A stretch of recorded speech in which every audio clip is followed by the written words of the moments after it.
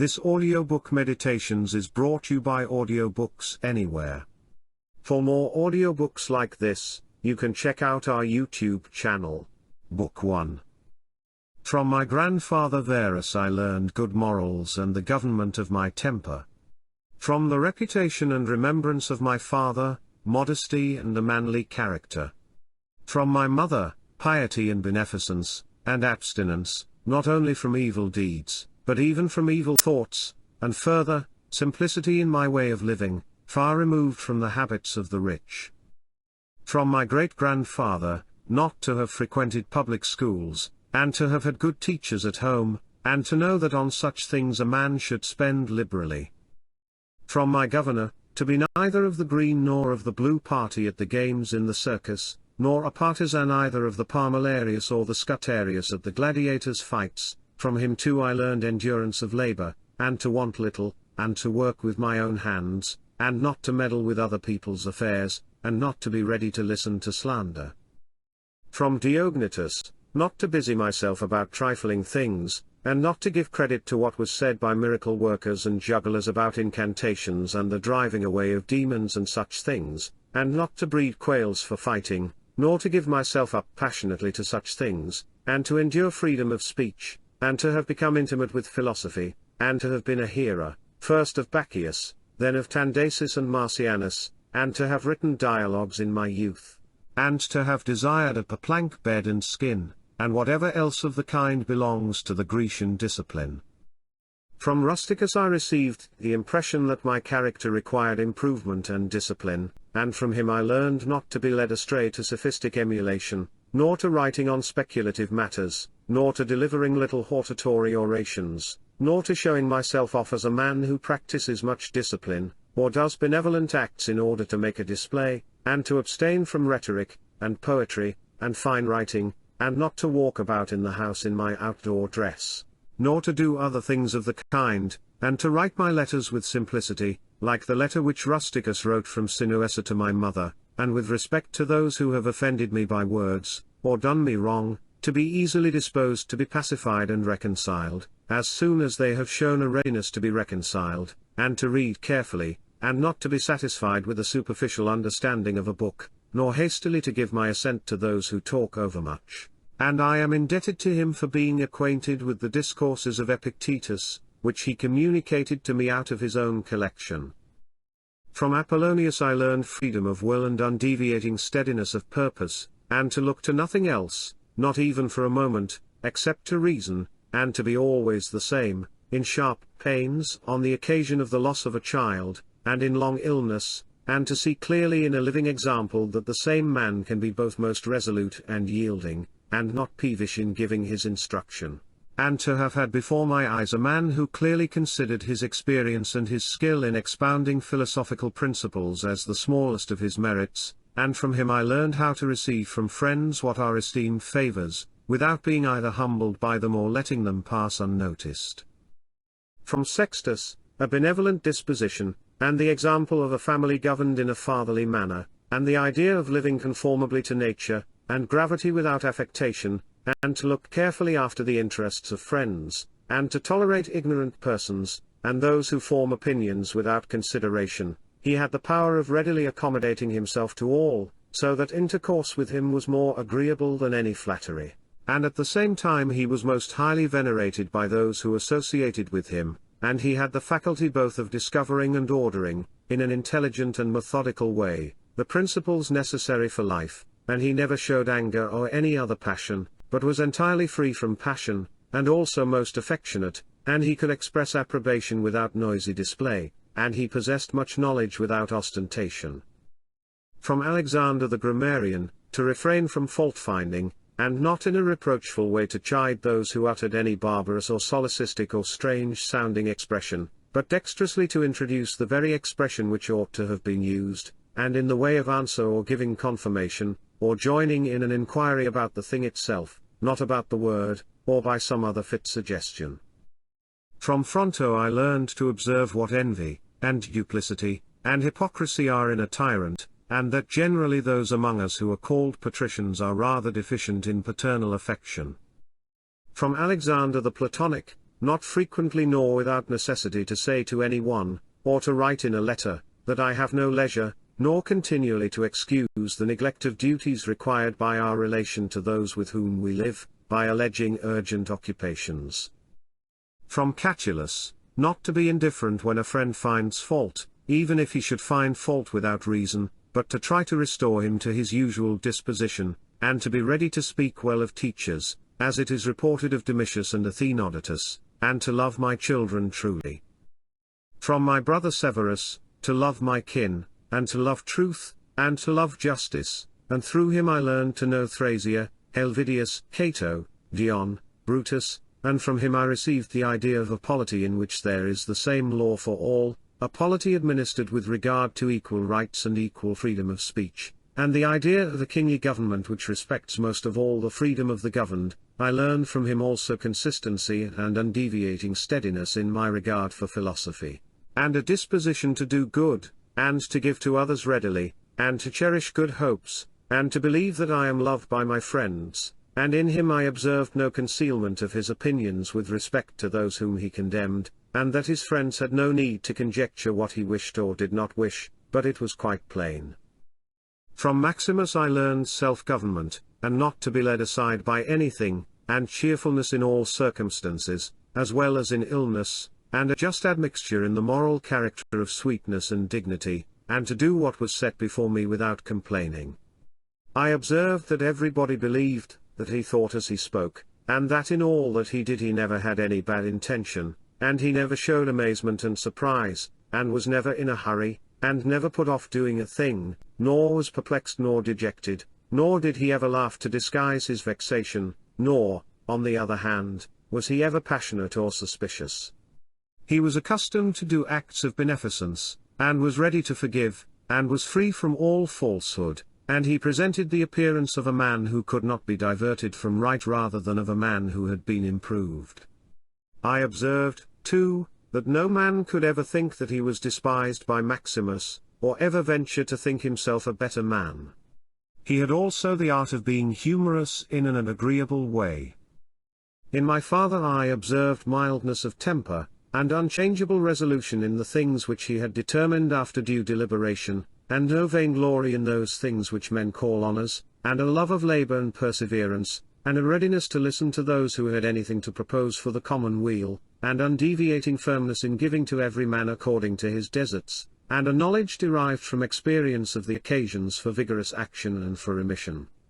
And I observed that he had overcome all passion for boys, and he considered himself no more than any other citizen, and he released his friends from all obligation to sup with him or to attend him of necessity when he went abroad, and those who had failed to accompany him, by reason of any urgent circumstances, always found him the same.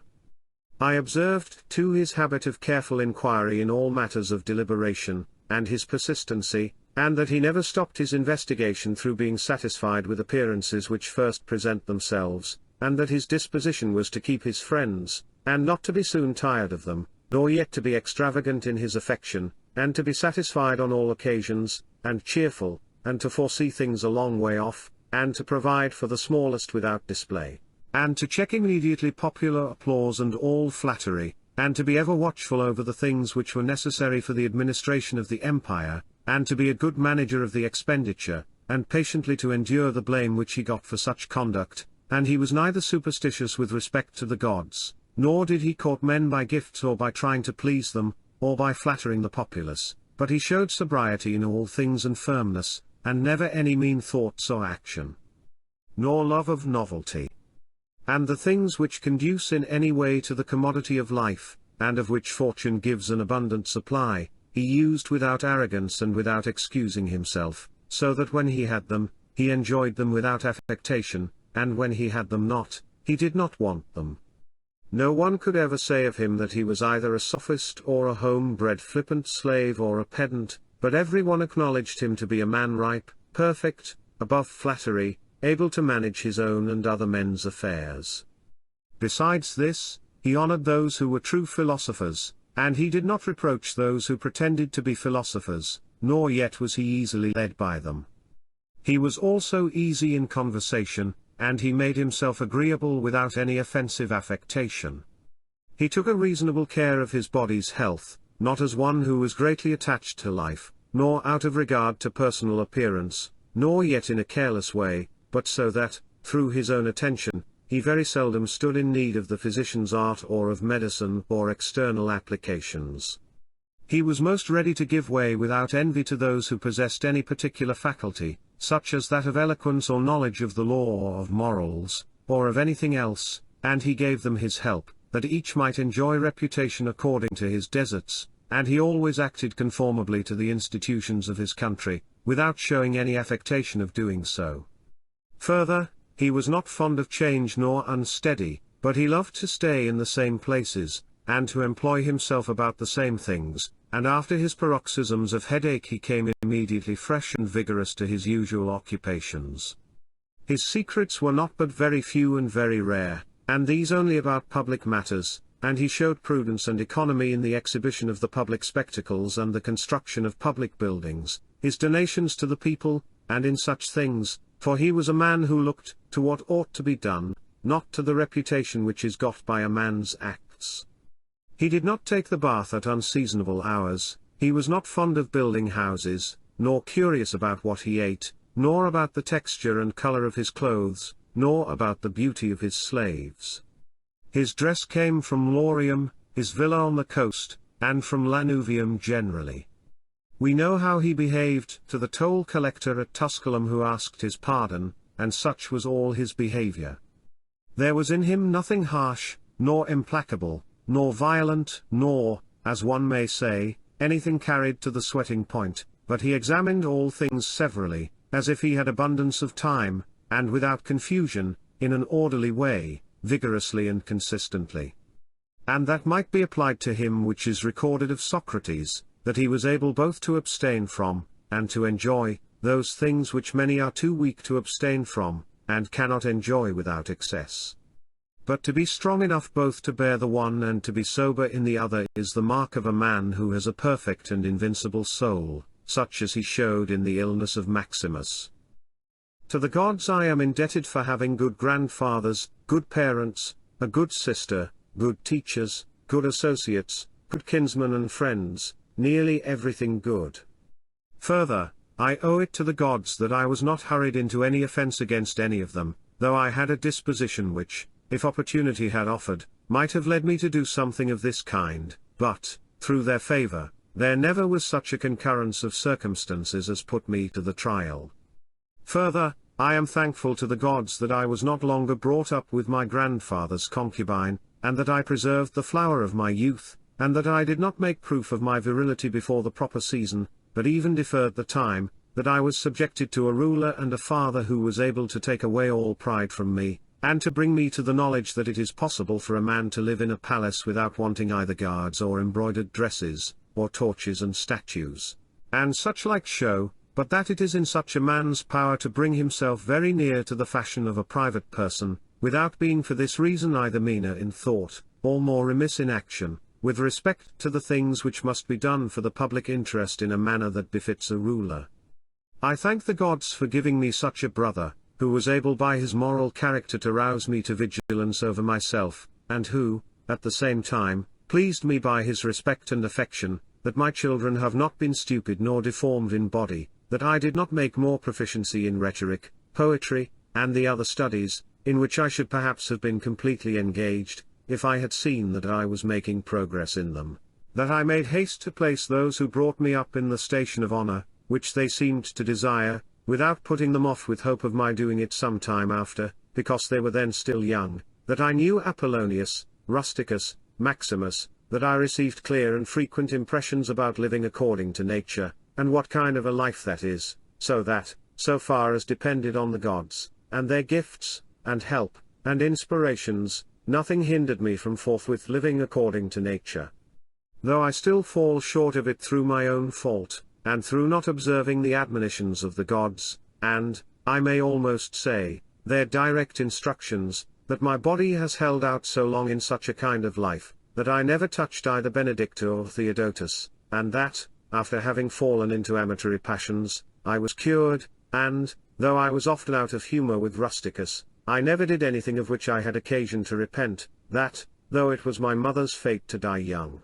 She spent the last years of her life with me, that, whenever I wished to help any man in his need, or on any other occasion, I was never told that I had not the means of doing it, and that to myself the same necessity never happened, to receive anything from another, that I have such a wife, so obedient, and so affectionate, and so simple, that I had abundance of good masters for my children, and that remedies have been shown to me by dreams, both others, and against blood-spitting and giddiness, and that, when I had an inclination to philosophy, I did not fall into the hands of any sophist, and that I did not waste my time on writers of histories, or in the resolution of syllogisms, or occupy myself about the investigation of appearances in the heavens, for all these things require the help of the gods and fortune.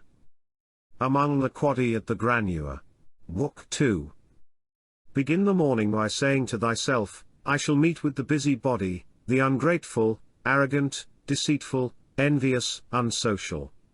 All these things happen to them by reason of their ignorance of what is good and evil.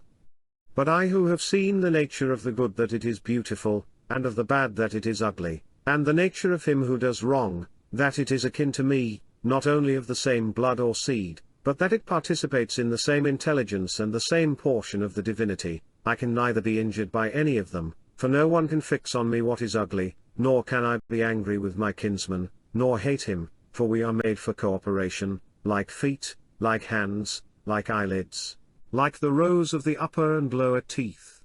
To act against one another then is contrary to nature, and it is acting against one another to be vexed and to turn away. Whatever this is that I am, it is a little flesh and breath, and the ruling part. Throw away thy books, no longer distract thyself, it is not allowed, but as if thou wast now dying, despise the flesh, it is blood and bones and a network, a contexture of nerves, veins, and arteries. See the breath also, what kind of a thing it is, air, and not always the same, but every moment sent out and again sucked in. The third then is the ruling part, consider thus, thou art an old man, no longer let this be a slave, no longer be pulled by the strings like a puppet to unsocial movements, no longer either be dissatisfied with thy present lot, or shrink from the future. All that is from the gods is full of providence. That which is from fortune is not separated from nature or without an interweaving, and involution with the things which are ordered by providence. From thence all things flow, and there is besides necessity, and that which is for the advantage of the whole universe, of which thou art a part. But that is good for every part of nature which the nature of the whole brings, and what serves to maintain this nature. Now the universe is preserved, as by the changes of the elements, so by the changes of things compounded of the elements. Let these principles be enough for thee, let them always be fixed opinions. But cast away the thirst after books, that thou mayest not die murmuring, but cheerfully, truly, and from thy heart thankful to the gods. Remember how long thou hast been putting off these things, and how often thou hast received an opportunity from the gods, and yet dost not use it. Thou must now at last perceive of what universe thou art a part, and of what administrator of the universe thy existence is an efflux, and that a limit of time is fixed for thee, which if thou dost not use for clearing away the clouds from thy mind, it will go and thou wilt go, and it will never return. Every moment think steadily as a Roman and a man to do what thou hast in hand with perfect and simple dignity, and feeling of affection, and freedom, and justice, and to give thyself relief from all other thoughts. And thou wilt give thyself relief, if thou doest every act of thy life as if it were the last, laying aside all carelessness and passionate aversion from the commands of reason, and all hypocrisy, and self-love, and discontent with the portion which has been given to thee. Thou seest how few the things are, the which if a man lays hold of, he is able to live a life which flows in quiet, and is like the existence of the gods, for the gods on their part will require nothing more from him who observes these things. Do wrong to thyself, my soul, but thou wilt no longer have the opportunity of honoring thyself. Every man's life is sufficient. But thine is nearly finished, though thy soul reverences not itself but places thy felicity in the souls of others. Do the things external which fall upon thee distract thee. Give thyself time to learn something new and good, and cease to be whirled around. But then thou must also avoid being carried about the other way.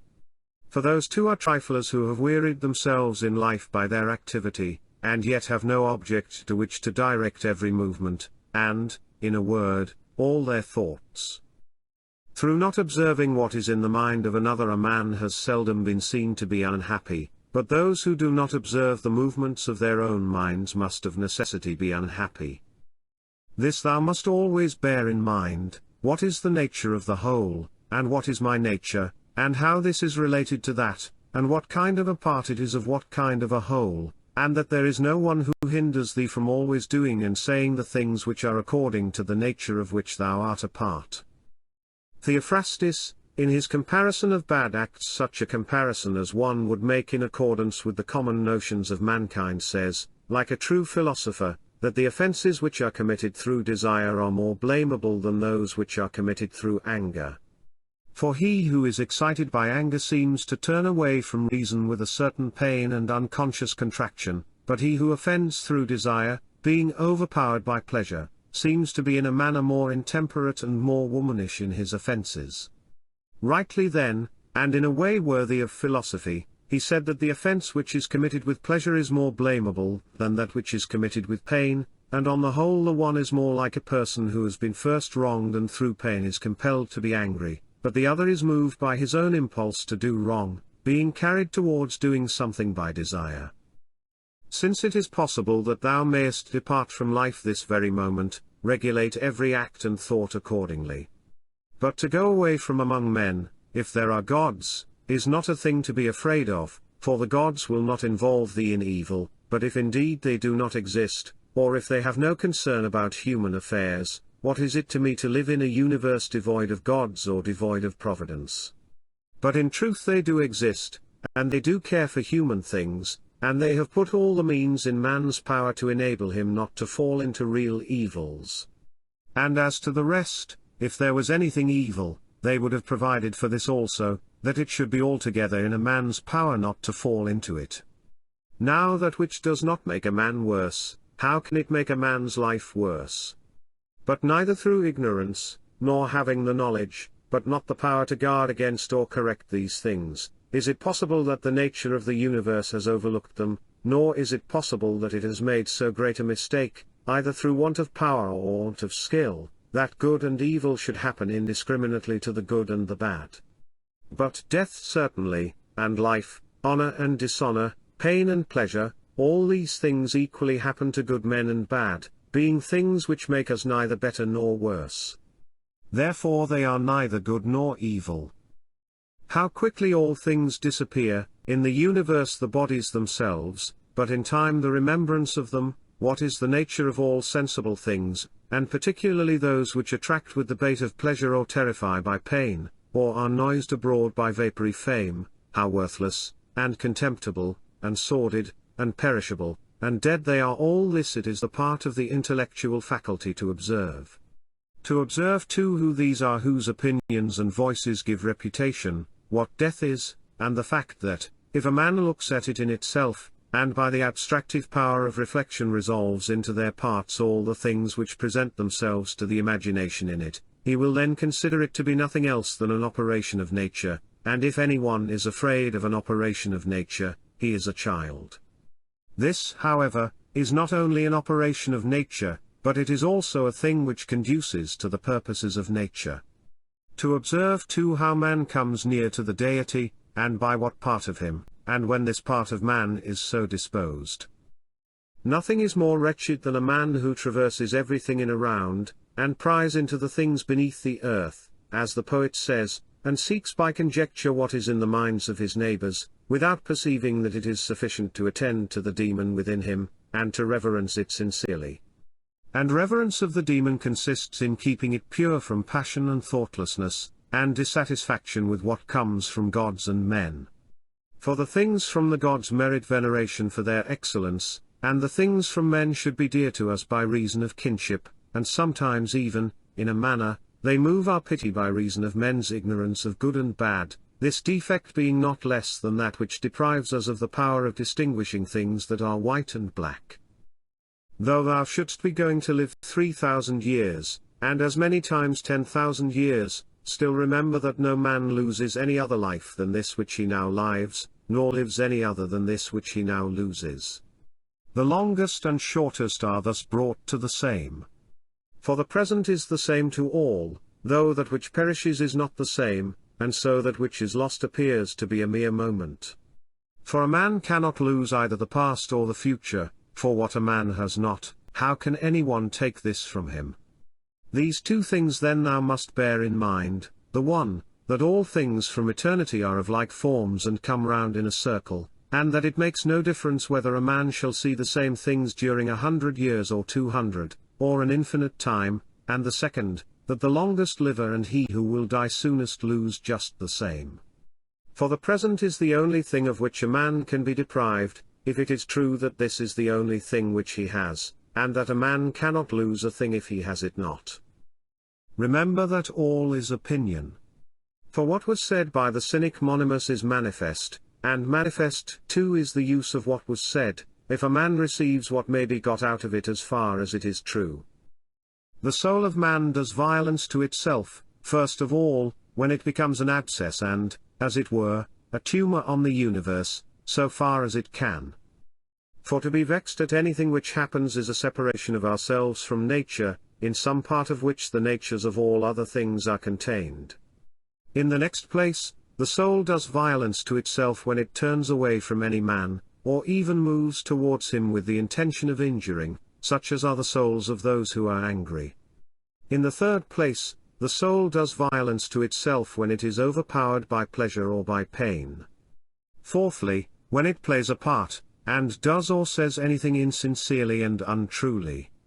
Fifthly, when it allows any act of its own and any movement to be without an aim, and does anything thoughtlessly and without considering what it is, it being right that even the smallest things be done with reference to an end, and the end of rational animals is to follow the reason and the law of the most ancient city and polity.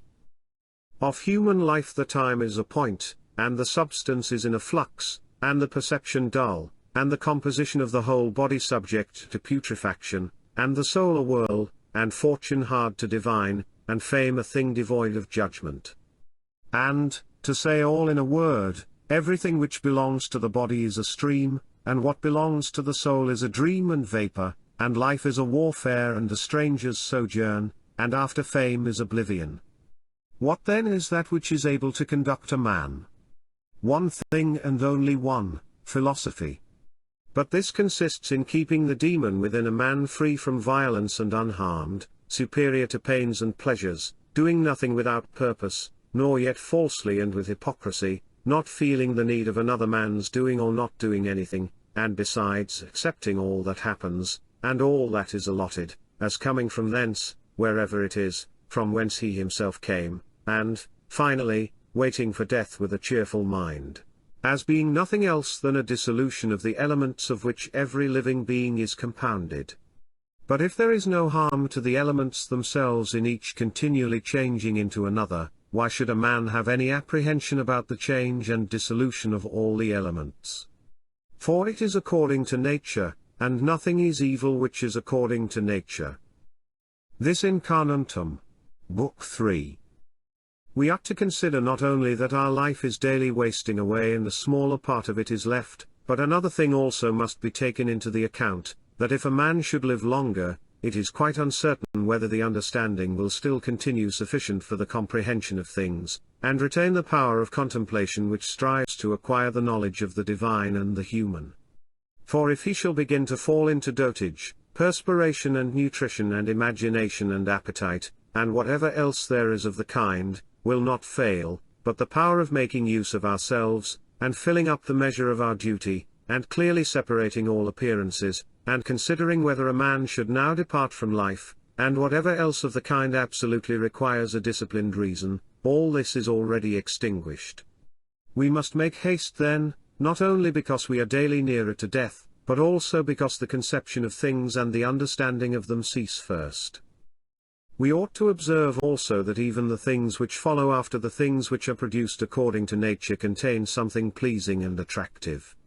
For instance, when bread is baked, some parts are split at the surface, and these parts which thus open, and have a certain fashion contrary to the purpose of the baker's art, are beautiful in a manner, and in a peculiar way excite a desire for eating. And again, figs, when they are quite ripe, gape open, and in the ripe olives the very circumstance of their being near to rottenness adds a peculiar beauty to the fruit. And the ears of corn bending down, and the lion's eyebrows, and the foam which flows from the mouth of wild boars, and many other things, though they are far from being beautiful, if a man should examine them severally still, because they are consequent upon the things which are formed by nature, help to adorn them, and they please the mind, so that if a man should have a feeling and deeper insight with respect to the things which are produced in the universe, there is hardly one of those which follow by way of consequence which will not seem to him to be in a manner disposed so as to give pleasure. And so he will see even the real gaping jaws of wild beasts with no less pleasure than those which painters and sculptors show by imitation, and in an old woman and an old man he will be able to see a certain maturity and comeliness, and the attractive loveliness of young persons he will be able to look on with chaste eyes, and many such things will present themselves, not pleasing to every man, but to him only who has become truly familiar with nature and her works.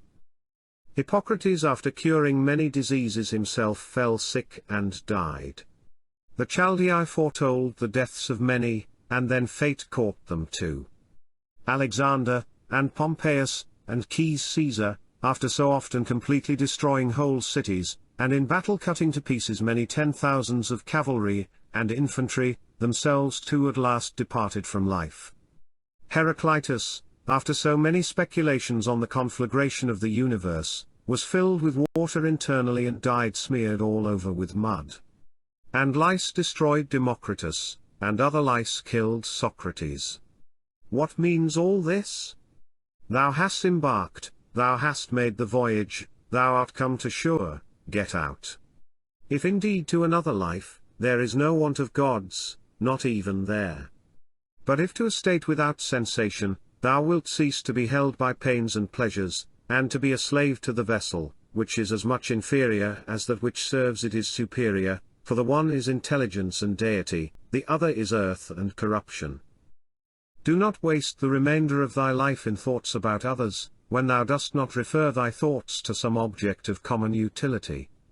For thou losest the opportunity of doing something else when thou hast such thoughts as these: what is such a person doing, and why, and what is he saying, and what is he thinking of, and what is he contriving, and whatever else of the kind makes us wander away from the observation of our own ruling power.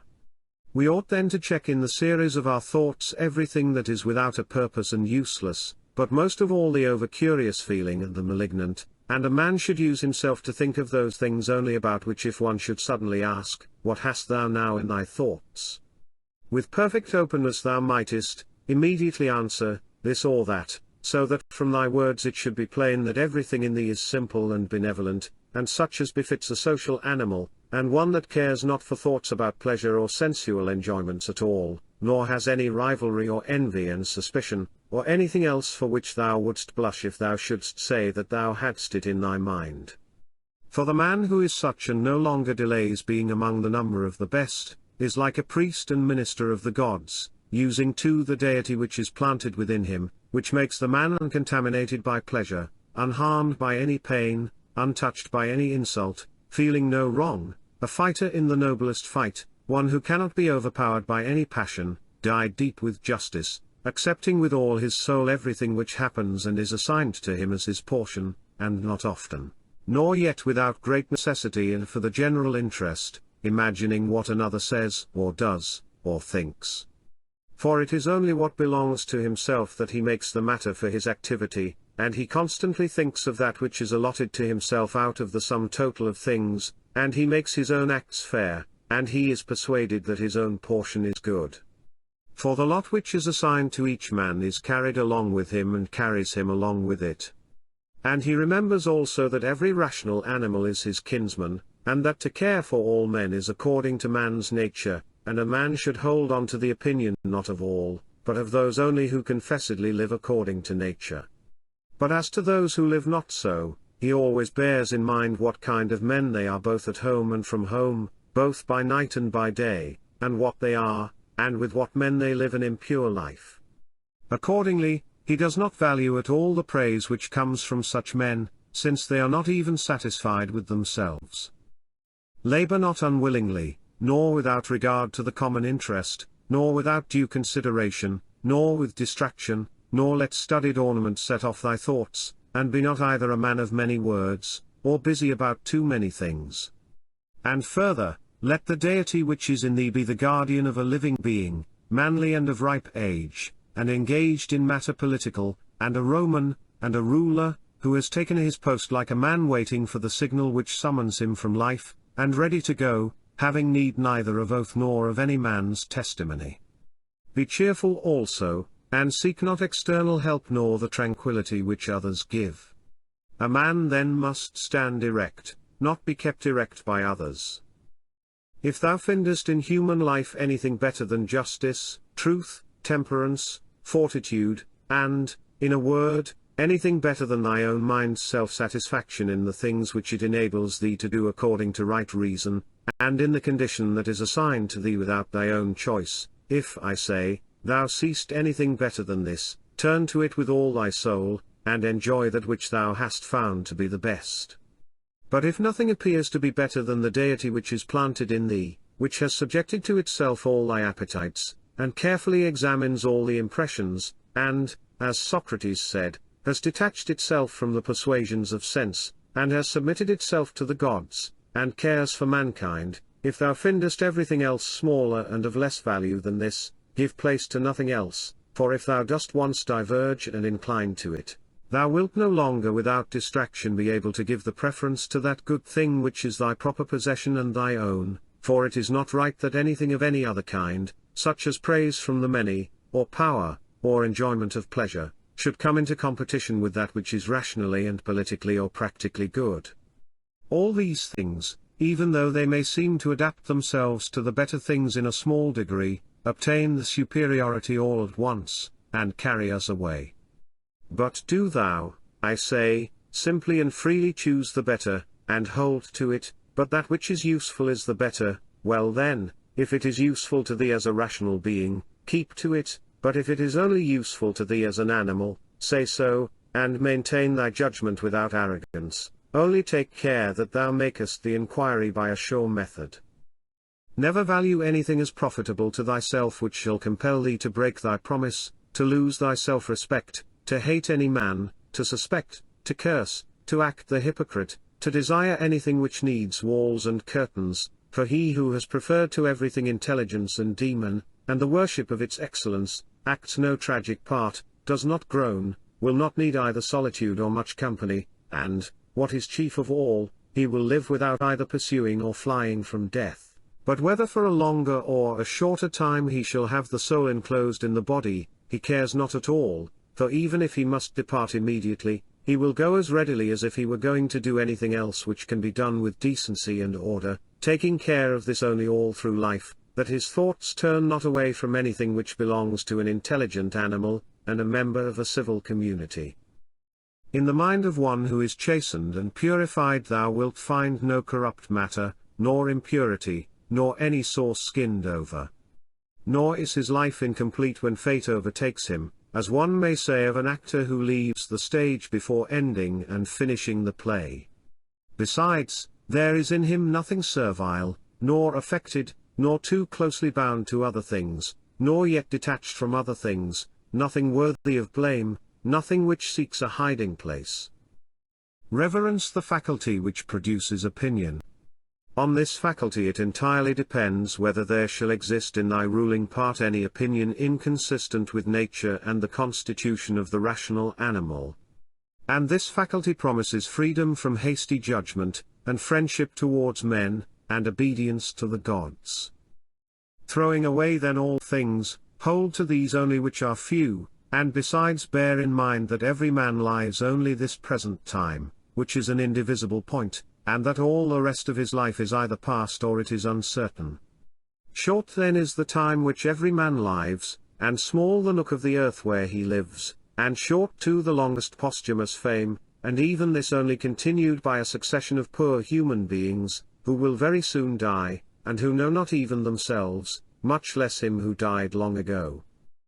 To the aids which have been mentioned let this one still be added: make for thyself a definition or description of the thing which is presented to thee, so as to see distinctly what kind of a thing it is in its substance, in its nudity, in its complete entirety, and tell thyself its proper name, and the names of the things of which it has been compounded, and into which it will be resolved.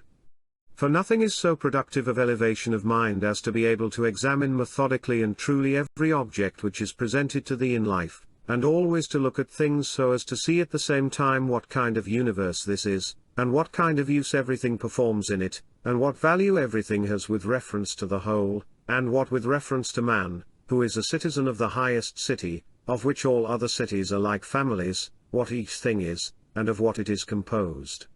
And how long it is the nature of this thing to endure which now makes an impression on me, and what virtue I have need of with respect to it, such as gentleness, manliness, truth, fidelity, simplicity, contentment, and the rest. Wherefore, on every occasion a man should say, this comes from God, and this is according to the apportionment and spinning of the thread of destiny, and such like coincidence and chance, and this is from one of the same stock, and a kinsman and partner, one who knows not however what is according to his nature. But I know, for this reason I behave towards him according to the natural law of fellowship with benevolence and justice. At the same time however in things indifferent I attempt to ascertain the value of each. If thou workest at that which is before thee, following right reason seriously, vigorously, calmly, without allowing anything else to distract thee, but keeping thy divine part pure, as if thou shouldst be bound to give it back immediately, if thou holdest to this, expecting nothing, fearing nothing, but satisfied with thy present activity according to nature, and with heroic truth in every word and sound which thou utterest, thou wilt live happy. And there is no man who is able to prevent this. As physicians have always their instruments and knives ready for cases which suddenly require their skill, so do thou have principles ready for the understanding of things divine and human, and for doing everything, even the smallest, with a recollection of the bond which unites the divine and human to one another. For neither wilt thou do anything well which pertains to man without at the same time having a reference to things divine, nor the contrary. No longer wander at hazard, for neither wilt thou read thy own memoirs, nor the acts of the ancient Romans and Hellenes, and the selections from books which thou wast reserving for thy old age. Hasten then to the end which thou hast before thee, and throwing away idle hopes, come to thy own aid, if thou carest at all for thyself, while it is in thy power. They know not how many things are signified by the words stealing, sowing, buying, keeping quiet, seeing what ought to be done, for this is not effected by the eyes, but by another kind of vision. Body, soul, intelligence: to the body belong sensations, to the soul appetites, to the intelligence principles. To receive the impressions of forms by means of appearances belongs even to animals. To be pulled by the strings of desire belongs both to wild beasts and to men who have made themselves into women, and to a Phalaris and a Nero, and to have the intelligence that guides to the things which appear suitable belongs also to those who do not believe in the gods, and who betray their country, and do their impure deeds when they have shut the doors. If then everything else is common to all that I have mentioned, there remains that which is peculiar to the good man, to be pleased and content with what happens, and with the thread which is spun for him, and not to defile the divinity which is planted in his breast, nor disturb it by a crowd of images, but to preserve it tranquil, following it obediently as a god, neither saying anything contrary to the truth, nor doing anything contrary to justice. And if all men refuse to believe that he lives a simple, modest, and contented life, he is neither angry with any of them, nor does he deviate from the way which leads to the end of life, to which a man ought to come pure, tranquil, ready to depart, and without any compulsion perfectly reconciled to his lot. Book 4. That which rules within, when it is according to nature, is so affected with respect to the events which happen, that it always easily adapts itself to that which is and is presented to it.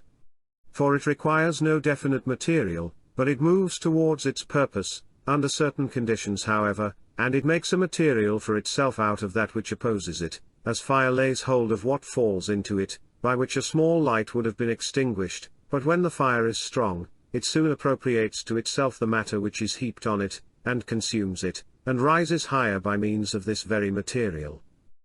Let no act be done without a purpose, nor otherwise than according to the perfect principles of art. Men seek retreats for themselves, houses in the country, seashores, and mountains, and thou too art wont to desire such things very much. But this is altogether a mark of the most common sort of men, for it is in thy power whenever thou shalt choose to retire into thyself. For nowhere either with more quiet or more freedom from trouble does a man retire than into his own soul, particularly when he has within him such thoughts that by looking into them he is immediately in perfect tranquillity, and I affirm that tranquillity is nothing else than the good ordering of the mind. Constantly then give to thyself this retreat, and renew thyself, and let thy principles be brief and fundamental, which, as soon as thou shalt recur to them, will be sufficient to cleanse the soul completely, and to send thee back free from all discontent with the things to which thou returnest. For with what art thou discontented? With the badness of men. Recall to thy mind this conclusion, that rational animals exist for one another, and that to endure is a part of justice, and that men do wrong involuntarily, and consider how many already, after mutual enmity, suspicion, hatred, and fighting, have been stretched dead, reduced to ashes, and be quiet at last. But perhaps thou art dissatisfied with that which is assigned to thee out of the universe. Recall to thy recollection this alternative, either there is providence or atoms, fortuitous concurrence of things, or remember the arguments by which it has been proved that the world is a kind of political community, and be quiet at last. But perhaps corporeal things will still fasten upon thee. Consider then further that the mind mingles not with the breath, whether moving gently or violently, when it has once drawn itself apart and discovered its own power, and think also of all that thou hast heard and assented to about pain and pleasure, and be quiet at last. But perhaps the desire of the thing called fame will torment thee. See how soon everything is forgotten, and look at the chaos of infinite time on each side of the present, and the emptiness of applause, and the changeableness and want of judgment in those who pretend to give praise, and the narrowness of the space within which it is circumscribed, and be quiet at last. For the whole earth is a point, and how small a nook in it is this thy dwelling, and how few are there in it, and what kind of people are they who will praise thee? This then remains, remember to retire into this little territory of thy own, and above all do not distract or strain thyself, but be free, and look at things as a man, as a human being, as a citizen, as a mortal. But among the things readiest to thy hand to which thou shalt turn, let there be these, which are two. One is that things do not touch the soul, for they are external and remain immovable, but our perturbations come only from the opinion which is within. The other is that all these things, which thou seest, change immediately and will no longer be, and constantly bear in mind how many of these changes thou hast already witnessed. The universe is transformation, life is opinion. If our intellectual part is common, the reason also, in respect of which we are rational beings, is common. If this is so, common also is the reason which commands us what to do, and what not to do. If this is so, there is a common law also. If this is so, we are fellow citizens. If this is so, we are members of some political community. If this is so, the world is in a manner a state.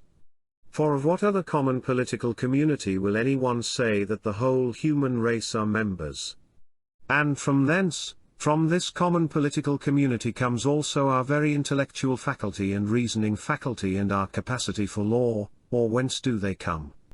For as my earthly part is a portion given to me from certain earth, and that which is watery from another element, and that which is hot and fiery from some peculiar source, for nothing comes out of that which is nothing, as nothing also returns to non-existence, so also the intellectual part comes from some source. Death is such as generation is, a mystery of nature, a composition out of the same elements, and a decomposition into the same, and altogether not a thing of which any man should be ashamed, for it is not contrary to the nature of a reasonable animal, and not contrary to the reason of our constitution.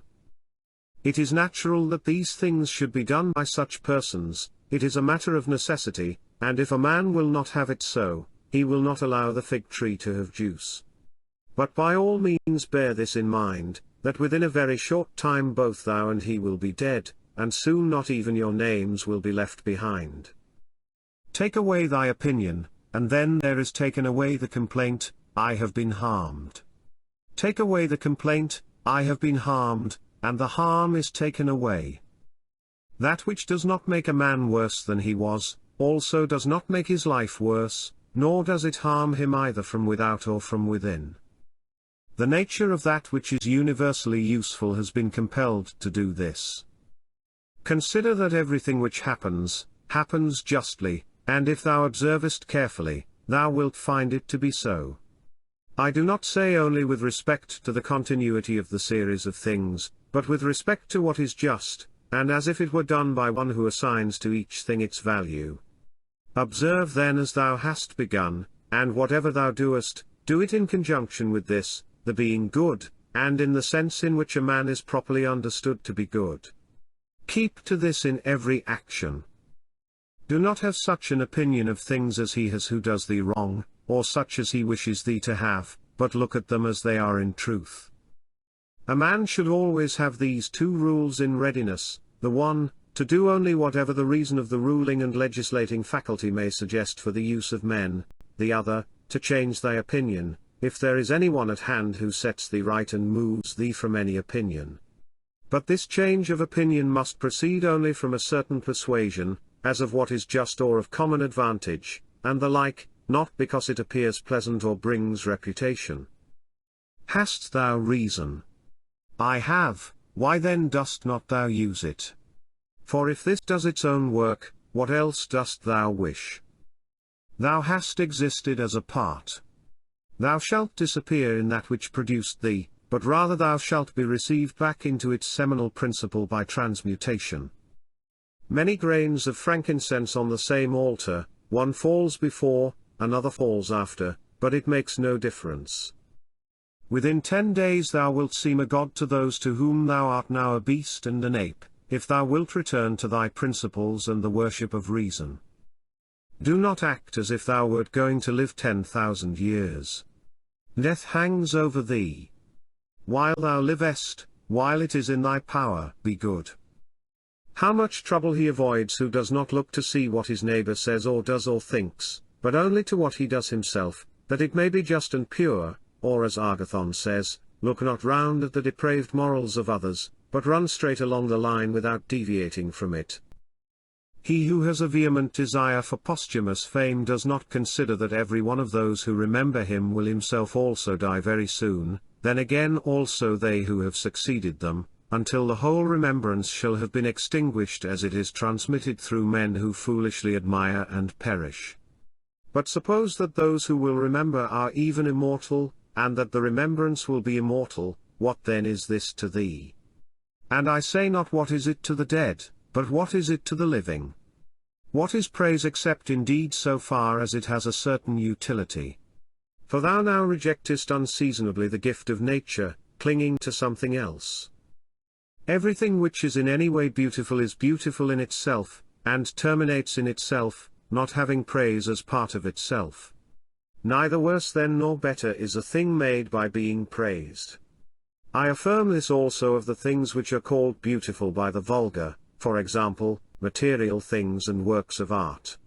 That which is really beautiful has no need of anything, not more than law, not more than truth, not more than benevolence or modesty. Which of these things is beautiful because it is praised, or spoiled by being blamed? Is such a thing as an emerald made worse than it was, if it is not praised?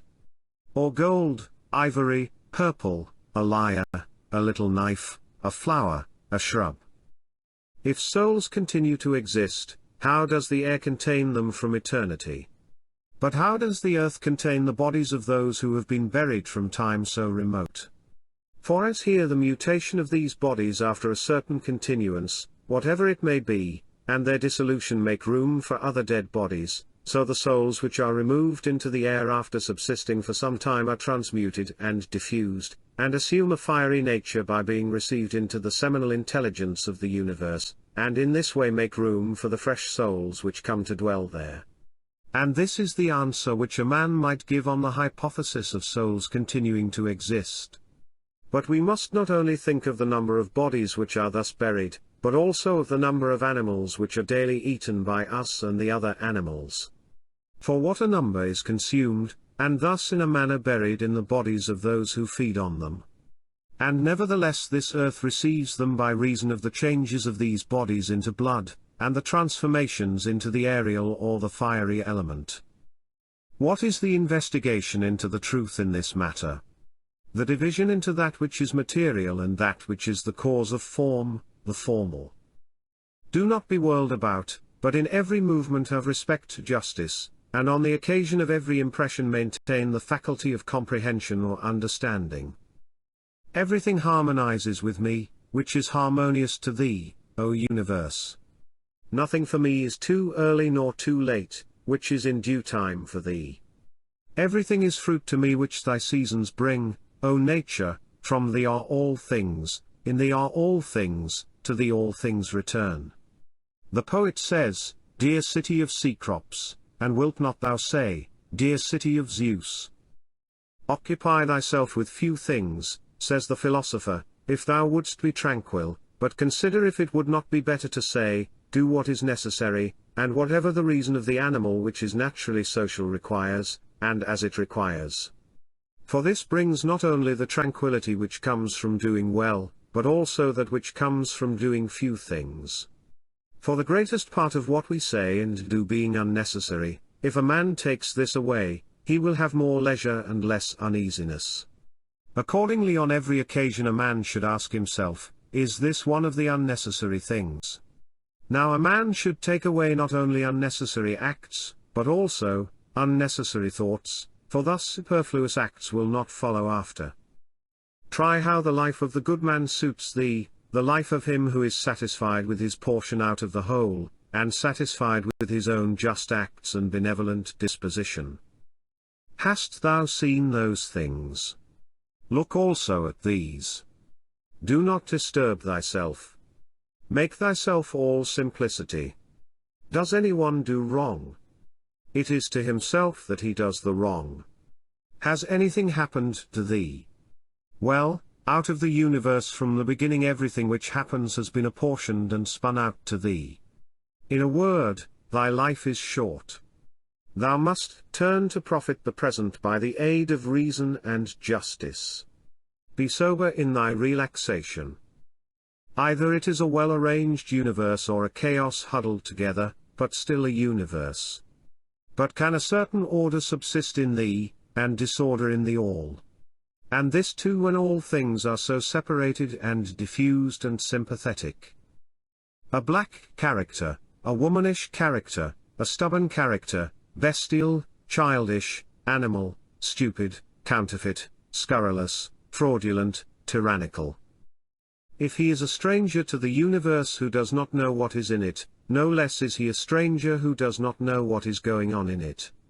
He is a runaway, who flies from social reason, he is blind, who shuts the eyes of the understanding, he is poor, who has need of another, and has not from himself all things which are useful for life.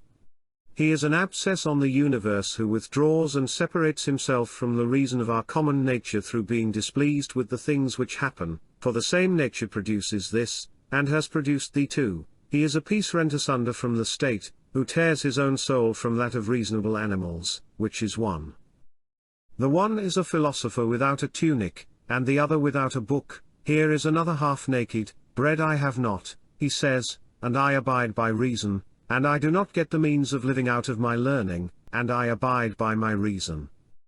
Love the art, poor as it may be, which thou hast learned, and be content with it, and pass through the rest of life like one who has entrusted to the gods with his whole soul all that he has, making thyself neither the tyrant nor the slave of any man.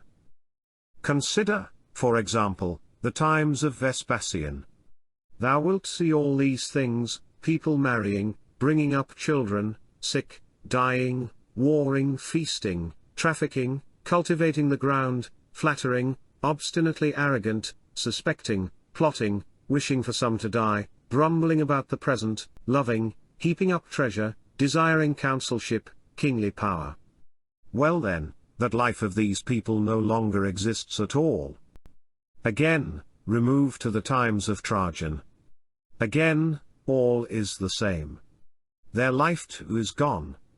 In like manner view also the other epochs of time and of whole nations, and see how many after great efforts soon fell and were resolved into the elements.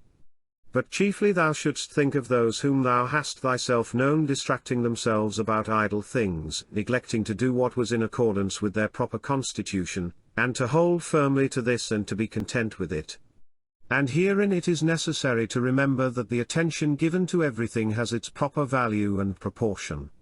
For thus thou wilt not be dissatisfied, if thou appliest thyself to smaller matters no further than is fit. The words which were formerly familiar are now antiquated, so also the names of those who were famed of old, are now in a manner antiquated, Camillus, Caeso, Volusus, Leonatus, and a little after also Scipio and Cato, then Augustus, then also Hadrian, and Antoninus. For all things soon pass away and become a mere tale, and complete oblivion soon buries them.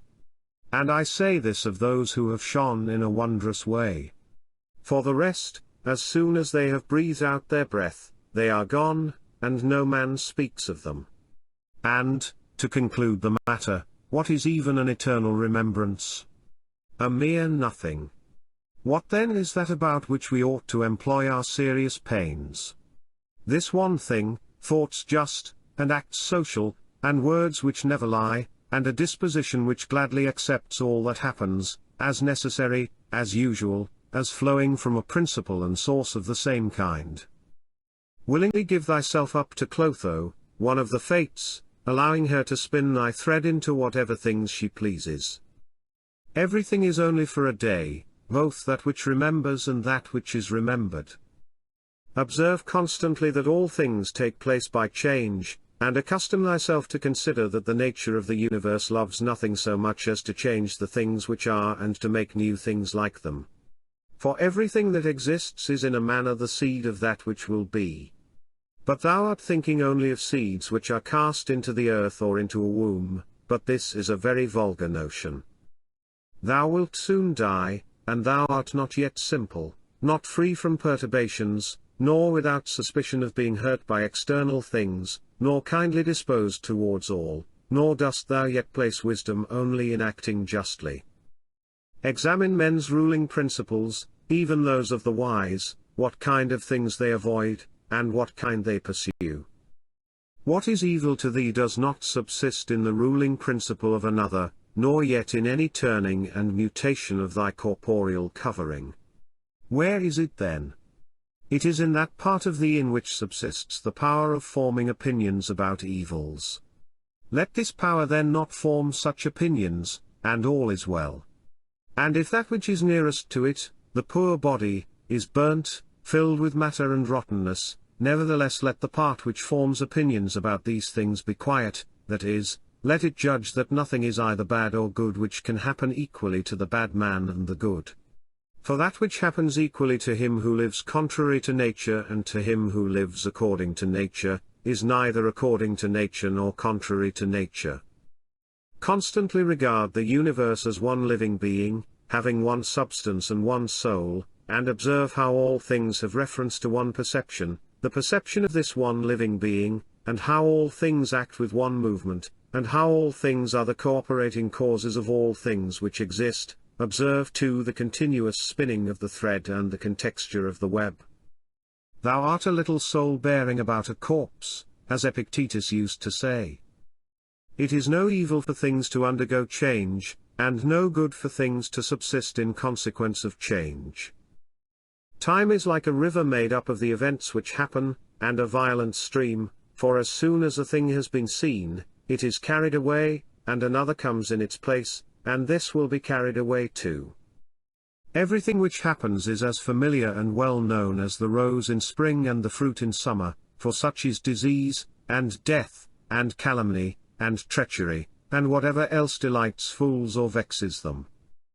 In the series of things those which follow are always aptly fitted to those which have gone before, for this series is not like a mere enumeration of disjointed things, which has only a necessary sequence, but it is a rational connection, and as all existing things are arranged together harmoniously, so the things which come into existence exhibit no mere succession, but a certain wonderful relationship.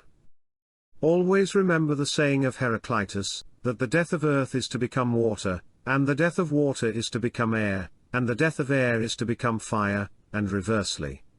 And think too of him who forgets whither the way leads, and that men quarrel with that with which they are most constantly in communion, the reason which governs the universe, and the things which daily meet with seem to them strange, and consider that we ought not to act and speak as if we were asleep, for even in sleep we seem to act and speak, and that we ought not, like children who learn from their parents, simply to act and speak as we have been taught. If any god told thee that thou shalt die tomorrow, or certainly on the day after tomorrow, thou wouldst not care much whether it was on the third day or on the morrow, unless thou wast in the highest degree mean-spirited, for how small is the difference. So think it no great thing to die after as many years as thou canst name rather than tomorrow. Think continually how many physicians are dead after often contracting their eyebrows over the sick, and how many astrologers after predicting with great pretensions the deaths of others, and how many philosophers after endless discourses on death or immortality, how many heroes after killing thousands, and how many tyrants who have used their power over men's lives with terrible insolence as if they were immortal, and how many cities are entirely dead, so to speak, Hellas and Pompeii and Herculaneum, and others innumerable. Add to the reckoning all whom thou hast known, one after another. One man after burying another has been laid out dead, and another buries him, and all this in a short time. To conclude, always observe how ephemeral and worthless human things are, and what was yesterday a little mucus tomorrow will be a mummy or ashes. Pass then through this little space of time conformably to nature, and end thy journey in content, just as an olive falls off when it is ripe, blessing nature who produced it, and thanking the tree on which it grew. Be like the promontory against which the waves continually break, but it stands firm and tames the fury of the water around it. Unhappy am I because this has happened to me, not so, but happy am I, though this has happened to me, because I continue free from pain, neither crushed by the present nor fearing the future. For such a thing as this might have happened to every man, but every man would not have continued free from pain on such an occasion. Why then is that rather a misfortune than this a good fortune? And dost thou in all cases call that a man's misfortune, which is not a deviation from man's nature? And does a thing seem to thee to be a deviation from man's nature, when it is not contrary to the will of man's nature? Well, thou knowest the will of nature. Will then this which has happened prevent thee from being just, magnanimous, temperate, prudent, secure against inconsiderate opinions and falsehood? Will it prevent thee from having modesty, freedom, and everything else, by the presence of which man's nature obtains all that is its own? Remember too on every occasion which leads thee to vexation to apply this principle, not that this is a misfortune, but that to bear it nobly is good fortune. It is a vulgar, but still a useful help towards contempt of death, to pass in review those who have tenaciously stuck to life. What more then have they gained than those who have died early? Certainly they lie in their tombs somewhere at last, Cadicianus, Fabius, Julianus, Lepidus, or anyone else like them, who have carried out many to be buried, and then were carried out themselves. Altogether the interval is small between birth and death, and consider with how much trouble, and in company with what sort of people and in what a feeble body this interval is laboriously passed. Do not then consider life a thing of any value. For look to the immensity of time behind thee, and to the time which is before thee, another boundless space. In this infinity then what is the difference between him who lives 3 days and him who lives 3 generations? Always run to the short way, and the short way is the natural. Accordingly say and do everything in conformity with the soundest reason. For such a purpose frees a man from trouble, and warfare, and all artifice and ostentatious display. Book 5. In the morning when thou risest unwillingly, let this thought be present: I am rising to the work of a human being. Why then am I dissatisfied if I am going to do the things for which I exist and for which I was brought into the world? Or have I been made for this, to lie in the bedclothes and keep myself warm? But this is more pleasant. Dost thou exist then to take thy pleasure, and not at all for action or exertion? Dost thou not see the little plants, the little birds, the ants, the spiders, the bees working together to put in order their several parts of the universe? And art thou unwilling to do the work of a human being, and dost thou not make haste to do that which is according to thy nature? But it is necessary to take rest also. It is necessary, however. Nature has fixed bounds to this too. She has fixed bounds both to eating and drinking, and yet thou goest beyond these bounds, beyond what is sufficient. Yet in thy acts it is not so, but thou stoppest short of what thou canst do. So thou lovest not thyself, for if thou didst, thou wouldst love thy nature and her will. But those who love their several arts exhaust themselves in working at them unwashed and without food. But thou valuest thy own nature less than the turner values the turning art, or the dancer the dancing art, or the lover of money values his money, or the vainglorious man his little glory. And such men, when they have a violent affection to a thing, choose neither to eat nor to sleep rather than to perfect the things which they care for. But are the acts which concern society more vile in thy eyes and less worthy of thy labor? How easy it is to repel and to wipe away every impression which is troublesome or unsuitable, and immediately to be in all tranquillity. Judge every word and deed which are according to nature to be fit for thee, and be not diverted by the blame which follows from any people nor by their words. But if a thing is good to be done or said, do not consider it unworthy of thee. For those persons have their peculiar leading principle and follow their peculiar movement, which things do not thou regard, but go straight on, following thy own nature and the common nature, and the way of both is one. I go through the things which happen according to nature until I shall fall and rest, breathing out my breath into that element out of which I daily draw it in, and falling upon that earth out of which my father collected the seed, and my mother the blood, and my nurse the milk, out of which during so many years I have been supplied with food and drink, which bears me when I tread on it and abuse it for so many purposes. Thou sayest, men cannot admire the sharpness of thy wits. Be it so, but there are many other things of which thou canst not say, I am not formed for them by nature. Show those qualities then which are altogether in thy power: sincerity, gravity, endurance of labor, aversion to pleasure, contentment with thy portion and with few things, benevolence, frankness, no love of superfluity, freedom from trifling, magnanimity. Dost thou not see how many qualities thou art immediately able to exhibit, in which there is no excuse of natural incapacity and unfitness, and yet thou still remainest voluntarily below the mark? Or art thou compelled through being defectively furnished by nature to murmur, and to be stingy, and to flatter, and to find fault with thy poor body, and to try to please men, and to make great display, and to be so restless in thy mind? No, by the gods, but thou mightest have been delivered from these things long ago.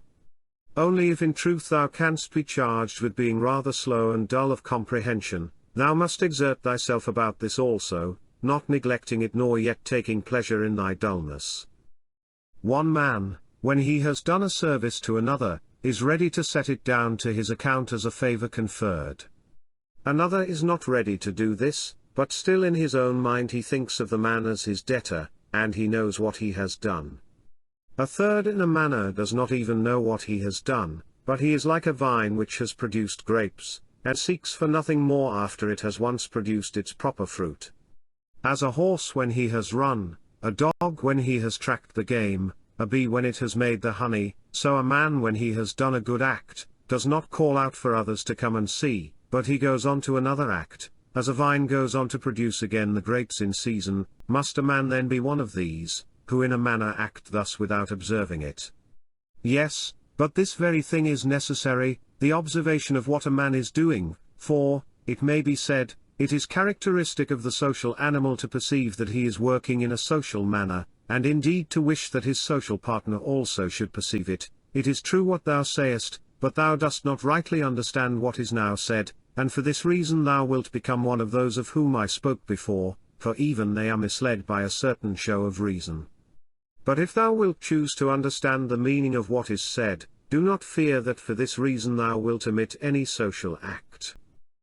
A prayer of the Athenians: rain, rain, O dear Zeus, down on the ploughed fields of the Athenians and on the plains. In truth we ought not to pray at all, or we ought to pray in this simple and noble fashion.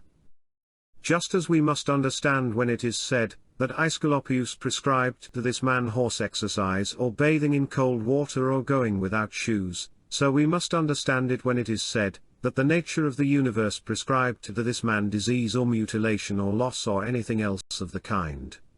For in the first case prescribed means something like this: he prescribed this for this man as a thing adapted to procure health, and in the second case it means, that which happens to, or, suits, every man is fixed in a manner for him suitably to his destiny. For this is what we mean when we say that things are suitable to us, as the workmen say of squared stones in walls or the pyramids, that they are suitable, when they fit them to one another in some kind of connection. For there is altogether one fitness, harmony. And as the universe is made up out of all bodies to be such a body as it is, so out of all existing causes necessity, destiny, is made up to be such a cause as it is. And even those who are completely ignorant understand what I mean, for they say, it, necessity, destiny, brought this to such a person, this then was brought and this was prescribed to him. Let us then receive these things, as well as those which Aesculapius prescribes. Many as a matter of course even among his prescriptions are disagreeable, but we accept them in the hope of health. Let the perfecting and accomplishment of the things, which the common nature judges to be good, be judged by thee to be of the same kind as thy health. And so accept everything which happens, even if it seem disagreeable, because it leads to this, to the health of the universe and to the prosperity and felicity of Zeus, the universe. For he would not have brought on any man what he has brought, if it were not useful for the whole. Neither does the nature of anything, whatever it may be, cause anything which is not suitable to that which is directed by it. For two reasons then it is right to be content with that which happens to thee, the one, because it was done for thee and prescribed for thee, and in a manner had reference to thee, originally from the most ancient causes spun with thy destiny, and the other, because even that which comes severally to every man is to the power which administers the universe a cause of felicity and perfection, nay even of its very continuance. For the integrity of the whole is mutilated, if thou cuttest off anything whatever from the conjunction and the continuity either of the parts or of the causes. And thou dost cut off, as far as it is in thy power, when thou art dissatisfied, and in a manner triest to put anything out of the way.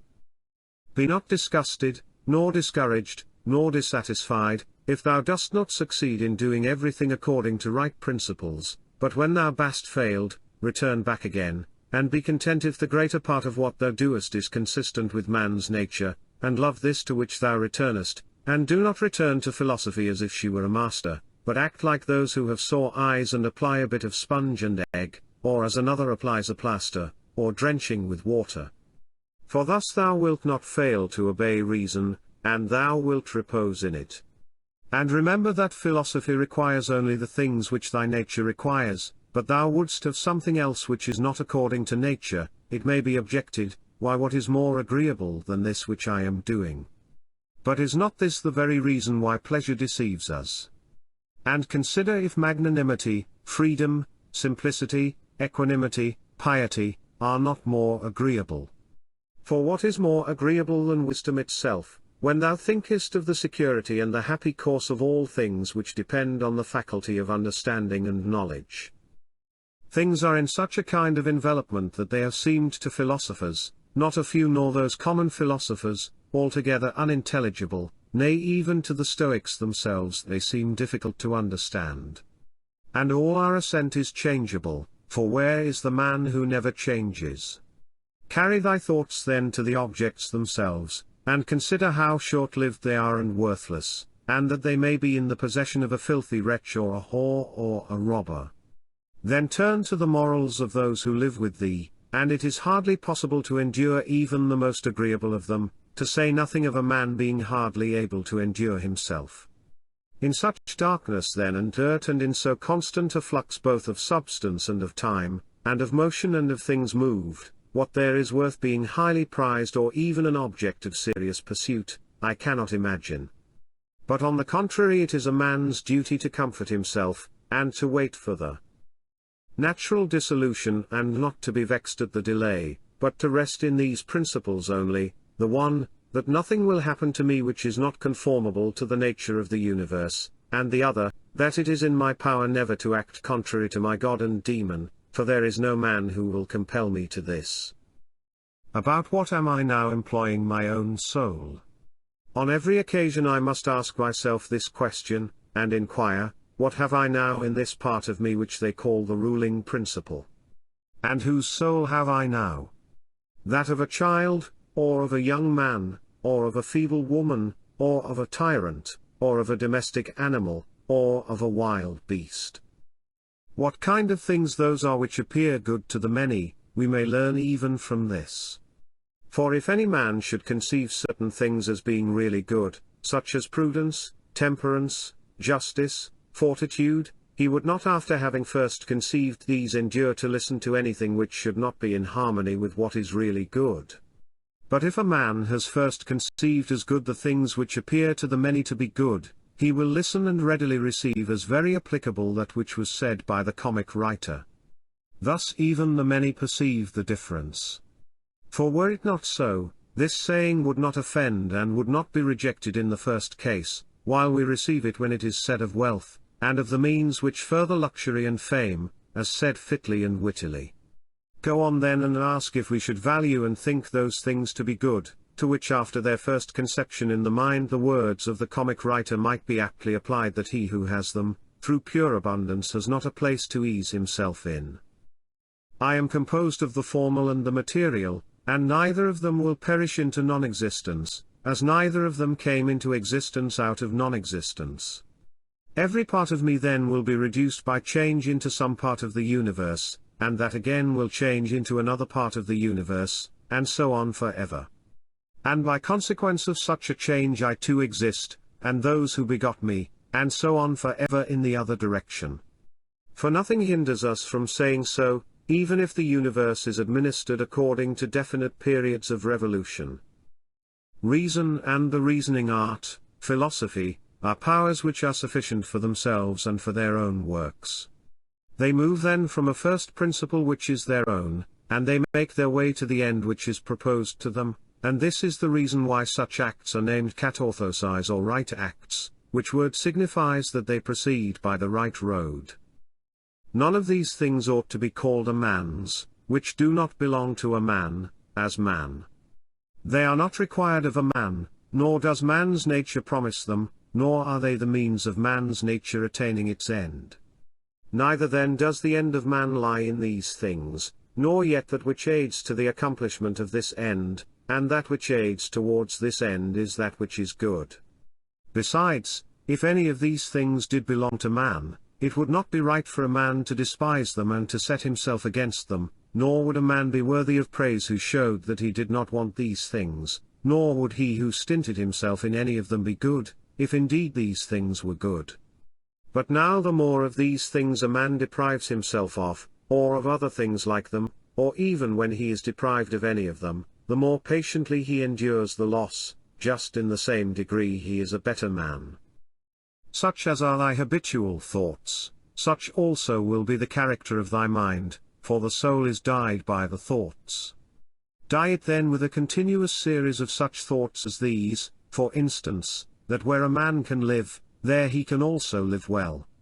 But he must live in a palace, well then, he can also live well in a palace.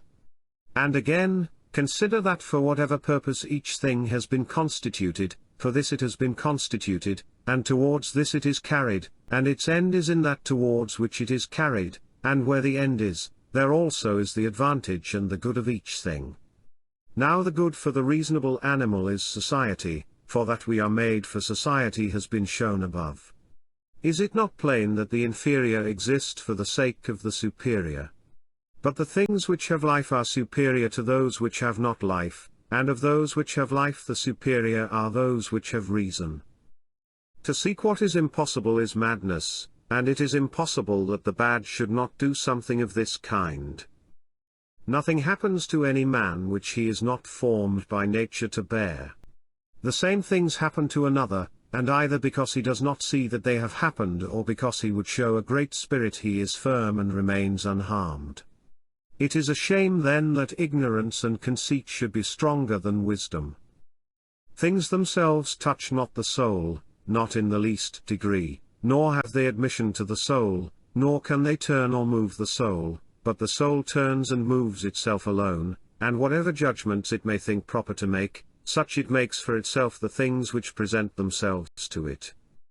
In one respect man is the nearest thing to me, so far as I must do good to men and endure them. But so far as some men make themselves obstacles to my proper acts, man becomes to me one of the things which are indifferent, no less than the sun or wind or a wild beast. Now it is true that these may impede my action, but they are no impediments to my effects and disposition, which have the power of acting conditionally and changing, for the mind converts and changes every hindrance to its activity into an aid, and so that which is a hindrance is made a furtherance to an act, and that which is an obstacle on the road helps us on this road. Reverence that which is best in the universe, and this is that which makes use of all things and directs all things. And in like manner also reverence that which is best in thyself, and this is of the same kind as that. For in thyself also, that which makes use of everything else, is this, and thy life is directed by this. That which does no harm to the state, does no harm to the citizen. In the case of every appearance of harm apply this rule: if the state is not harmed by this, neither am I harmed. But if the state is harmed, thou must not be angry with him who does harm to the state. Show him where his error is. Often think of the rapidity with which things pass by and disappear, both the things which are and the things which are produced. For substance is like a river in a continual flow, and the activities of things are in constant change, and the causes work in infinite varieties, and there is hardly anything which stands still. And consider this which is near to thee, this boundless abyss of the past and of the future in which all things disappear. How then is he not a fool who is puffed up with such things or plagued about them and makes himself miserable? For they vex him only for a time, and a short time. Think of the universal substance, of which thou hast a very small portion, and of universal time, of which a short and indivisible interval has been assigned to thee, and of that which is fixed by destiny, and how small a part of it thou art. Does another do me wrong? Let him look to it. He has his own disposition, his own activity.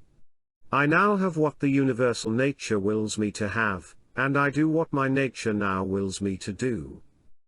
Let the part of thy soul which leads and governs be undisturbed by the movements in the flesh, whether of pleasure or of pain, and let it not unite with them, but let it circumscribe itself and limit those effects to their parts.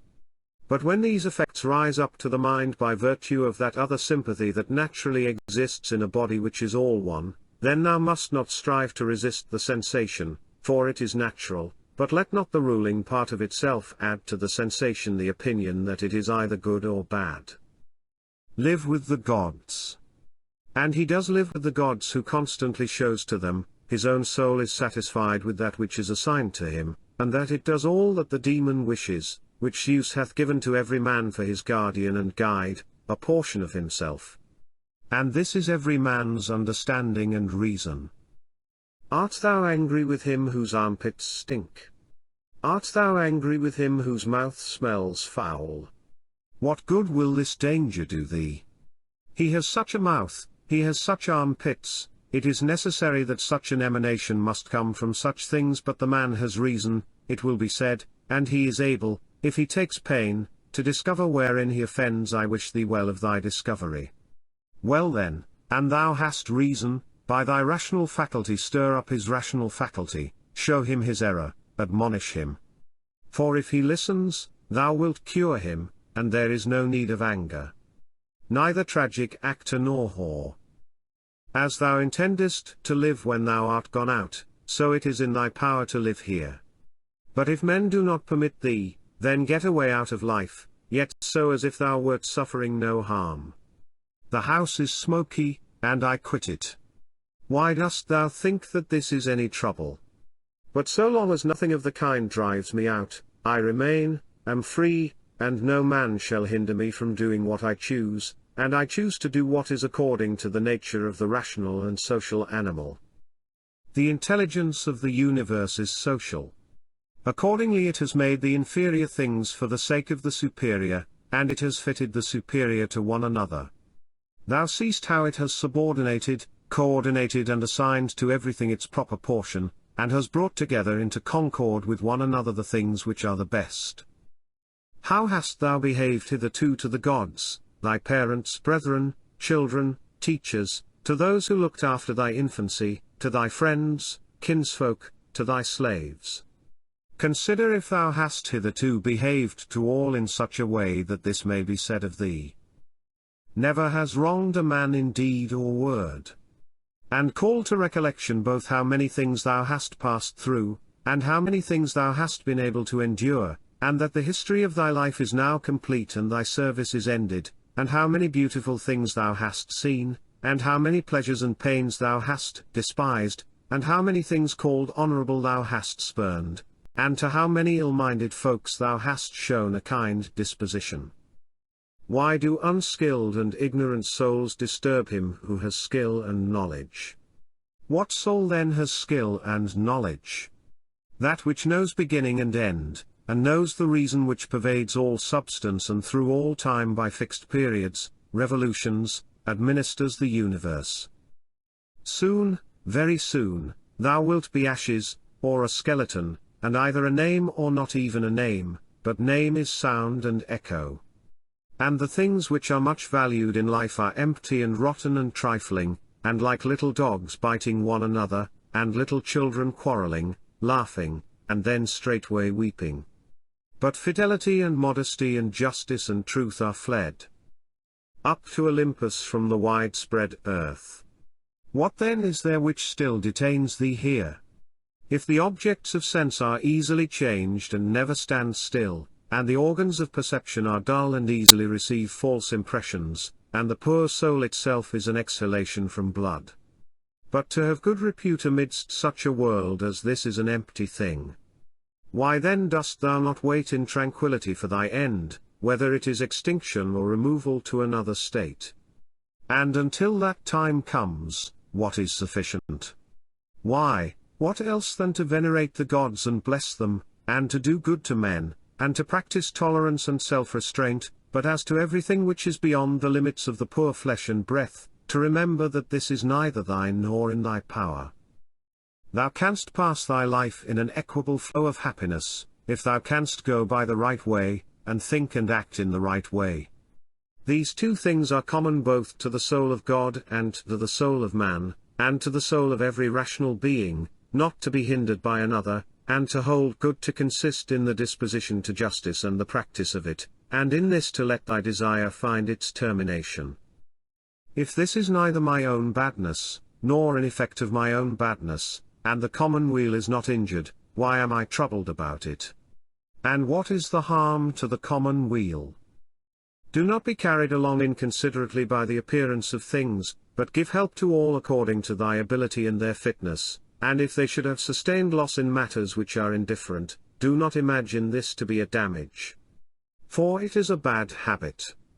But as the old man, when he went away, asked back his foster child's top, remembering that it was a top, so do thou in this case also. When thou art calling out on the rostra, hast thou forgotten, man, what these things are? Yes, but they are objects of great concern to these people. Wilt thou too then be made a fool for these things? I was once a fortunate man, but I lost it, I know not how, but fortunate means that a man has assigned to himself a good fortune, and a good fortune is good disposition of the soul, good emotions, good actions. Book 6. The substance of the universe is obedient and compliant, and the reason which governs it has in itself no cause for doing evil, for it has no malice, nor does it do evil to anything, nor is anything harmed by it. But all things are made and perfected according to this reason. Let it make no difference to thee whether thou art cold or warm, if thou art doing thy duty, and whether thou art drowsy or satisfied with sleep, and whether ill spoken of or praised, and whether dying or doing something else. For it is one of the acts of life, this act by which we die. It is sufficient then in this act also to do well what we have in hand. Look within. Let neither the peculiar quality of anything nor its value escape thee. All existing things soon change, and they will either be reduced to vapor, if indeed all substance is one, or they will be dispersed. The reason which governs knows what its own disposition is, and what it does, and on what material it works. The best way of avenging thyself is not to become like the wrongdoer. Take pleasure in one thing and rest in it, in passing from one social act to another social act, thinking of God. The ruling principle is that which rouses and turns itself, and while it makes itself such as it is and such as it wills to be, it also makes everything which happens appear to itself to be such as it wills. In conformity to the nature of the universe every single thing is accomplished, for certainly it is not in conformity to any other nature that each thing is accomplished, either a nature which externally comprehends this, or a nature which is comprehended within this nature, or a nature external and independent of this. The universe is either a confusion, and a mutual involution of things, and a dispersion, or it is unity and order and providence. If then it is the former, why do I desire to tarry in a fortuitous combination of things and such a disorder? And why do I care about anything else than how I shall at last become earth? And why am I disturbed, for the dispersion of my elements will happen whatever I do? But if the other supposition is true, I venerate, and I am firm, and I trust in him who governs. When thou hast been compelled by circumstances to be disturbed in a manner, quickly return to thyself and do not continue out of tune longer than the compulsion lasts, for thou wilt have more mastery over the harmony by continually recurring to it. If thou hadst a stepmother and a mother at the same time, thou wouldst be dutiful to thy stepmother, but still thou wouldst constantly return to thy mother. Let the court and philosophy now be to thee stepmother and mother, return to philosophy frequently and repose in her, through whom what thou meetest within the court appears to thee tolerable, and thou appearest tolerable in the court.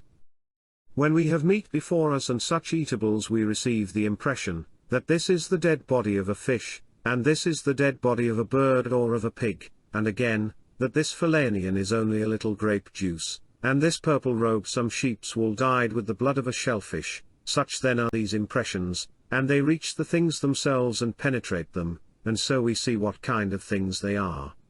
Just in the same way ought we to act all through life, and where there are things which appear most worthy of our approbation, we ought to lay them bare and look at their worthlessness and strip them of all the words by which they are exalted. For outward show is a wonderful perverter of the reason, and when thou art most sure that thou art employed about things worth thy pains, it is then that it cheats thee most. Consider then what Crates says of Xenocrates himself. Most of the things which the multitude admire are referred to objects of the most general kind, those which are held together by cohesion or natural organization, such as stones, wood, fig trees, vines, olives. But those which are admired by men who are a little more reasonable are referred to the things which are held together by a living principle, as flocks, herds. Those which are admired by men who are still more instructed are the things which are held together by a rational soul, not however a universal soul, but rational so far as it is a soul skilled in some art, or expert in some other way, or simply rational so far as it possesses a number of slaves. But he who values rational soul, a soul universal and fitted for political life, regards nothing else except this, and above all things he keeps his soul in a condition and in an activity conformable to reason and social life, and he cooperates to this end with those who are of the same kind as himself. Some things are hurrying into existence, and others are hurrying out of it, and of that which is coming into existence part is already extinguished. Motions and changes are continually renewing the world, just as the uninterrupted course of time is always renewing the infinite duration of ages. In this flowing stream then, on which there is no abiding, what is there of the things which hurry by on which a man would set a high price? It would be just as if a man should fall in love with one of the sparrows which fly by, but it has already passed out of sight. Something of this kind is the very life of every man, like the exhalation of the blood and the respiration of the air. For such as it is to have once drawn in the air and to have given it back, which we do every moment, just the same is it with the whole respiratory power, which thou didst receive at thy birth yesterday and the day before, to give it back to the element from which thou didst first draw it.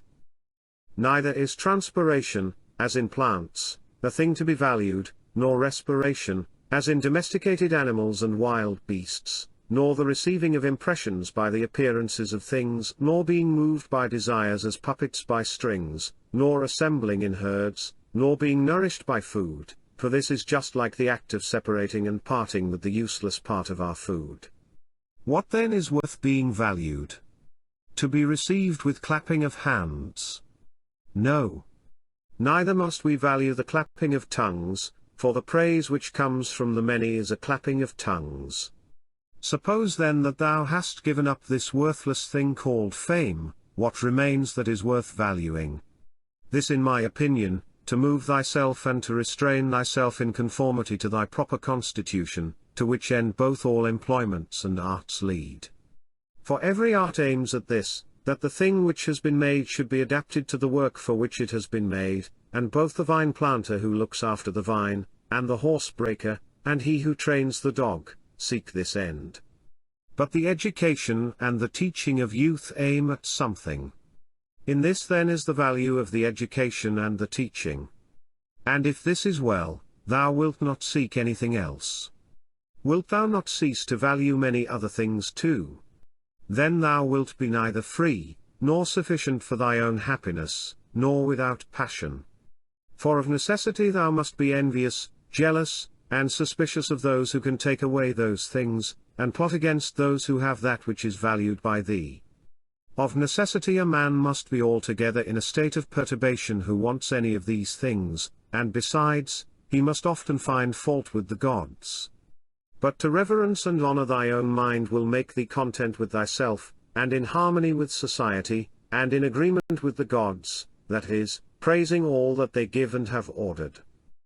Above, below, all around are the movements of the elements. But the motion of virtue is in none of these, it is something more divine, and advancing by a way hardly observed it goes happily on its road. How strangely men act!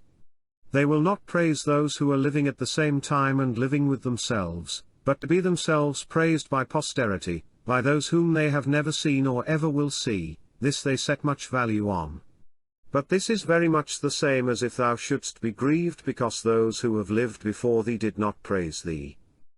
If a thing is difficult to be accomplished by thyself, do not think that it is impossible for man, but if anything is possible for man and conformable to his nature, think that this can be attained by thyself too.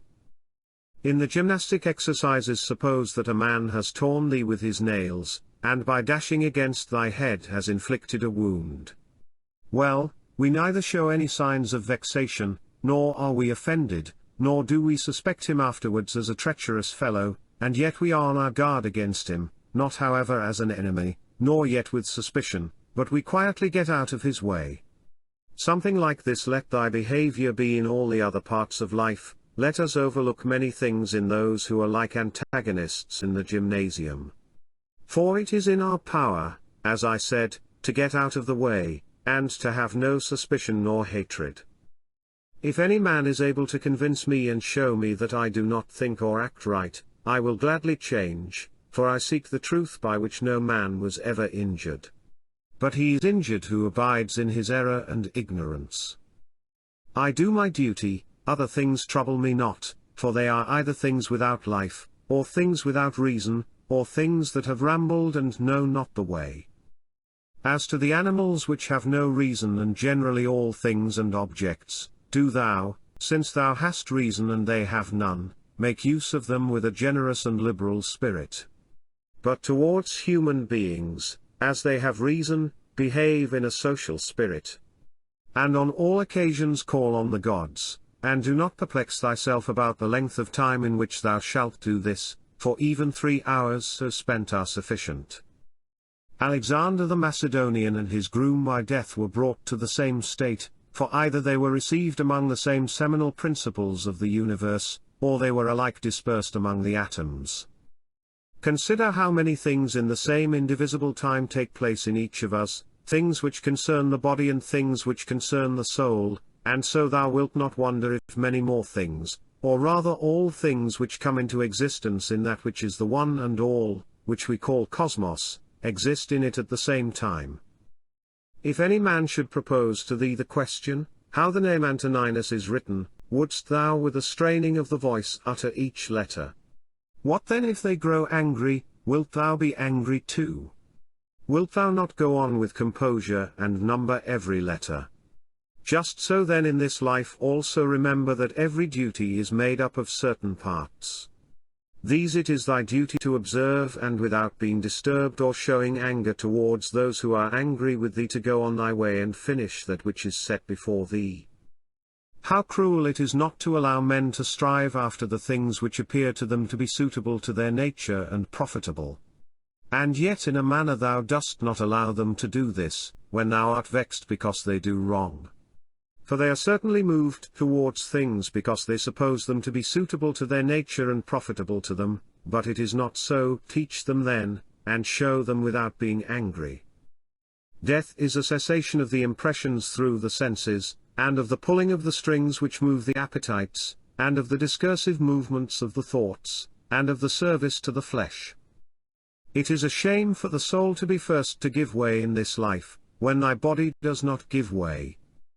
Take care that thou art not made into a Caesar, that thou art not dyed with this dye, for such things happen.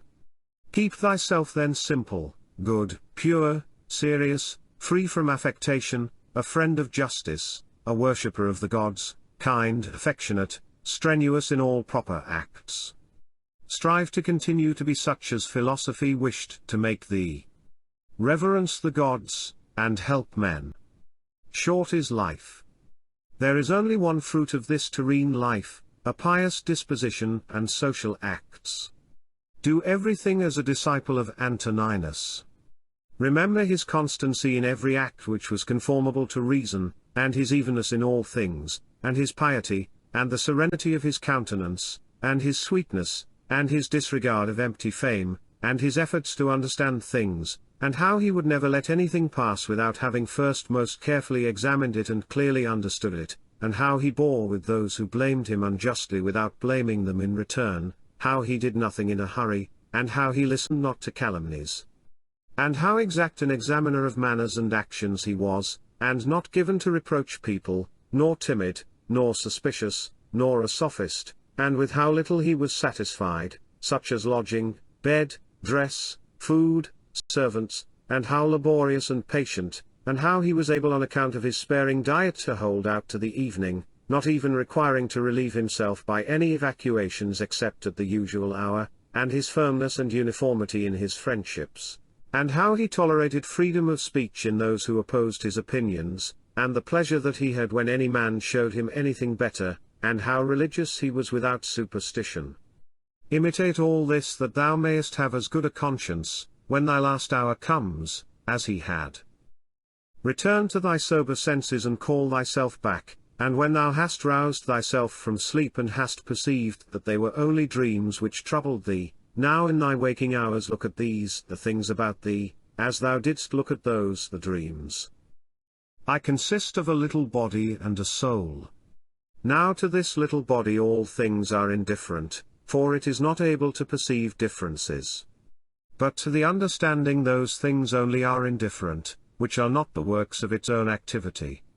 But whatever things are the works of its own activity, all these are in its power. And of these however only those which are done with reference to the present, for as to the future and the past activities of the mind, even these are for the present indifferent. Neither the labor which the hand does nor that of the foot is contrary to nature, so long as the foot does the foot's work and the hand the hand's. So then neither to a man as a man is his labor contrary to nature, so long as it does the things of a man. But if the labor is not contrary to his nature, neither is it an evil to him. How many pleasures have been enjoyed by robbers, patricides, tyrants? Dost thou not see how the handicraftsmen accommodate themselves up to a certain point to those who are not skilled in their craft, nevertheless they cling to the reason, the principles, of their art and do not endure to depart from it? Is it not strange if the architect and the physician shall have more respect to the reason, the principles, of their own arts than man to his own reason, which is common to him and the gods? Asia, Europe are corners of the universe, all the sea a drop in the universe, Atos a little clod of the universe, all the present time is a point in eternity. All things are little, changeable, perishable. All things come from thence, from that universal ruling power either directly proceeding or by way of sequence. And accordingly the lion's gaping jaws, and that which is poisonous, and every harmful thing, as a thorn, as mud, are after products of the grand and beautiful. Do not then imagine that they are of another kind from that which thou dost venerate, but form a just opinion of the source of all. He who has seen present things has seen all, both everything which has taken place from all eternity and everything which will be for time without end, for all things are of one kin and of one form. Frequently consider the connection of all things in the universe, and their relation to one another. For in a manner all things are implicated with one another, and all in this way are friendly to one another, for one thing comes in order after another, and this is by virtue of the active movement, and mutual conspiration and the unity of the substance. Adapt thyself to the things with which thy lot has been cast, and the men among whom thou hast received thy portion, love them, but do it truly, sincerely. Every instrument, tool, vessel, if it does that for which it has been made, is well, and yet he who made it is not there. But in the things which are held together by nature there is within and there abides in them the power which made them, wherefore the more is it fit to reverence this power, and to think, that, if thou dost live and act according to its will, everything in thee is in conformity to intelligence. And thus also in the universe the things which belong to it are in conformity to intelligence. Whatever of the things which are not within thy power thou shalt suppose to be good for thee or evil, it must of necessity be that, if such a bad thing befall thee or the loss of such a good thing, thou wilt blame the gods, and hate men too, those who are the cause of the misfortune or the loss, or those who are suspected of being likely to be the cause, and indeed we do much injustice, because we make a difference between these things. But if we judge only those things which are in our power to be good or bad, there remains no reason either for finding fault with God or standing in a hostile attitude to man. We are all working together to one end, some with knowledge and design, and others without knowing what they do, as men also when they are asleep, of whom it is Heraclitus, I think, who says that they are laborers and cooperators in the things which take place in the universe. But men cooperate after different fashions, and even those cooperate abundantly, who find fault with what happens and those who try to oppose it and to hinder it, for the universe had need even of such men as these. It remains then for thee to understand among what kind of workman thou placest thyself, for he who rules all things will certainly make a right use of thee, and he will receive thee among some part of the cooperators and of those whose labours conduce to one end. But be not thou such a part as the mean and ridiculous verse in the play, which Chrysippus speaks of. Does the sun undertake to do the work of the rain, or Aesculapius the work of the fruit-bearer, the earth? And how is it with respect to each of the stars, are they not different and yet they work together to the same end? If the gods have determined about me and about the things which must happen to me, they have determined well, for it is not easy even to imagine a deity without forethought, and as to doing me harm, why should they have any desire towards that? For what advantage would result to them from this or to the whole, which is the special object of their providence? But if they have not determined about me individually, they have certainly determined about the whole at least, and the things which happen by way of sequence in this general arrangement I ought to accept with pleasure and to be content with them. But if they determine about nothing which it is wicked to believe, or if we do believe it, let us neither sacrifice nor pray nor swear by them nor do anything else which we do as if the gods were present and lived with us. But if however the gods determine about none of the things which concern us, I am able to determine about myself, and I can inquire about that which is useful, and that is useful to every man which is conformable to his own constitution and nature. But my nature is rational and social, and my city and country, so far as I am Antoninus, is Rome, but so far as I am a man, it is the world. The things then which are useful to these cities are alone useful to me. Whatever happens to every man, this is for the interest of the universal, this might be sufficient. But further thou wilt observe this also as a general truth, if thou dost observe, that whatever is profitable to any man is profitable also to other men. But let the word profitable be taken here in the common sense as said of things of the middle kind, neither good nor bad. As it happens to thee in the amphitheatre and such places, that the continual sight of the same things and the uniformity make the spectacle wearisome, so it is in the whole of life, for all things above, below, are the same and from the same. How long then? Think continually that all kinds of men and of all kinds of pursuits and of all nations are dead, so that thy thoughts come down even to Philistine and Phoebus and Oregonian. Now turn thy thoughts to the other kinds of men. To that place then we must remove, where there are so many great orators, and so many noble philosophers, Heraclitus, Pythagoras, Socrates, so many heroes of former days, and so many generals after them, and tyrants, besides these, Eudoxus, Hipparchus, Archimedes, and other men of acute natural talents, great minds, lovers of labor, versatile, confident, mockers even of the perishable and ephemeral life of man, as Menippus and such as are like him. As to all these consider that they have long been in the dust. What harm then is this to them, and what to those whose names are altogether unknown? One thing here is worth a great deal, to pass thy life in truth and justice, with a benevolent disposition even to liars and unjust men. When thou wishest to delight thyself, think of the virtues of those who live with thee, for instance, the activity of one, and the modesty of another, and the liberality of a third, and some other good quality of a fourth. For nothing delights so much as the examples of the virtues, when they are exhibited in the morals of those who live with us, and present themselves in abundance, as far as is possible. Wherefore we must keep them before us. Thou art not dissatisfied, I suppose, because thou weighest only so many literae and not 300.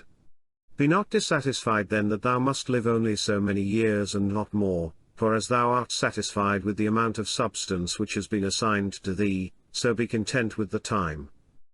Let us try to persuade them, men. But act even against their will, when the principles of justice lead that way.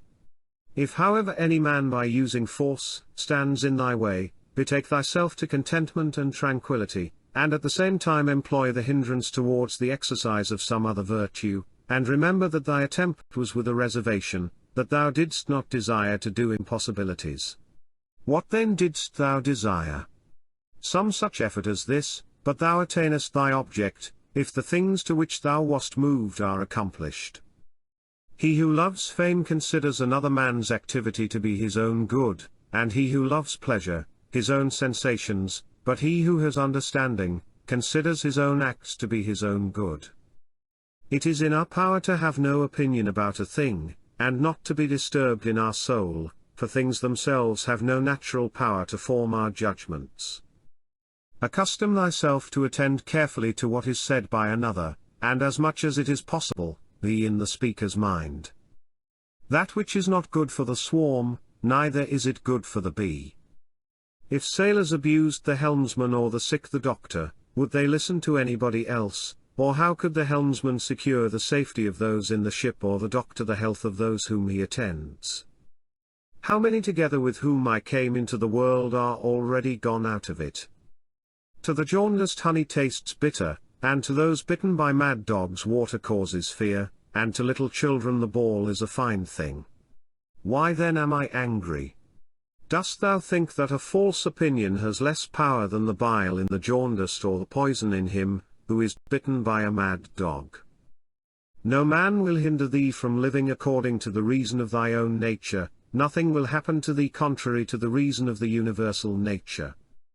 What kind of people are those whom men wish to please, and for what objects, and by what kind of acts? How soon will time cover all things, and how many it has covered already? Book 7. What is badness? It is that which thou hast often seen. And on the occasion of everything which happens keep this in mind, that it is that which thou hast often seen. Everywhere up and down thou wilt find the same things, with which the old histories are filled, those of the Middle Ages and those of our own day, with which cities and houses are filled now. There is nothing new, all things are both familiar and short-lived. How can our principles become dead, unless the impressions, thoughts, which correspond to them are extinguished? But it is in thy power continuously to fan these thoughts into a flame. I can have that opinion about anything, which I ought to have. If I can, why am I disturbed? The things which are external to my mind have no relation at all to my mind. Let this be the state of thy effects, and thou standest erect. To recover thy life is in thy power. Look at things again as thou didst use to look at them, for in this consists the recovery of thy life. The idle business of show, plays on the stage, flocks of sheep, herds, exercises with spears, a bone cast to little dogs, a bit of bread into fish ponds, labourings of ants and burden carrying, runnings about of frightened little mice, puppets pulled by strings all alike. It is thy duty then in the midst of such things to show good humour and not a proud air, to understand however that every man is worth just so much as the things are worth about which he busies himself. In discourse thou must attend to what is said, and in every movement thou must observe what is doing. And in the one thou shouldst see immediately to what end it refers, but in the other watch carefully what is the thing signified. Is my understanding sufficient for this or not? If it is sufficient, I use it for the work as an instrument given by the universal nature.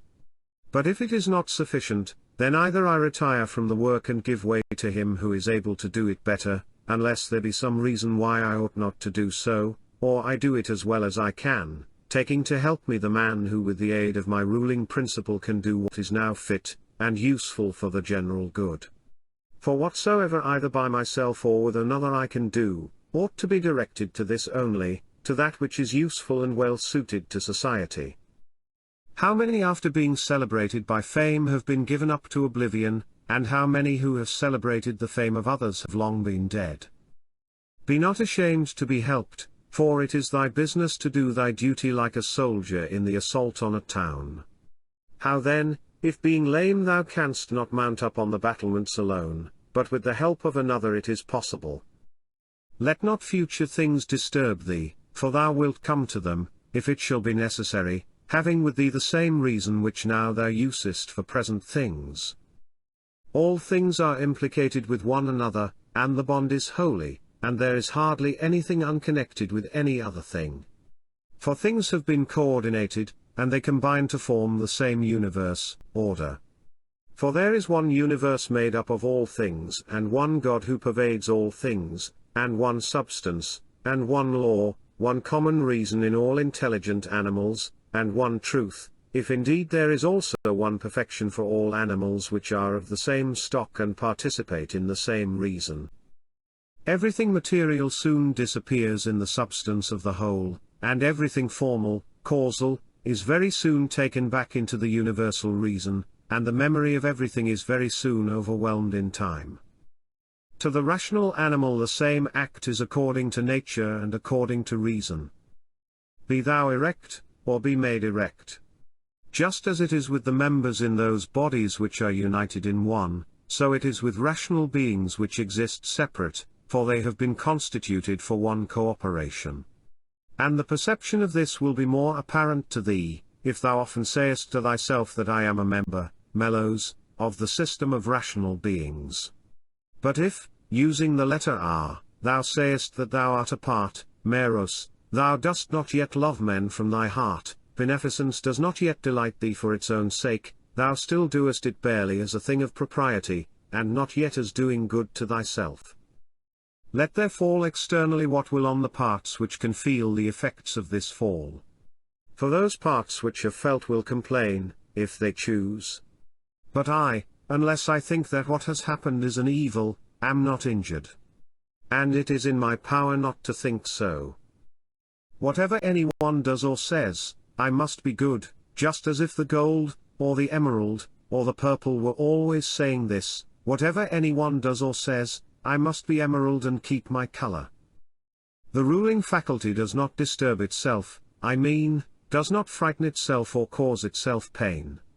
But if anyone else can frighten or pain it, let him do so. For the faculty itself will not by its own opinion turn itself into such ways. Let the body itself take care, if it can, that is suffer nothing, and let it speak, if it suffers. But the soul itself, that which is subject to fear, to pain, which has completely the power of forming an opinion about these things, will suffer nothing, for it will never deviate into such a judgment. The leading principle in itself wants nothing, unless it makes a want for itself, and therefore it is both free from perturbation and unimpeded, if it does not disturb and impede itself. Eudaimonia, happiness, is a good demon, or a good thing. What then art thou doing here, O imagination? Go away, I entreat thee by the gods, as thou didst come, for I want thee not. But thou art come according to thy old fashion. I am not angry with thee, only go away. Is any man afraid of change? Why, what can take place without change? What then is more pleasing or more suitable to the universal nature? And canst thou take a bath unless the wood undergoes a change? And canst thou be nourished, unless the food undergoes a change? And can anything else that is useful be accomplished without change? Dost thou not see then that for thyself also to change is just the same, and equally necessary for the universal nature? Through the universal substance as through a furious torrent all bodies are carried, being by their nature united with and cooperating with the whole, as the parts of our body with one another. How many a Chrysippus, how many a Socrates, how many an Epictetus has time already swallowed up? And let the same thought occur to thee with reference to every man and thing. One thing only troubles me, lest I should do something which the constitution of man does not allow, or in the way which it does not allow, or what it does not allow now. Near is thy forgetfulness of all things, and near the forgetfulness of thee by all. It is peculiar to man to love even those who do wrong. And this happens, if when they do wrong it occurs to thee that they are kinsmen, and that they do wrong through ignorance and unintentionally, and that soon both of you will die, and above all, that the wrongdoer has done thee no harm, for he has not made thy ruling faculty worse than it was before. The universal nature out of the universal substance, as if it were wax, now molds a horse, and when it has broken this up, it uses the material for a tree, then for a man, then for something else, and each of these things subsists for a very short time. But it is no hardship for the vessel to be broken up, just as there was none in its being fastened together.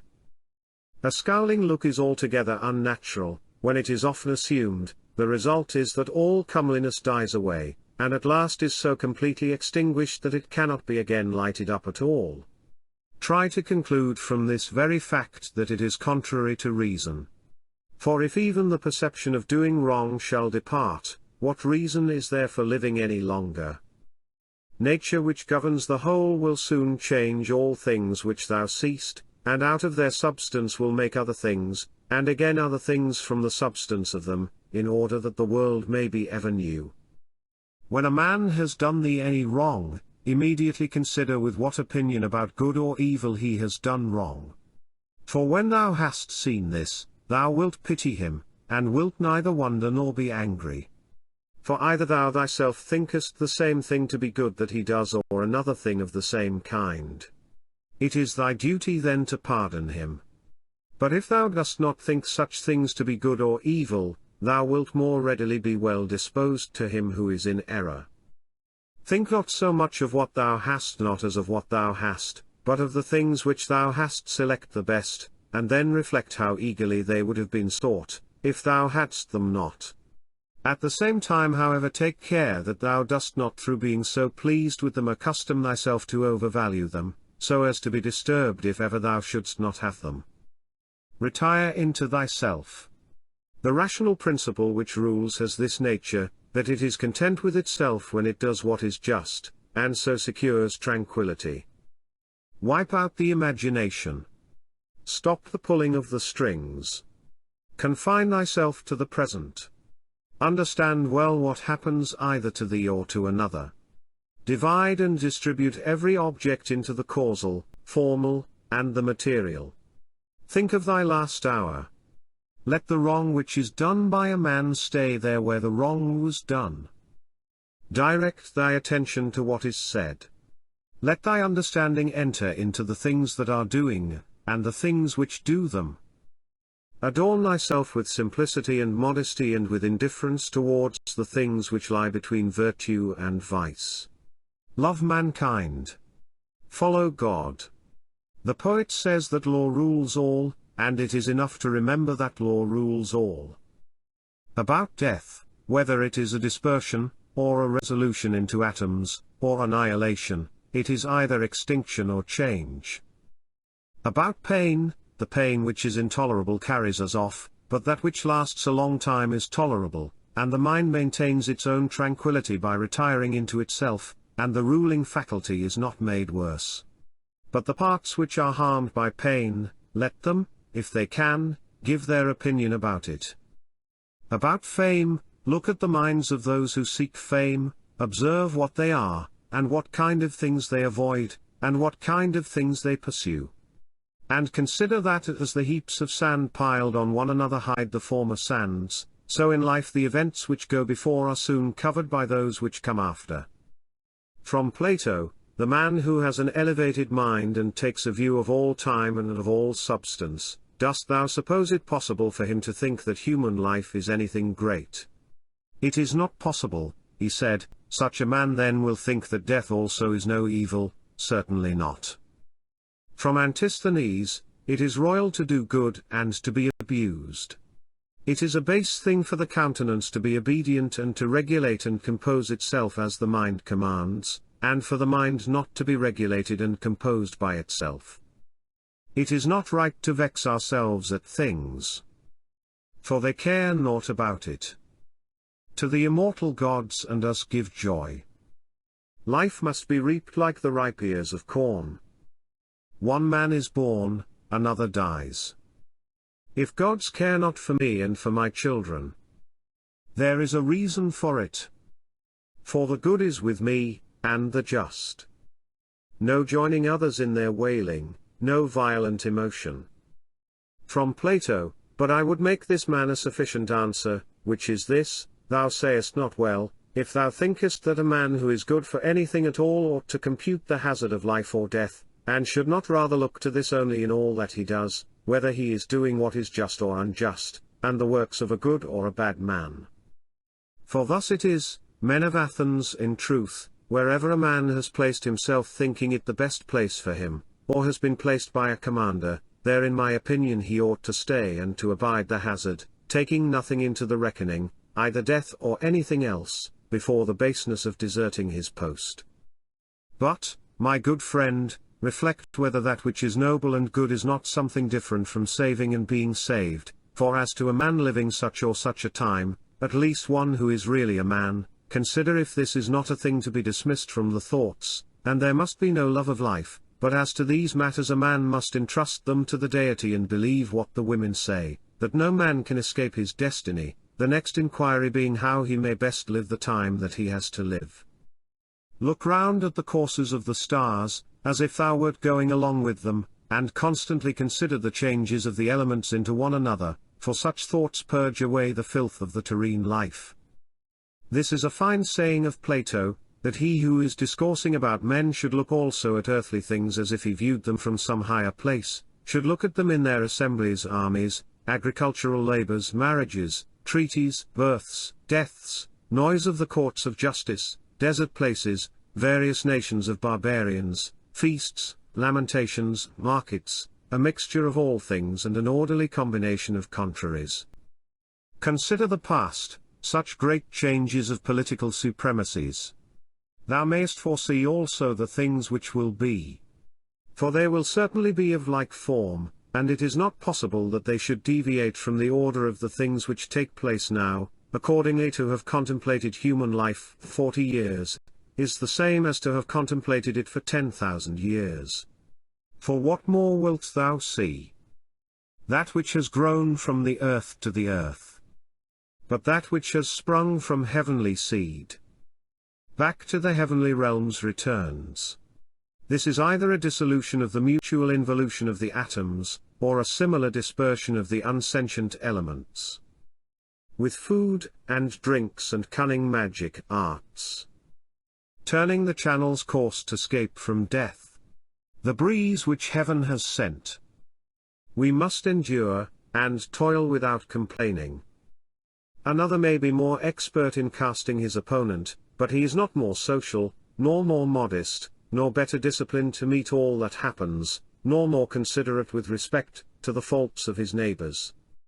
Where any work can be done conformably to the reason which is common to gods and men, there we have nothing to fear, for where we are able to get profit by means of the activity which is successful and proceeds according to our constitution, there no harm is to be suspected. Everywhere and at all times it is in thy power piously to acquiesce in thy present condition, and to behave justly to those who are about thee, and to exert thy skill upon thy present thoughts, that nothing shall steal into them without being well examined.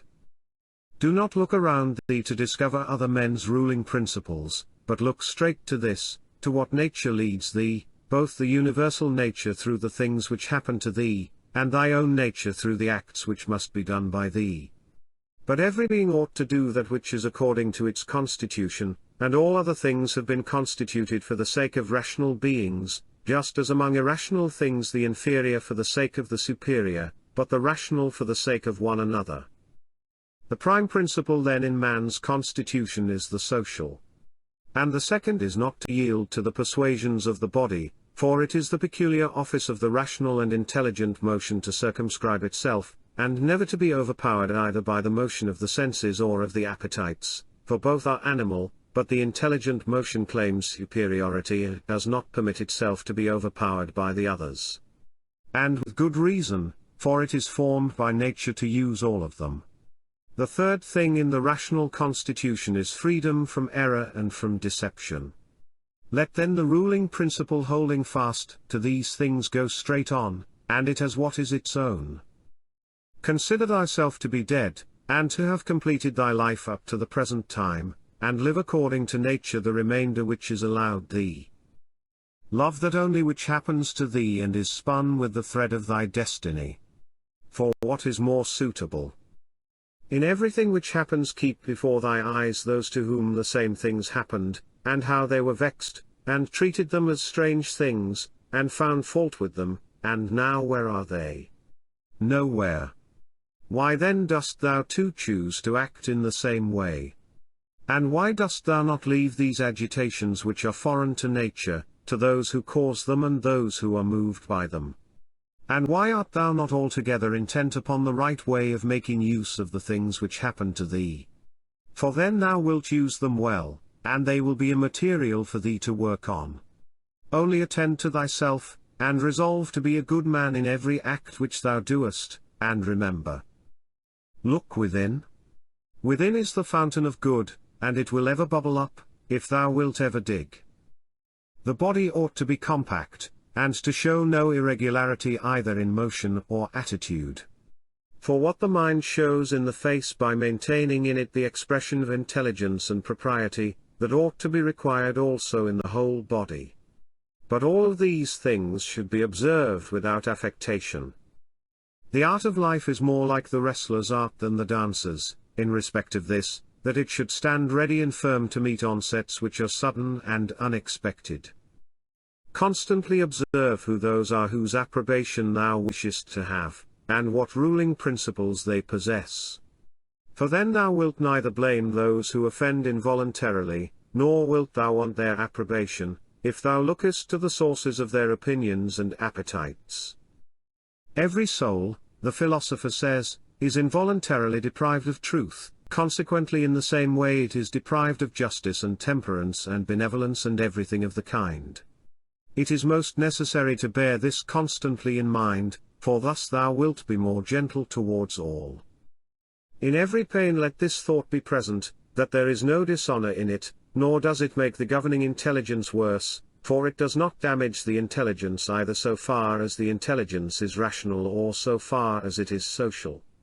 Indeed, in the case of most pains let this remark of Epicurus aid thee, that pain is neither intolerable nor everlasting, if thou bearest in mind that it has its limits, and if thou addest nothing to it in imagination, and remember this too, that we do not perceive that many things which are disagreeable to us are the same as pain, such as excessive drowsiness, and the being scorched by heat, and the having no appetite.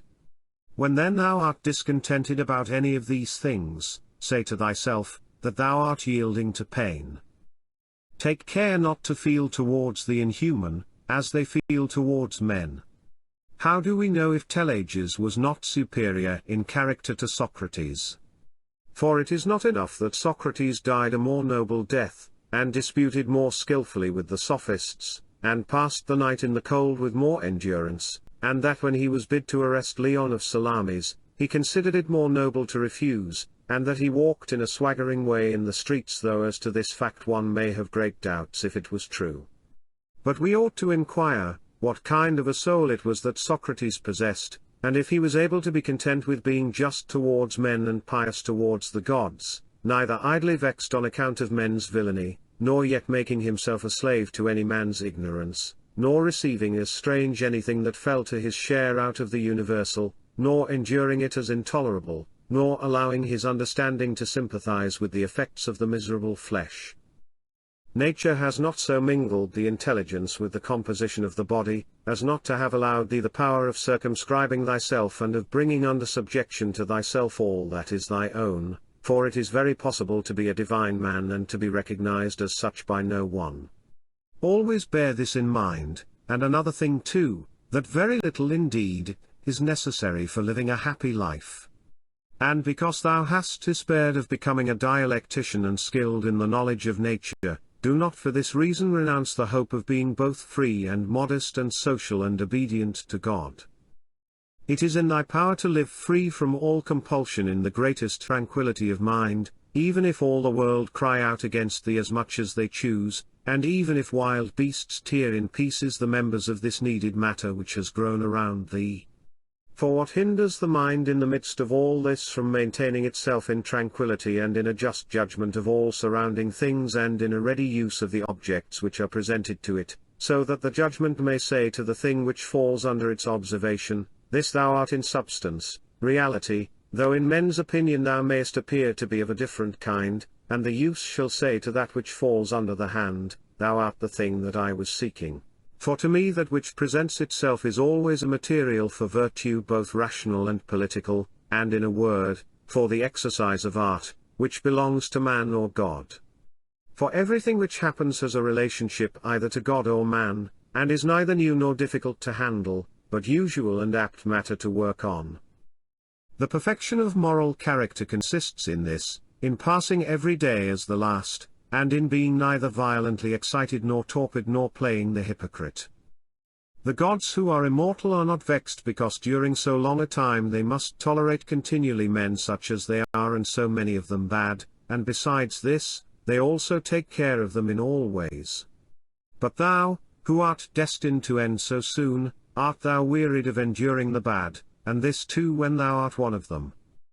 It is a ridiculous thing for a man not to fly from his own badness, which is indeed possible, but to fly from other men's badness, which is impossible. Whatever the rational and political, social, faculty finds to be neither intelligent nor social, it properly judges to be inferior to itself. When thou hast done a good act and another has received it, why dost thou look for a third thing besides these, as fools do, either to have the reputation of having done a good act or to obtain a return. No man is tired of receiving what is useful. But it is useful to act according to nature. Do not then be tired of receiving what is useful by doing it to others. The nature of the unmoved to make the universe. But now either everything that takes place comes by way of consequence or continuity, or even the chief things towards which the ruling power of the universe directs its own movement are governed by no rational principle. If this is remembered, it will make thee more tranquil in many things. Book 8. This reflection also tends to the removal of the desire of empty fame, that it is no longer in thy power to have lived the whole of thy life, or at least thy life from thy youth upwards, like a philosopher, but both to many others and to thyself it is plain that thou art far from philosophy. Thou hast fallen into disorder then, so that it is no longer easy for thee to get the reputation of a philosopher, and thy plan of life also opposes it. If then thou hast truly seen where the matter lies, throw away the thought, how thou shalt seem to others, and be content if thou shalt live the rest of thy life in such wise as thy nature wills. Observe then what it wills, and let nothing else distract thee, for thou hast had experience of many wanderings without having found happiness anywhere, not in syllogisms, nor in wealth, nor in reputation, nor in enjoyment, nor anywhere. Where is it then? In doing what man's nature requires. How then shall a man do this? If he has principles, from which come his effects and his acts. What principles? Those which relate to good and bad, the belief that there is nothing good for man, which does not make him just, temperate, manly, free, and that there is nothing bad, which does not do the contrary to what has been mentioned. On the occasion of every act ask thyself, how is this with respect to me? Shall I repent of it? A little time and I am dead, and all is gone. What more do I seek, if what I am now doing is work of an intelligent living being, and a social being, and one who is under the same law with God? Alexander and Gaius and Pompeius, what are they in comparison with Diogenes and Heraclitus and Socrates? For they were acquainted with things, and their causes, forms, and their matter, and the ruling principles of these men were the same. But as to the others, how many things had they to care for, and to how many things were they slaves? Consider that men will do the same things nevertheless, even though thou shouldst burst. This is the chief thing, be not perturbed, for all things are according to the nature of the universal, and in a little time thou wilt be nobody and nowhere, like Hadrian, and Augustus. In the next place, having fixed thy eyes steadily on thy business, look at it, and at the same time remembering that it is thy duty to be a good man, and what man's nature demands, do that without turning aside, and speak as it seems to thee most just, only let it be with a good disposition and with modesty and without hypocrisy. The nature of the universal has this work to do, to remove to that place the things which are in this, to change them, to take them away hence, and to carry them there. All things are change, yet we need not fear anything new. All things are familiar to us, but the distribution of them still remains the same. Every nature is contented with itself when it goes on its way well, and a rational nature goes on its way well, when in its thoughts it assents to nothing false or uncertain, and when it directs its movements to social acts only, and when it confines its desires and aversions to the things which are in its power, and when it is satisfied with everything that is assigned to it by the common nature. For of this common nature every particular nature is a part, as the nature of the leaf is a part of the nature of the plant, except that in the plant the nature of the leaf is part of a nature which has not perception or reason, and is subject to be impeded, but the nature of man is part of a nature which is not subject to impediments, and is intelligent and just, since it gives to everything in equal portions and according to its worth, times, substance, cause, form, activity, and incident.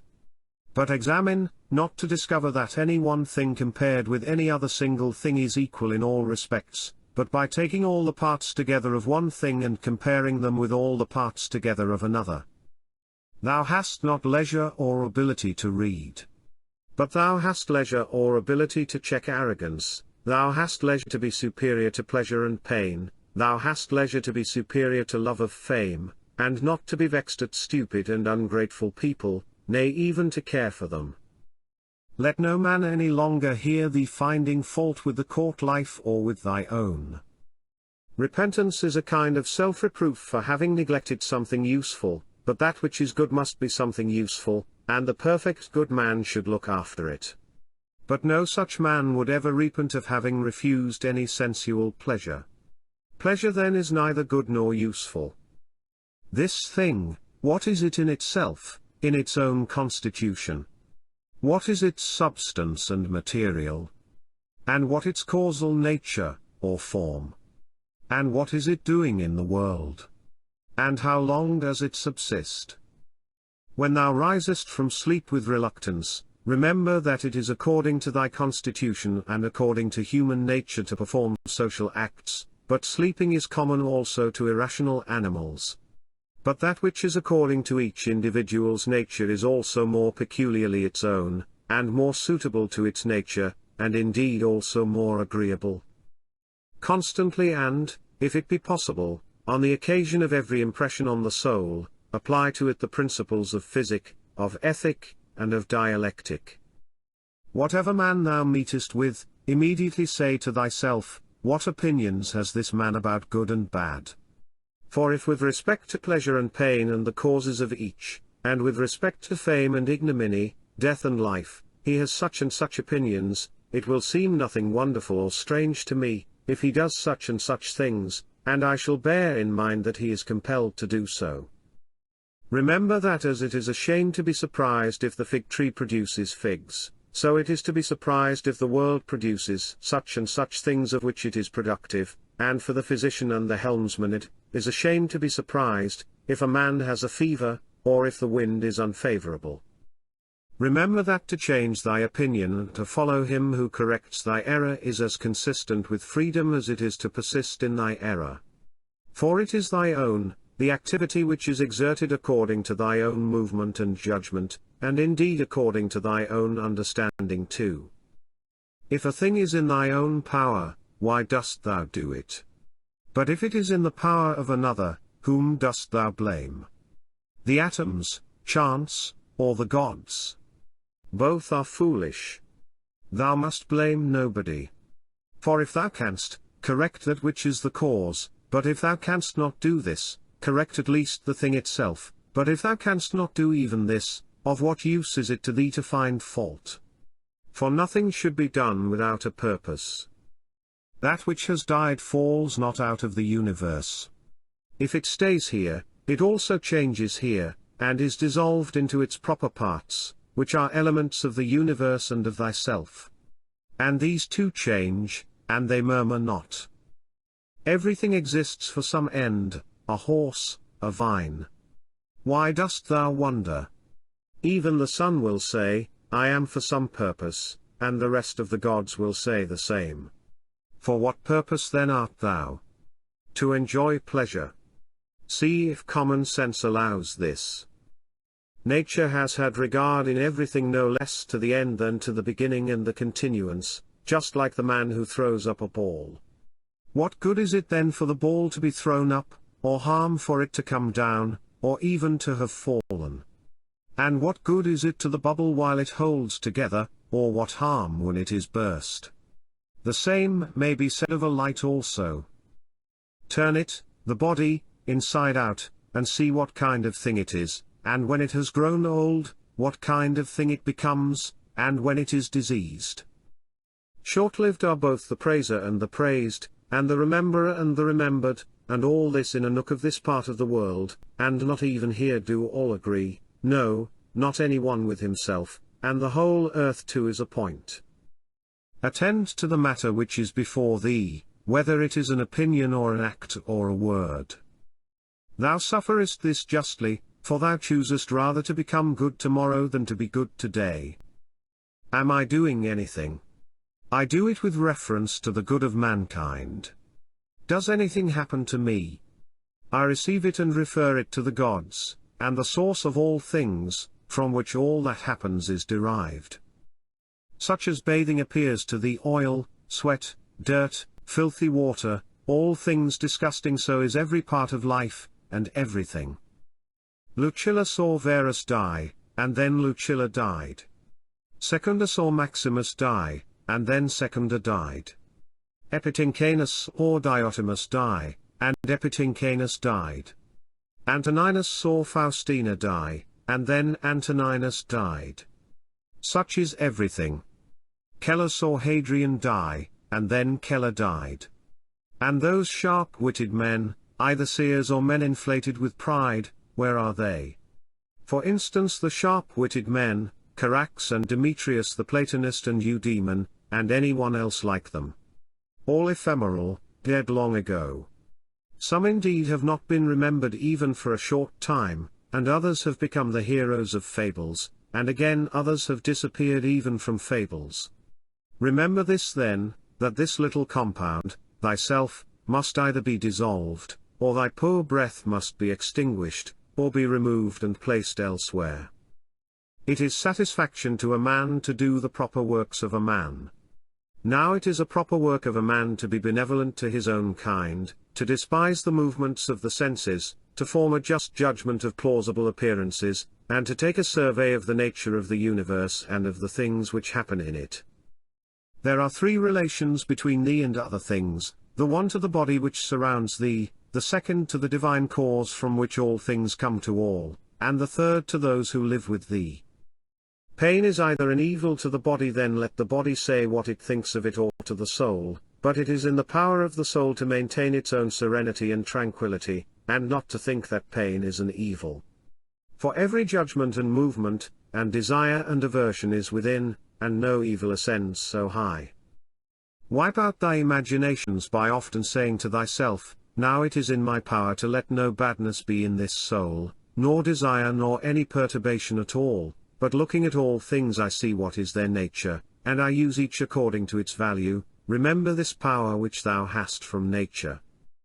Speak both in the Senate and to every man, whoever he may be, appropriately, not with any affectation, use plain discourse.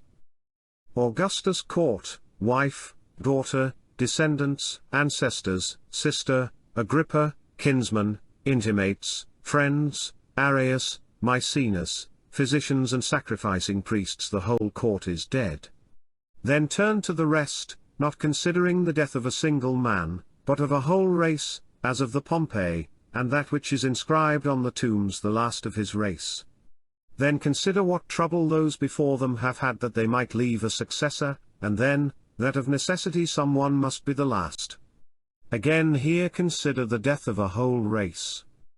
It is thy duty to order thy life well in every single act, and if every act does its duty, as far as is possible, be content, and no one is able to hinder thee, so that each act shall not do its duty, but something external will stand in the way. Nothing will stand in the way of thy acting justly and soberly and considerately, but perhaps some other active power will be hindered. Well, but by acquiescing in the hindrance and by being content to transfer thy efforts to that which is allowed, another opportunity of action is immediately put before thee in place of that which was hindered, and one which will adapt itself to this ordering of which we are speaking.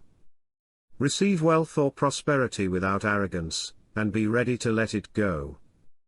If thou didst ever see a hand cut off, or a foot, or a head, lying anywhere apart from the rest of the body, such does a man make himself, as far as he can, who is not content with what happens, and separates himself from others, or does anything unsocial. Suppose that thou hast detached thyself from the natural unity, for thou wast made by nature apart, but now thou hast cut thyself off. Yet here there is this beautiful provision, that it is in thy power again to unite thyself. God has allowed this to no other part, after it has been separated and cut asunder, to come together again.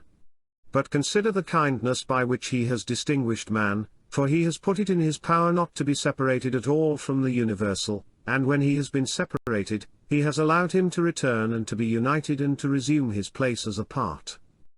As the nature of the universal has given to every rational being all the other powers that it has, so we have received from it this power also.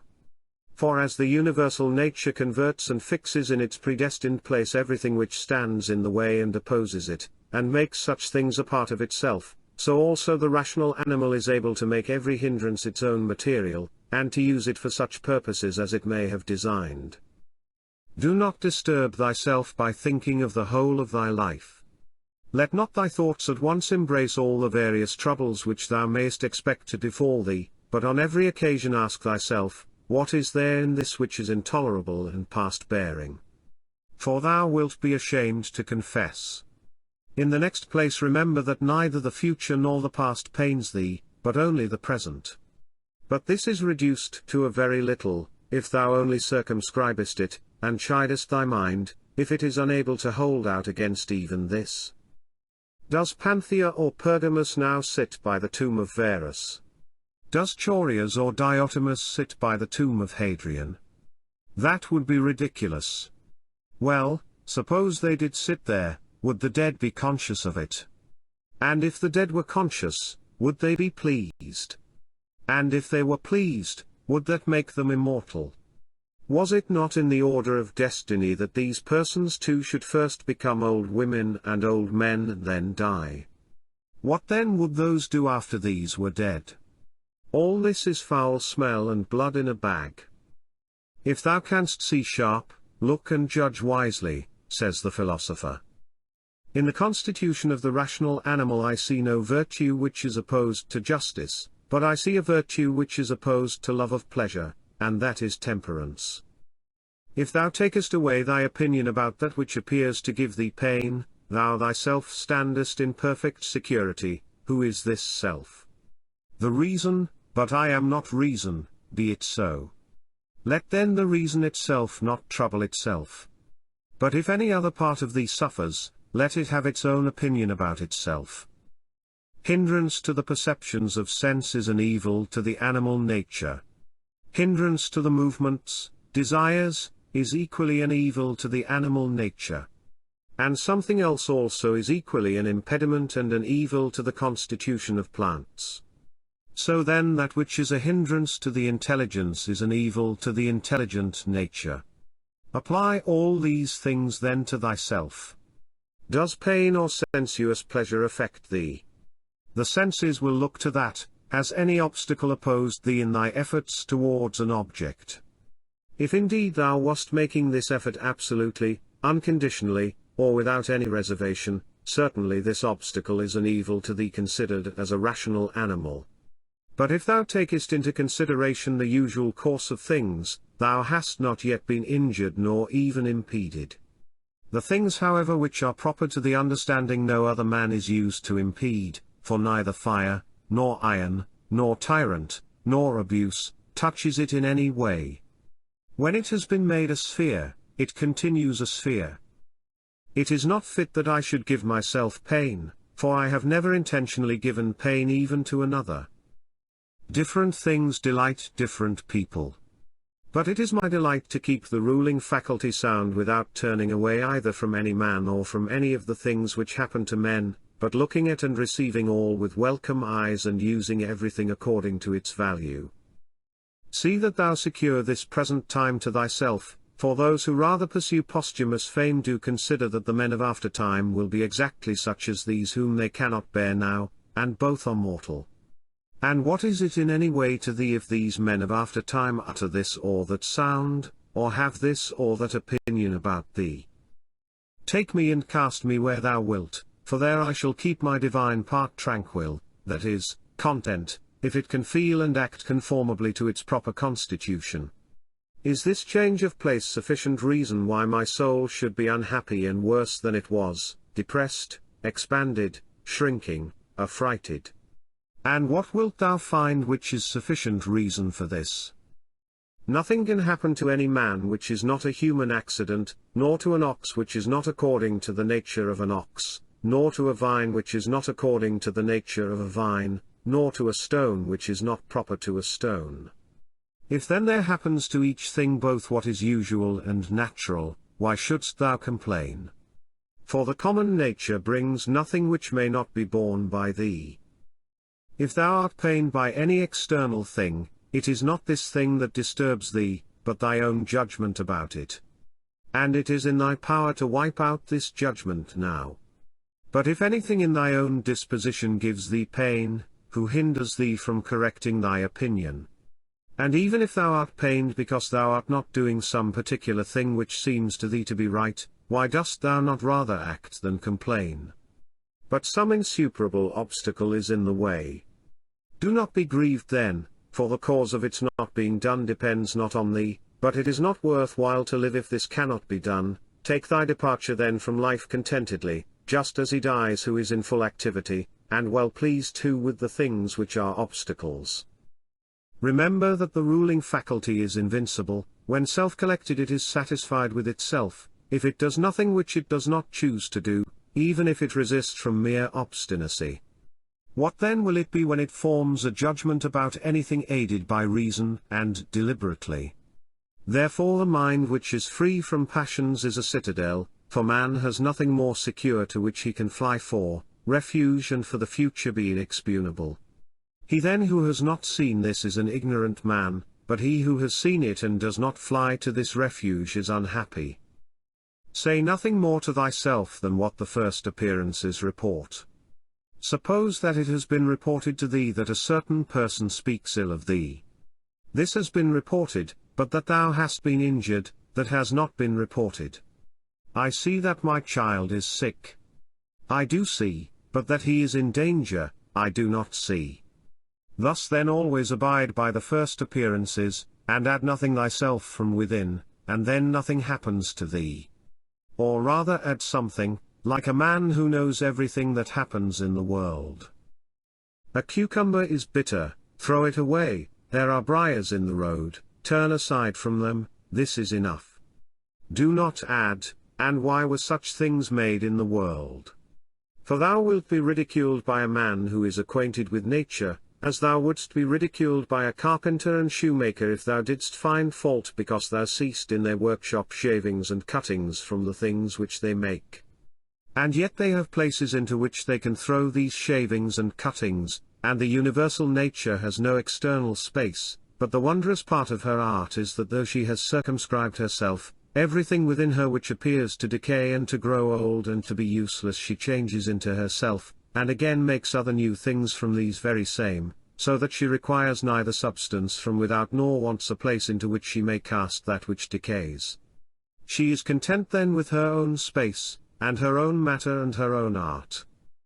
Neither in thy actions be sluggish nor in thy conversation without method, nor wandering in thy thoughts, nor let there be in thy soul inward contention nor external effusion, nor in life be so busy as to have no leisure. Suppose that men kill thee, cut thee in pieces, curse thee. What then can these things do to prevent thy mind from remaining pure, wise, sober, just? For instance, if a man should stand by a limpid pure spring, and curse it, the spring never ceases sending up potable water, and if he should cast clay into it or filth, it will speedily disperse them and wash them out, and will not be at all polluted. How then shalt thou possess a perpetual fountain and not a mere well? By forming thyself hourly to freedom conjoined with contentment, simplicity and modesty. He who does not know what the world is, does not know where he is. And he who does not know for what purpose the world exists, does not know who he is, nor what the world is. But he who has failed in any one of these things could not even say for what purpose he exists himself. What then dost thou think of him who avoids or seeks the praise of those who applaud, of men who know not either where they are or who they are? Dost thou wish to be praised by a man who curses himself thrice every hour? Wouldst thou wish to please a man who does not please himself? Does a man please himself who repents of nearly everything that he does? No longer let thy breathing only act in concert with the air which surrounds thee, but let thy intelligence also now be in harmony with the intelligence which embraces all things. For the intelligent power is no less diffused in all parts and pervades all things for him, who is willing to draw it to him than the aerial power for him who is able to respire it. Generally, wickedness does no harm at all to the universe, and particularly, the wickedness of one man does no harm to another.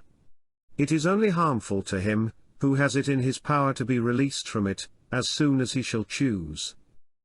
To my own free will, the free will of my neighbor is just as indifferent as his poor breath and flesh. For though we are made especially for the sake of one another, still the ruling power of each of us has its own office, for otherwise my neighbor's wickedness would be my harm, which God has not willed, in order that my unhappiness may not depend on another. The sun appears to be poured down, and in all directions indeed it is diffused, yet it is not effused. For this diffusion is extension, accordingly its rays are called extensions, actines, because they are extended, apo to ekteinstai. But one may judge what kind of a thing a ray is, if he looks at the sun's light passing through a narrow opening into a darkened room, for it is extended in a right line, and as it were is divided when it meets with any solid body which stands in the way and intercepts the air beyond, but there the light remains fixed and does not glide or fall off. Such then ought to be the outpouring and diffusion of the understanding, and it should in no way be an effusion, but an extension, and it should make no violent or impetuous collision with the obstacles which are in its way, nor yet fall down, but be fixed and enlighten that which receives it. For a body will deprive itself of the illumination, if it does not admit it. He who fears death either fears the loss of sensation or a different kind of sensation. But if thou shalt have no sensation, neither wilt thou feel any harm, and if thou shalt acquire another kind of sensation, thou wilt be a different kind of living being, and thou wilt not cease to live. Men exist for the sake of one another. Teach them then, or bear with them. In one way an arrow moves, in another way the mind. The mind indeed, both when it exercises caution, and when it is employed about inquiry, moves straight onward not the less, and to its object. Enter into every man's ruling faculty, and also let every other man enter into thine. Book 9. Go to next. He who acts unjustly acts impiously. For since the universal nature has made rational animals for the sake of one another to help one another according to their deserts, but in no way to injure one another, he who transgresses her will, is clearly guilty of impiety towards the highest divinity. And he too who lies is guilty of impiety to the same divinity, for the universal nature is the nature of things that are, and things that are have a relation to all things that come into existence. And further, this universal nature is named truth, and is the prime cause of all things that are true. He then who lies intentionally is guilty of impiety inasmuch as he acts unjustly by deceiving, and he also who lies unintentionally, inasmuch as he is at variance with the universal nature, and inasmuch as he disturbs the order by fighting against the nature of the world, for he fights against it, who is moved of himself to that which is contrary to truth, for he had received powers from nature through the neglect of which he is not able now to distinguish falsehood from truth. And indeed he who pursues pleasure as good, and avoids pain as evil, is guilty of impiety. For of necessity such a man must often find fault with the universal nature, alleging that it assigns things to the bad and the good contrary to their deserts, because frequently the bad are in the enjoyment of pleasure and possess the things which procure pleasure, but the good have pain for their share and the things which cause pain. And further, he who is afraid of pain will sometimes also be afraid of some of the things which will happen in the world, and even this is impiety. And he who pursues pleasure will not abstain from injustice, and this is plainly impiety. Now with respect to the things towards which the universal nature is equally affected, for it would not have made both, unless it was equally affected towards both. Towards these they who wish to follow nature should be of the same mind with it, and equally affected. With respect to pain, then, and pleasure, or death and life, or honor and dishonor, which the universal nature employs equally, whoever is not equally affected is manifestly acting impiously. And I say that the universal nature employs them equally, instead of saying that they happen alike to those who are produced in continuous series and to those who come after them by virtue of a certain original movement of providence, according to which it moved from a certain beginning to this ordering of things, having conceived certain principles of the things which were to be, and having determined powers productive of beings and of changes and of such like successions. It would be a man's happiest lot to depart from mankind without having had any taste of lying and hypocrisy and luxury and pride. However, to breathe out one's life when a man has had enough of these things is the next best voyage, as the saying is. Hast thou determined to abide with vice, and has not experience yet induced thee to fly from this pestilence?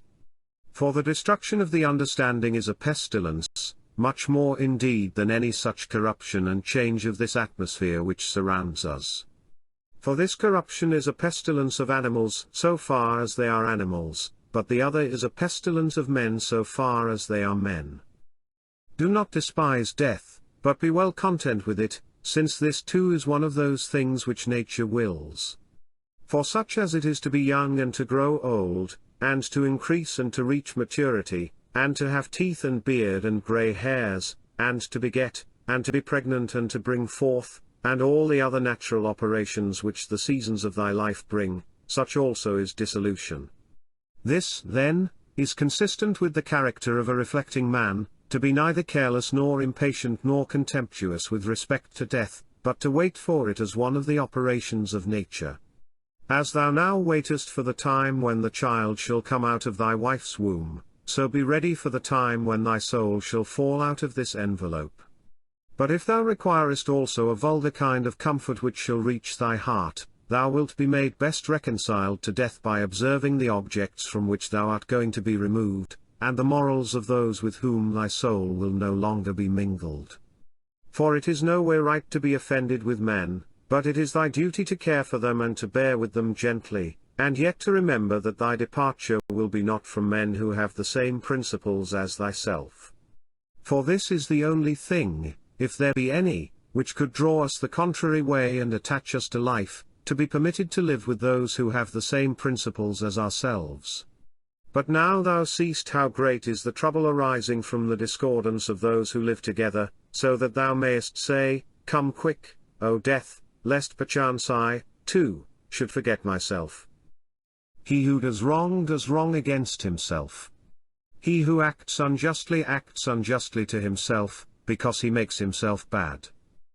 He often acts unjustly who does not do a certain thing, not only he who does a certain thing. Thy present opinion founded on understanding, and thy present conduct directed to social good, and thy present disposition of contentment with everything which happens that is enough. Wipe out imagination, check desire, extinguish appetite, keep the ruling faculty in its own power. Among the animals which have not reason one life is distributed, but among reasonable animals one intelligent soul is distributed, just as there is one earth of all things which are of an earthy nature, and we see by one light, and breathe one air, all of us that have the faculty of vision and all that have life. All things which participate in anything which is common to them all move towards that which is of the same kind with themselves.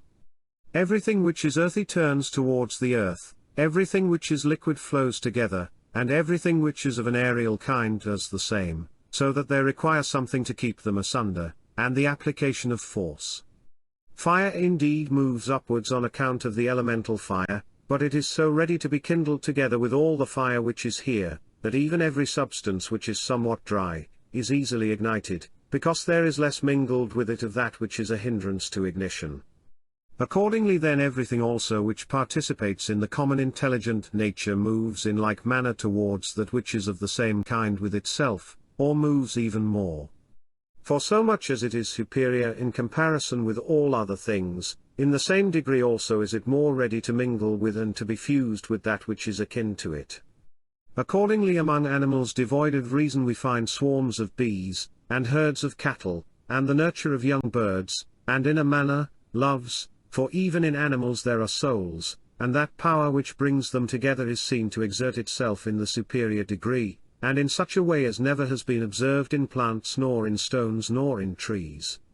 But in rational animals there are political communities and friendships and families and meetings of people, and in wars, treaties and armistices. But in the things which are still superior, even though they are separated from one another, unity in a manner exists, as in the stars. Thus the ascent to the higher degree is able to produce a sympathy even in things which are separated.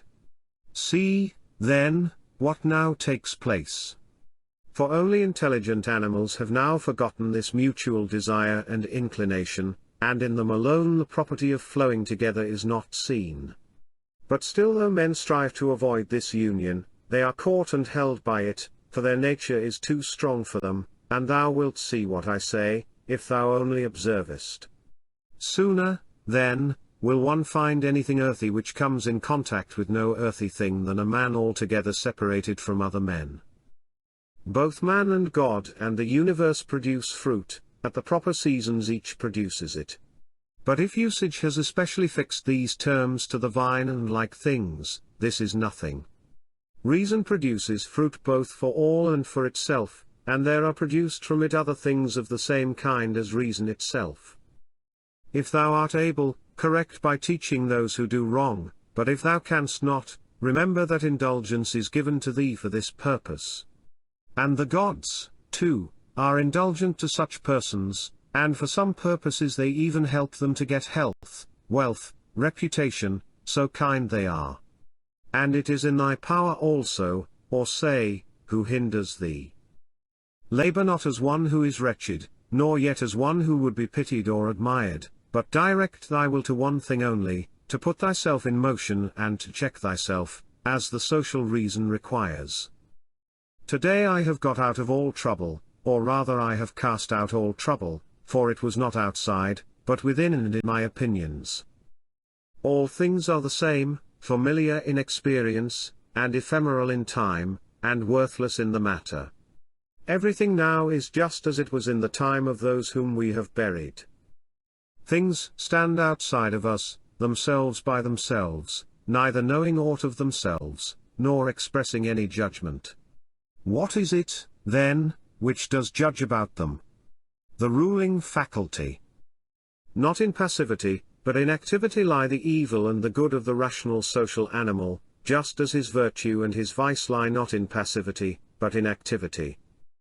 For the stone which has been thrown up, it is no evil to come down, nor indeed any good to have been carried up. Penetrate inwards into men's leading principles, and thou wilt see what judges thou art afraid of, and what kind of judges they are of themselves. All things are changing, and thou thyself art in continuous mutation and in a manner in continuous destruction, and the whole universe too. It is thy duty to leave another man's wrongful act there where it is. Termination of activity, cessation from movement and opinion, and in a sense their death, is no evil. Turn thy thoughts now to the consideration of thy life as a child, as a youth, thy manhood, thy old age, for in these also every change was a death. Is this anything to fear?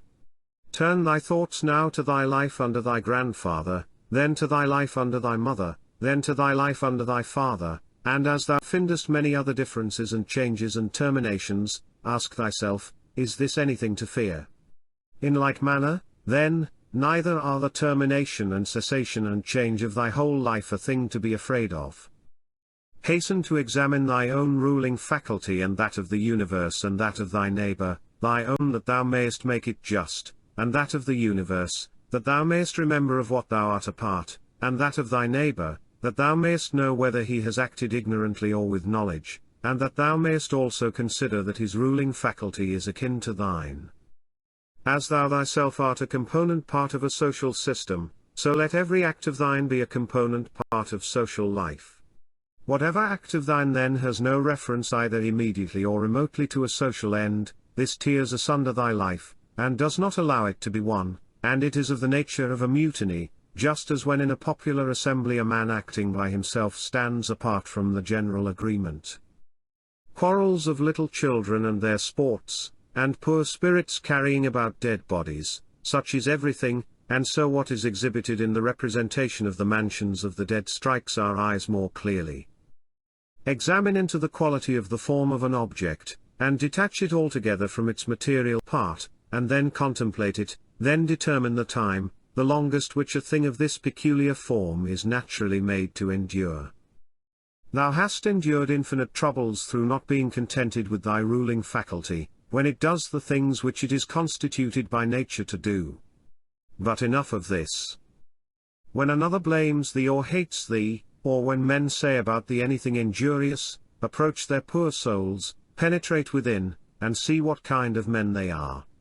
Thou wilt discover that there is no reason to take any trouble that these men may have this or that opinion about thee.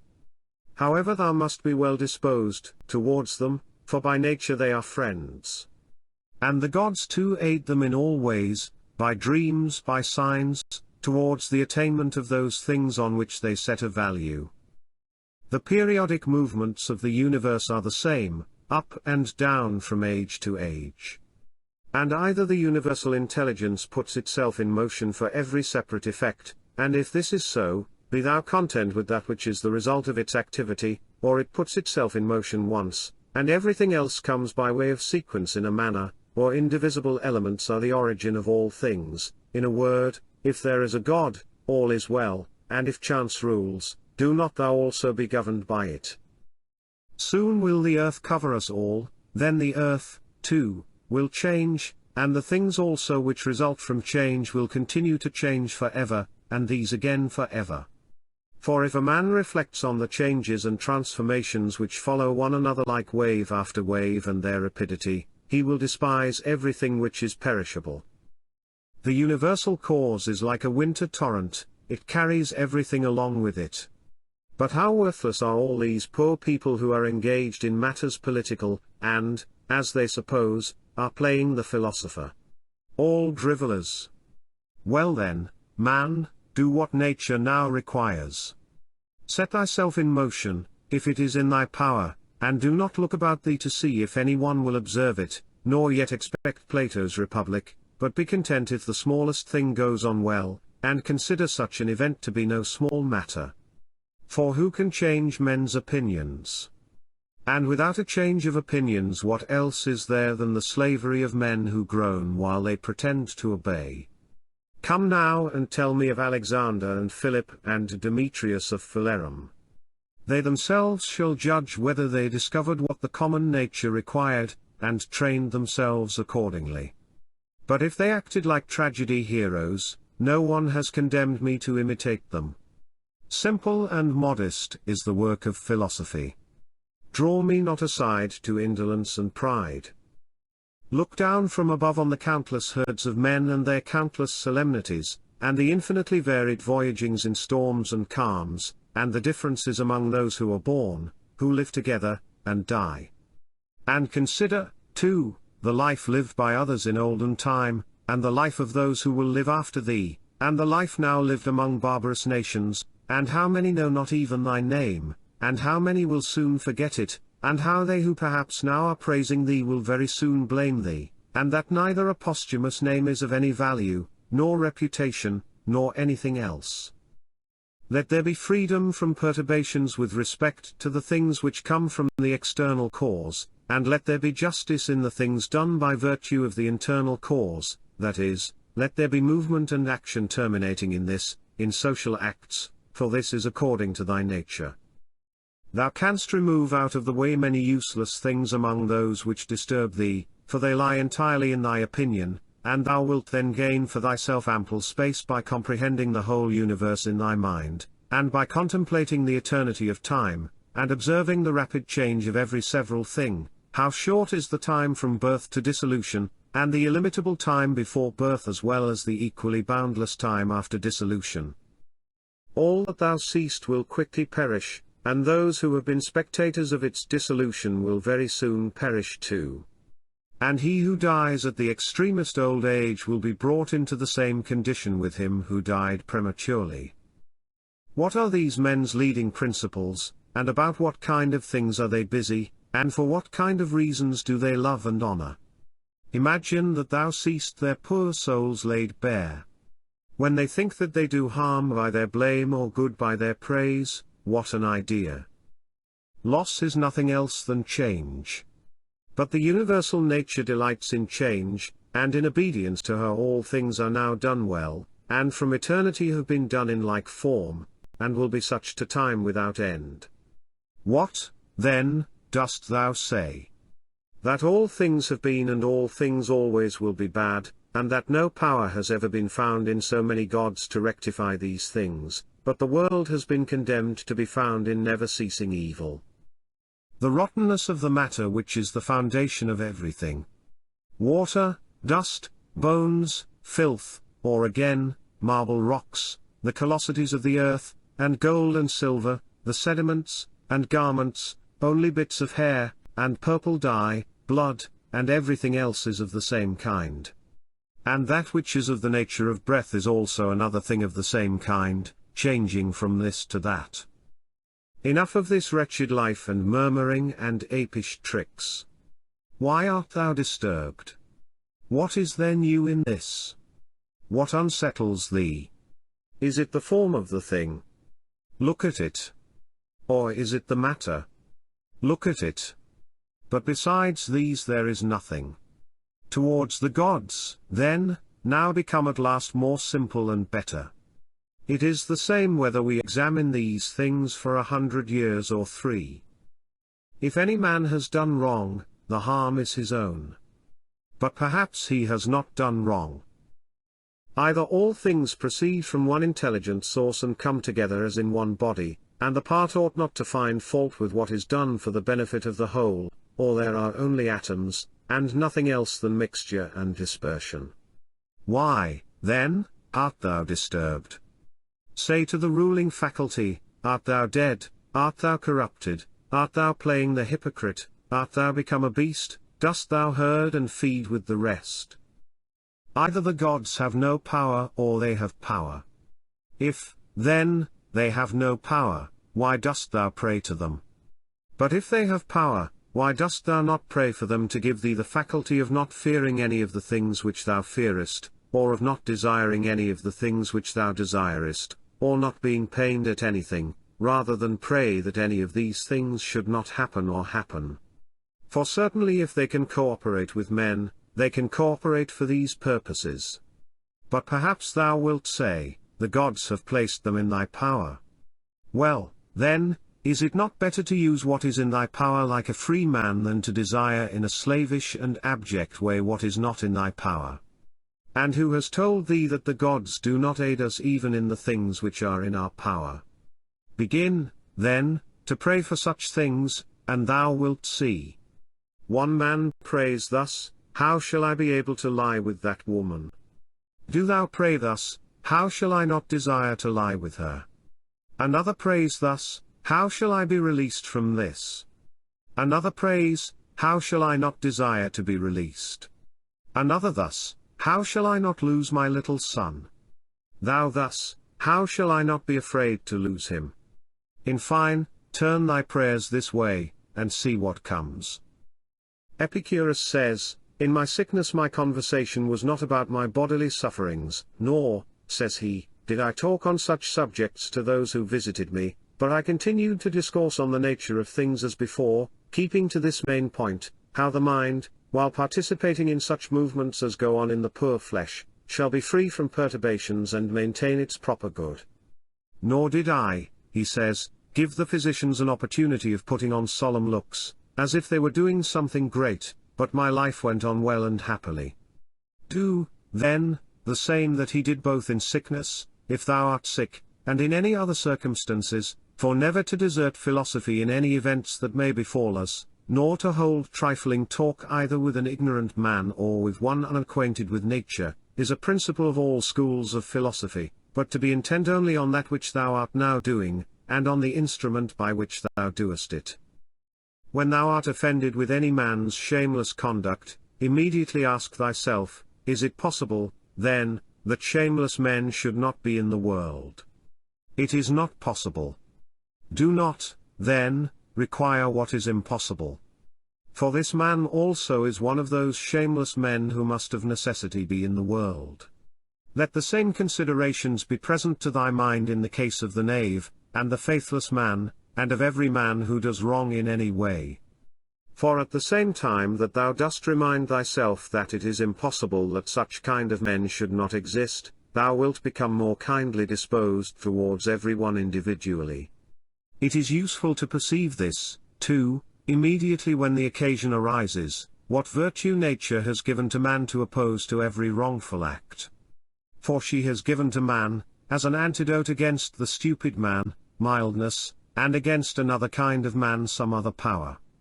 And in all cases it is possible for thee to correct by teaching the man who is gone astray, for every man who errs misses his object and is gone astray.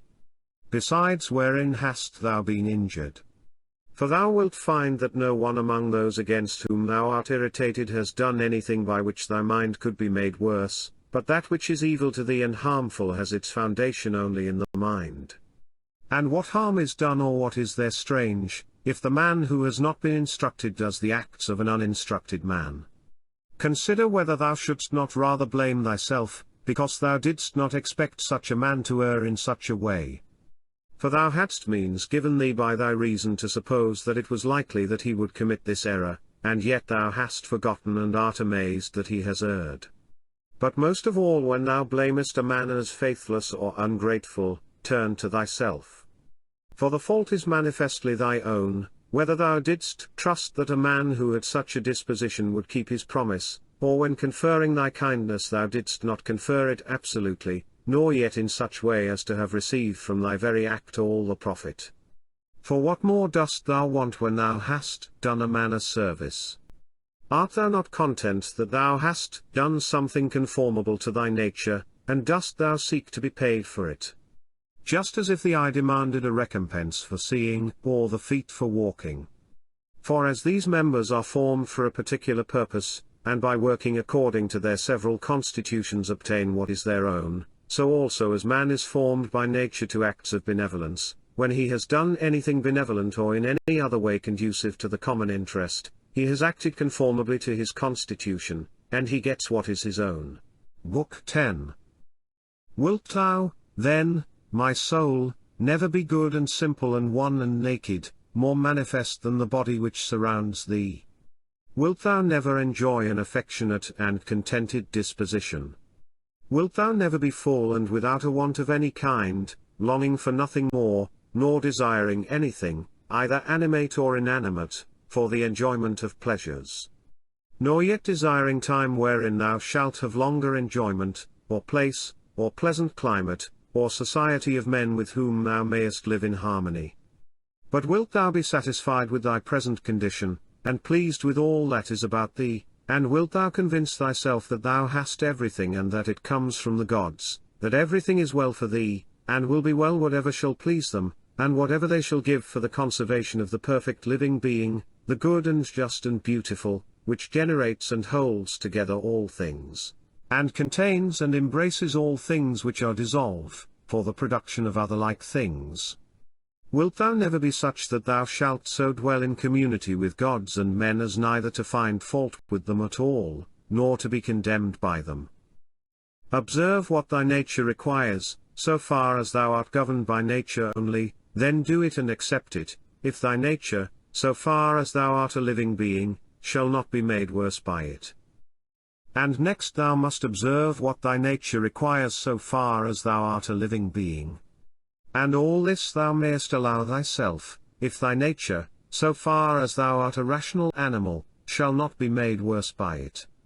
But the rational animal is consequently also a political, social, animal. Use these rules, then, and trouble thyself about nothing else.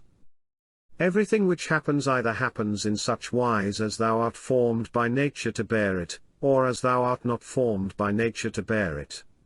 If, then, it happens to thee in such way as thou art formed by nature to bear it, do not complain, but bear it as thou art formed by nature to bear it. But if it happens in such wise as thou art not formed by nature to bear it, do not complain, for it will perish after it has consumed thee.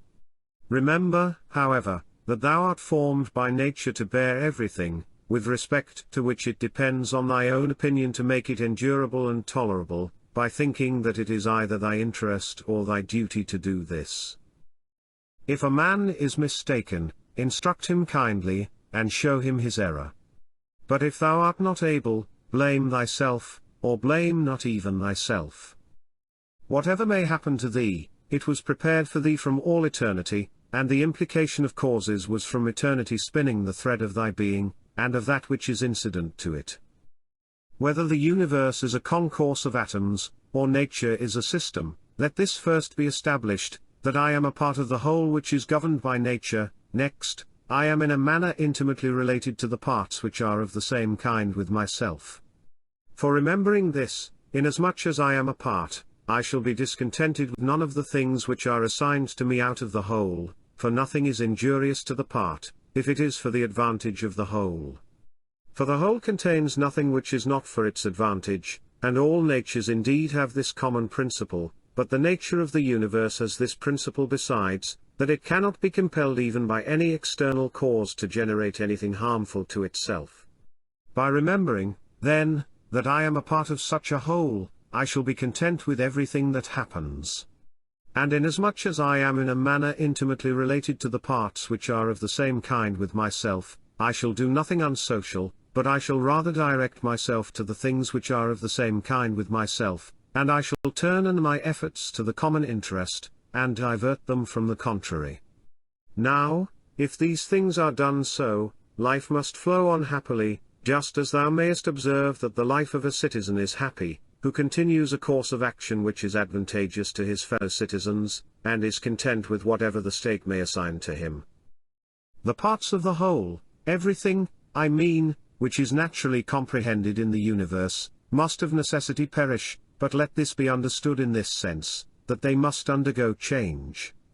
But if this is naturally both an evil, and a necessity for the parts, the whole would not continue to exist in a good condition, the parts being subject to change and constituted so as to perish in various ways.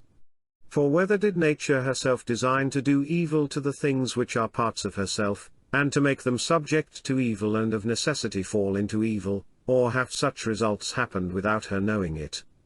Both these suppositions, indeed, are incredible. But if a man should even drop the term nature, as an efficient power, and should speak of these things as natural, even then it would be ridiculous to affirm at the same time that the parts of the whole are in their nature subject to change, and at the same time to be surprised or vexed as if something were happening contrary to nature, particularly as the dissolution of things is into those things of which each thing is composed. For there is either a dispersion of the elements out of which everything has been compounded, or a change from the solid to the earthy and from the airy to the aerial, so that these parts are taken back into the universal reason, whether this at certain periods is consumed by fire or renewed by eternal changes. And do not imagine that the solid and the airy part belong to thee from the time of generation. For all this received its accretion only yesterday and the day before, as one may say, from the food and the air which is inspired. This, then, which has received the accretion, changes, not that which thy mother brought forth. But suppose that this which thy mother brought forth implicates thee very much with that other part, which has the peculiar quality of change, this is nothing in fact in the way of objection to what is said. When thou hast assumed these names, good, modest, true, rational, a man of equanimity, and magnanimous, take care that thou dost not change these names, and if thou shouldst lose them, quickly return to them. And remember that the term rational was intended to signify a discriminating attention to every several thing and freedom from negligence, and that equanimity is the voluntary acceptance of the things which are assigned to thee by the common nature, and that magnanimity is the elevation of the intelligent part above the pleasurable or painful sensations of the flesh, and above that poor thing called fame, and death, and all such things. If, then, thou maintainest thyself in the possession of these names, without desiring to be called by these names by others, thou wilt be another person and wilt enter on another life. For to continue to be such as thou hast hitherto been, and to be torn in pieces and defiled in such a life, is the character of a very stupid man and one overfond of his life, and like those half-devoured fighters with wild beasts, who though covered with wounds and gore, still entreat to be kept to the following day, though they will be exposed in the same state to the same claws and bites. Therefore fix thyself in the possession of these few names, and if thou art able to abide in them, abide as if thou wast removed to certain islands of the happy. But if thou shalt perceive that thou fallest out of them and dost not maintain thy hold, go courageously into some nook where thou shalt maintain them, or even depart at once from life, not in passion, but with simplicity and freedom and modesty, after doing this one laudable thing at least in thy life, to have gone out of it thus.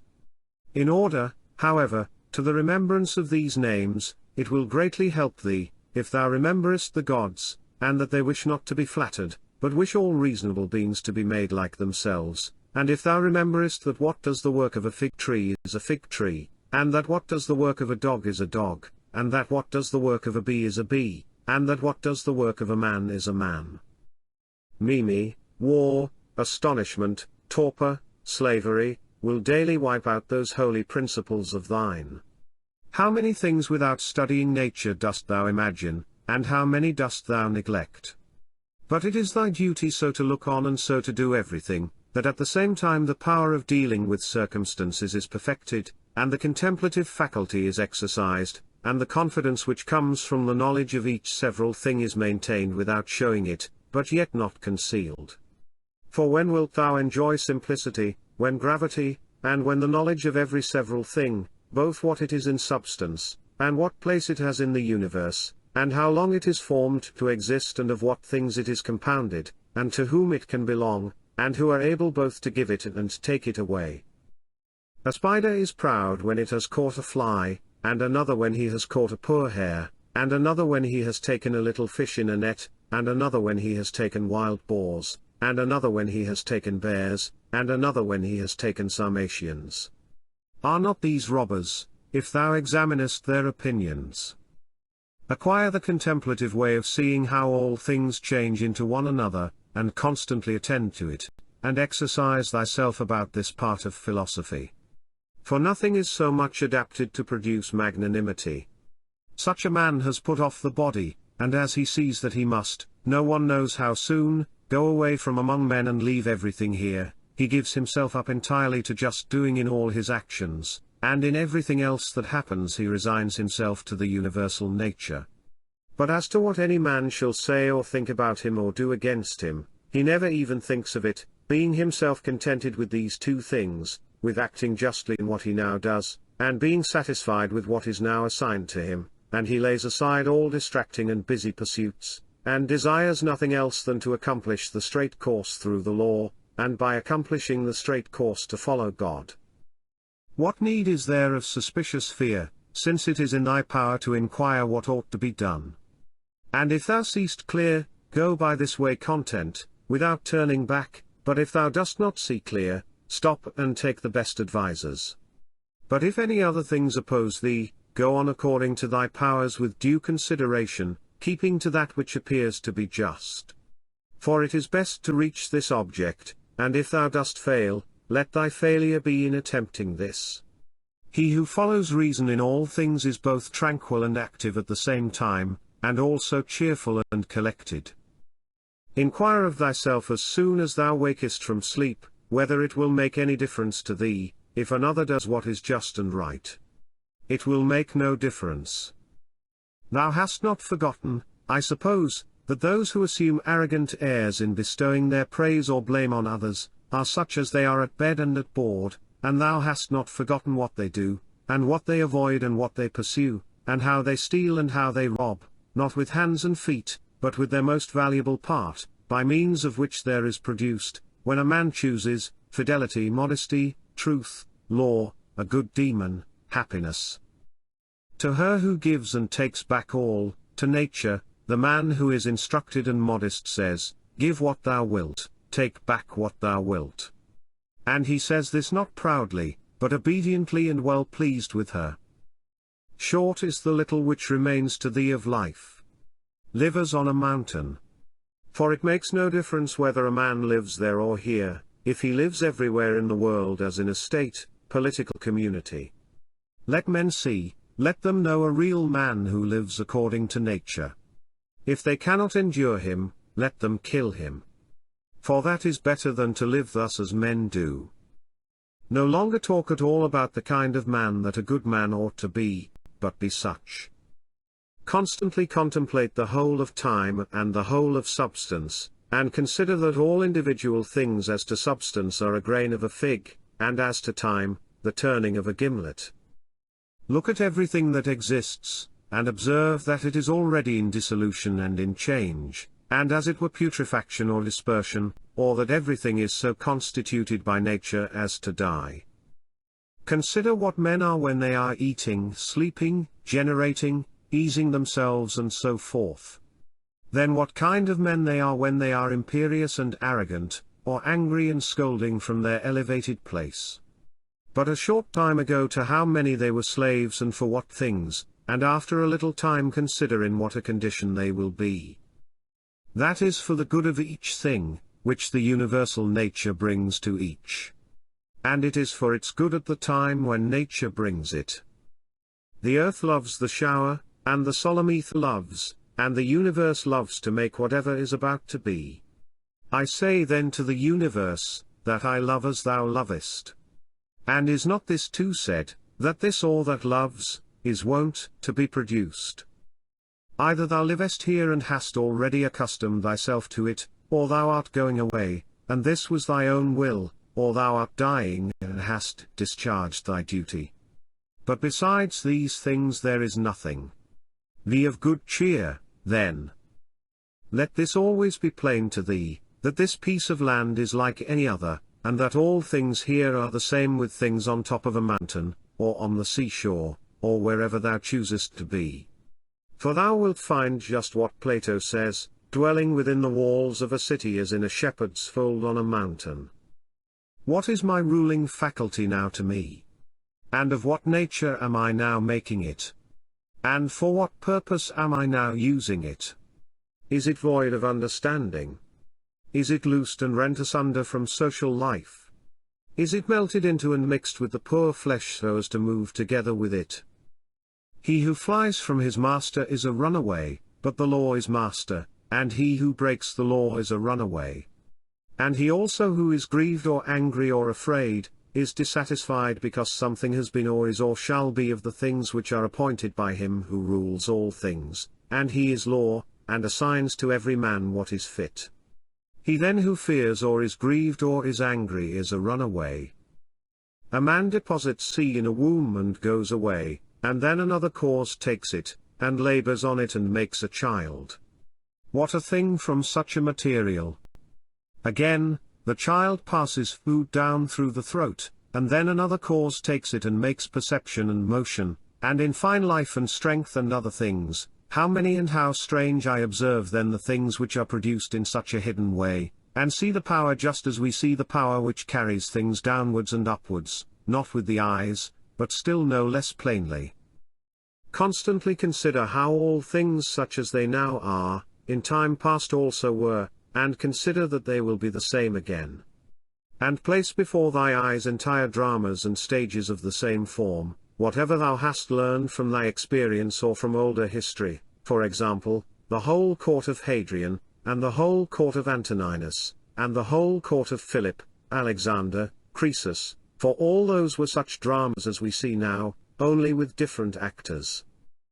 Imagine every man who is grieved at anything or discontented to be like a pig which is sacrificed and kicks and screams.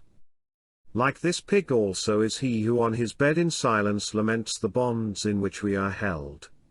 And consider that only to the rational animal is it given to follow voluntarily what happens, but simply to follow is a necessity imposed on all.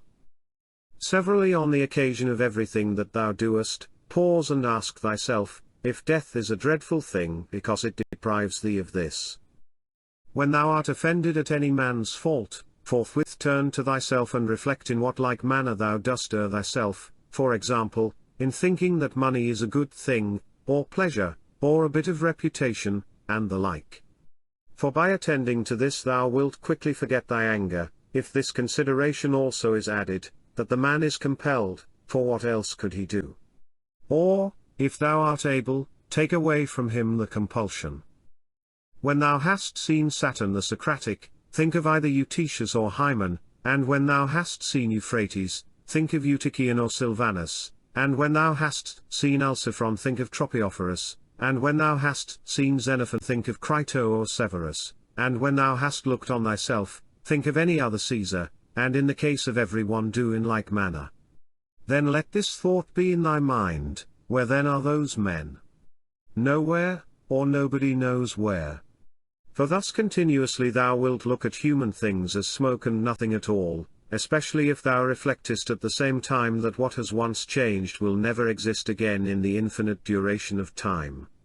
But thou, in what a brief space of time is thy existence? And why art thou not content to pass through this short time in an orderly way? What matter and opportunity for thy activity art thou avoiding?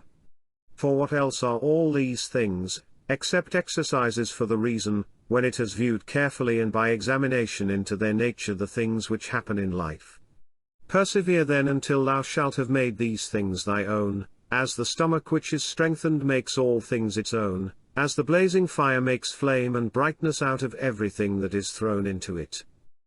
Let it not be in any man's power to say truly of thee that thou art not simple or that thou art not good, but let him be a liar whoever shall think anything of this kind about thee, and this is altogether in thy power.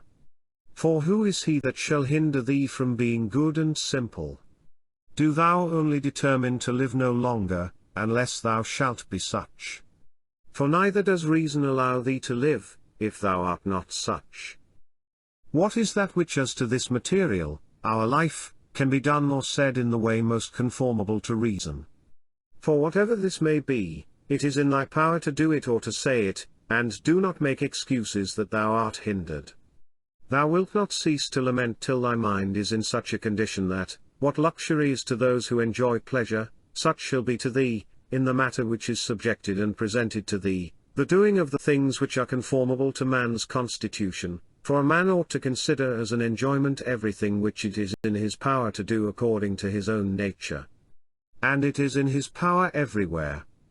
Now, it is not given to a cylinder to move everywhere by its own motion, nor yet to water nor to fire, nor to anything else which is governed by nature or an irrational soul, for the things which check them and stand in the way are many. But intelligence and reason are able to go through everything that opposes them, and in such manner as they are formed by nature and as they choose. Place before thy eyes this facility with which the reason will be carried through all things, as fire upwards, as a stone downwards, as a cylinder down an inclined surface, and seek for nothing further. For all other obstacles either affect the body only which is a dead thing, or, except through opinion and the yielding of the reason itself, they do not crush nor do any harm of any kind, for if they did, he who felt it would immediately become bad. Now, in the case of all things which have a certain constitution, whatever harm may happen to any of them, that which is so affected becomes consequently worse, but in the like case, a man becomes both better, if one may say so, and more worthy of praise by making a right use of these accidents. And finally remember that nothing harms him who is really a citizen, which does not harm the state, nor yet does anything harm the state, which does not harm law, order, and of these things which are called misfortunes not one harms law. What then does not harm law does not harm either state or citizen. To him who is penetrated by true principles even the briefest precept is sufficient, and any common precept, to remind him that he should be free from grief and fear. For example, leaves, some the wind scatters on the ground. So is the race of men. Leaves, also, are thy children, and leaves, too, are they who cry out as if they were worthy of credit and bestow their praise, or on the contrary curse, or secretly blame and sneer, and leaves, in like manner, are those who shall receive and transmit a man's fame to aftertimes. For all such things as these are produced in the season of spring, as the poet says, then the wind casts them down, then the forest produces other leaves in their places. But a brief existence is common to all things, and yet thou avoidest and pursuest all things as if they would be eternal. A little time, and thou shalt close thy eyes, and him who has attended thee to thy grave another soon will lament. The healthy eye ought to see all visible things and not to say, I wish for green things, for this is the condition of a diseased eye. And the healthy hearing and smelling ought to be ready to perceive all that can be heard and smelled. And the healthy stomach ought to be with respect to all food just as the mill with respect to all things which it is formed to grind. And accordingly the healthy understanding ought to be prepared for everything which happens, but that which says, let my dear children live, and let all men praise whatever I may do, is an eye which seeks for green things or teeth which seek for soft things. There is no man so fortunate that there shall not be by him when he is dying some who are pleased with what is going to happen. Suppose that he was a good and wise man, will there not be at last someone to say to himself, let us at last breathe freely, being relieved from this schoolmaster? It is true that he was harsh to none of us, but I perceived that he tacitly condemns us. This is what is said of a good man.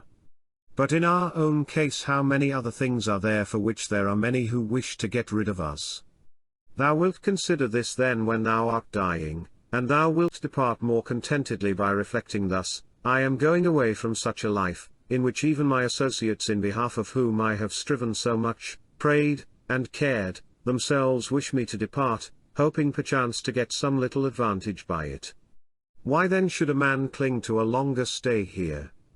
Do not however for this reason go away less kindly disposed to them, but, preserving thy own character, and friendly and benevolent and mild, and on the other hand not as if thou wast torn away, but as when a man dies a quiet death, the poor soul is easily separated from the body, such also ought thy departure from men to be, for nature united thee to them and associated thee.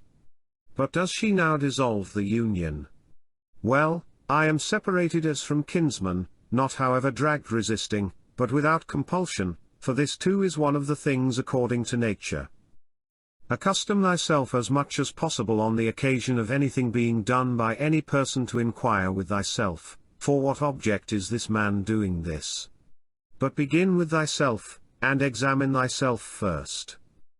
Remember that this which pulls the strings is the thing which is hidden within, this is the power of persuasion, this is life, this, if one may so say, is man. In contemplating thyself never include the vessel which surrounds thee and these instruments which are attached about it. For they are like to an axe, differing only in this that they grow to the body. For indeed there is no more use in these parts without the cause which moves and checks them than in the weaver's shuttle, and the writer's pen and the driver's whip. Book 11. These are the properties of the rational soul, it sees itself, analyzes itself, and makes itself such as it chooses, the fruit which it bears itself enjoys for the fruits of plants, and that in animals which corresponds to fruits others enjoy it obtains its own end, wherever the limit of life may be fixed. Not as in a dance and in a play and in such like things, where the whole action is incomplete, if anything cuts it short, but in every part and wherever it may be stopped, it makes what has been set before it full and complete, so that it can say, I have what is my own. And further it traverses the whole universe, and the surrounding vacuum, and surveys its form, and it extends itself into the infinity of time, and embraces and comprehends the periodical renovation of all things, and it comprehends that those who come after us will see nothing new, nor have those before us seen anything more, but in a manner he who is 40 years old, if he has any understanding at all, has seen by virtue of the uniformity that prevails all things which have been and all that will be. This too is a property of the rational soul, love of one's neighbor, and truth and modesty, and to value nothing more than itself, which is also the property of law. Thus then right reason differs not at all from the reason of justice. Thou wilt set little value on pleasing song and dancing and the pancratium, if thou wilt distribute the melody of the voice into its several sounds, and ask thyself as to each, if thou art mastered by this, for thou wilt be prevented by shame from confessing it, and in the matter of dancing, if at each movement and attitude thou wilt do the same, and the like also in the matter of the pancratium. In all things, then, except virtue and the acts of virtue, remember to apply thyself to their several parts, and by this division to come to value them little, and apply this rule also to thy whole life. What a soul that is which is ready, if at any moment it must be separated from the body, and ready either to be extinguished or dispersed or continue to exist, but so that this readiness comes from a man's own judgment, not from mere obstinacy, as with the Christians, but considerately and with dignity and in a way to persuade another, without tragic show. Have I done something for the general interest? Well then I have had my reward. Let this always be present to thy mind, and never stop doing such good. What is thy art? To be good. And how is this accomplished? Well, except by general principles, some about the nature of the universe, and others about the proper constitution of man. At first tragedies were brought on the stage as means of reminding men of the things which happen to them, and that it is according to nature for things to happen so, and that, if you are delighted with what is shown on the stage, you should not be troubled with that which takes place on the larger stage. For you see that these things must be accomplished thus, and that even they bear them who cry out O Kithyron. And, indeed, some things are said well by the dramatic writers, of which kind is the following especially. Me and my children if the gods neglect. This has its reason too. And again. We must not chail and fret at that which happens. And life's harvest reap like the wheat's fruitful ear. And other things of the same kind. After tragedy the old comedy was introduced, which had a magisterial freedom of speech, and by its very plainness of speaking was useful in reminding men to beware of insolence, and for this purpose too Diogenes used to take from these writers. But as to the middle comedy which came next, observe what it was, and again, for what object the new comedy was introduced, which gradually sunk down into a mere mimic artifice.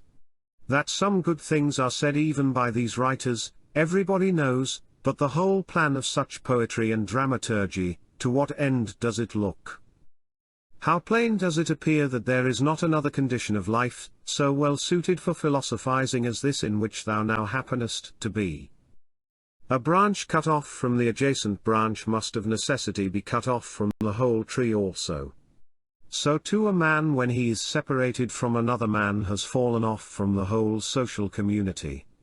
Now as to a branch, another cuts it off, but a man by his own act separates himself from his neighbor when he hates him and turns away from him, and he does not know that he has at the same time cut himself off from the whole social system. Yet he has this privilege certainly from Zeus who framed society, for it is in our power to grow again to that which is near to us, and be to come a part which helps to make up the whole. However, if it often happens, this kind of separation, it makes it difficult for that which detaches itself to be brought to unity, and to be restored to its former condition. Finally, the branch, which from the first grew together with the tree, and has continued to have one life with it, is not like that which after being cut off is then engrafted, for this is something like what the gardeners mean when they say that it grows with the rest of the tree, but that it has not the same mind with it.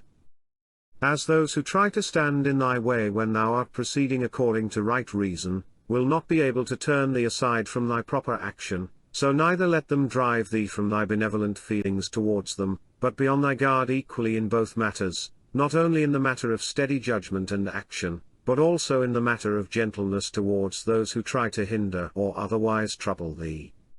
For this also is a weakness, to be vexed at them, as well as to be diverted from thy course of action and to give way through fear, for both are equally deserters from their post, the man who does it through fear, and the man who is alienated from him who is by nature a kinsman and a friend. There is no nature which is inferior to art, for the arts imitate the nature of things. But if this is so, that nature which is the most perfect and the most comprehensive of all natures, cannot fall short of the skill of art. Now all arts do the inferior things for the sake of the superior, therefore the universal nature does too. And, indeed, hence is the origin of justice, and in justice the other virtues have their foundation, for justice will not be observed, if we either care for middle things, things indifferent, or are easily deceived and careless and changeable. If the things do not come to thee, the pursuits and avoidances of which disturb thee, still in a manner thou goest to them. Let then thy judgment about them be at rest, and they will remain quiet, and thou wilt not be seen either pursuing or avoiding. The spherical form of the soul maintains its figure, when it is neither extended towards any object, nor contracted inwards, nor dispersed nor sinks down, but is illuminated by light, by which it sees the truth of all things and the truth that is in itself. Suppose any man shall despise me. Let him look to that himself. But I will look to this, that I be not discovered doing or saying anything deserving of contempt. Shall any man hate me? Let him look to it. But I will be mild and benevolent towards every man, and ready to show even him his mistake, not reproachfully, nor yet as making a display of my endurance, but nobly and honestly, like the great Phocion, unless indeed he only assumed it. For the interior parts ought to be such, and a man ought to be seen by the gods neither dissatisfied with anything nor complaining. For what evil is it to thee, if thou art now doing what is agreeable to thy own nature, and art satisfied with that which at this moment is suitable to the nature of the universe, since thou art a human being placed at thy post in order that what is for the common advantage may be done in some way. Men despise one another and flatter one another, and men wish to raise themselves above one another, and crouch before one another. How unsound and insincere is he who says, I have determined to deal with thee in a fair way. What art thou doing, man? There is no occasion to give this notice. It will soon show itself by acts. The voice ought to be plainly written on the forehead. Such as a man's character is, he immediately shows it in his eyes, just as he who is beloved forthwith reads everything in the eyes of lovers. The man who is honest and good ought to be exactly like a man who smells strong, so that the bystander as soon as he comes near him must smell whether he choose or not. But the affectation of simplicity is like a crooked stick. Nothing is more disgraceful than a wolfish friendship, false friendship. Avoid this most of all. The good and simple and benevolent show all these things in the eyes, and there is no mistaking. As to living in the best way, this power is in the soul, if it be indifferent to things which are indifferent.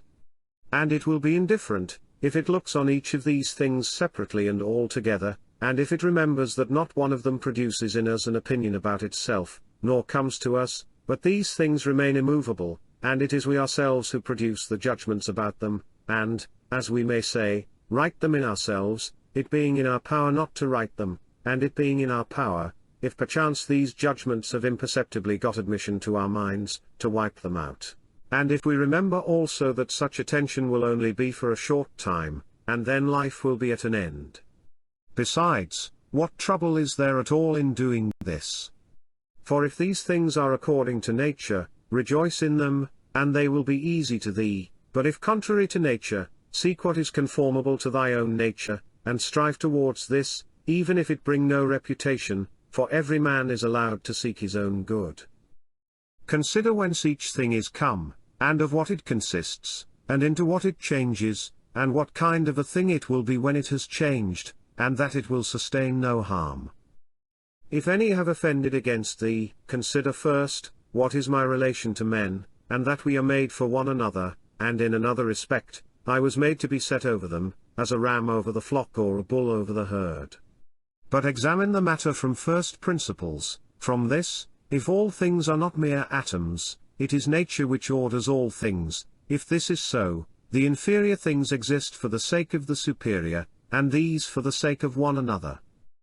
Second, consider what kind of men they are at table, in bed, and so forth, and particularly, under what compulsions in respect of opinions they are, and as to their acts, consider with what pride they do what they do. Third, that if men do rightly what they do, we ought not to be displeased, but if they do not right, it is plain that they do so involuntarily, and in ignorance.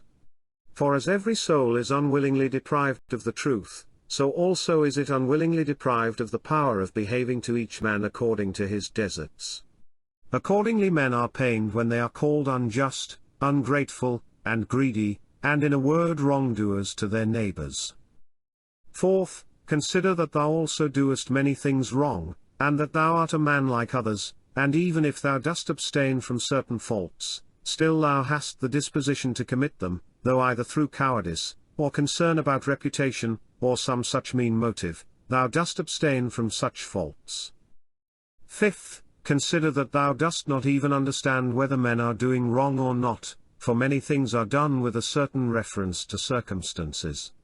And in short, a man must learn a great deal to enable him to pass a correct judgment on another man's acts.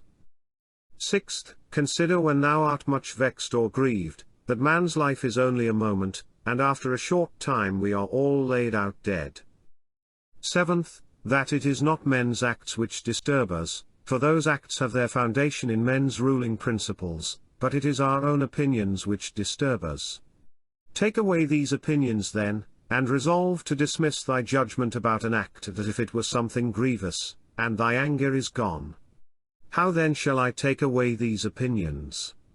By reflecting that no wrongful act of another brings shame on thee, for unless that which is shameful is alone bad, thou also must of necessity do many things wrong, and become a robber and everything else. 8th, consider how much more pain is brought on us by the anger and vexation caused by such acts than by the acts themselves, at which we are angry and vexed. 9th, consider that a good disposition is invincible, if it be genuine, and not an affected smile and acting a part. For what will the most violent man do to thee, if thou continuest to be of a kind disposition towards him, and if, as opportunity offers, thou gently admonishest him and calmly correctest his errors at the very time when he is trying to do thee harm, saying, "Not so, my child, we are constituted by nature for something else, I shall certainly not be injured, but thou art injuring thyself, my child," and show him with gentle tact and by general principles that this is so, and that even bees do not do as he does, nor any animals which are formed by nature to be gregarious. And thou must do this neither with any double meaning nor in the way of reproach, but affectionately and without any rancour in thy soul, and not as if thou wert lecturing him, nor yet that any bystander may admire, but either when he is alone, and if others are present. Remember these 9 rules, as if thou hadst received them as a gift from the Muses, and begin at last to be a man while thou livest. But thou must equally avoid flattering men and being vain at them, for both are unsocial and lead to harm. And let this truth be present to thee in the excitement of anger, that to be moved by passion is not manly, but that mildness and gentleness, as they are more agreeable to human nature, so also are they more manly, and he who possesses these qualities possesses strength, nerves and courage, and not the man who is subject to fits of passion and discontent.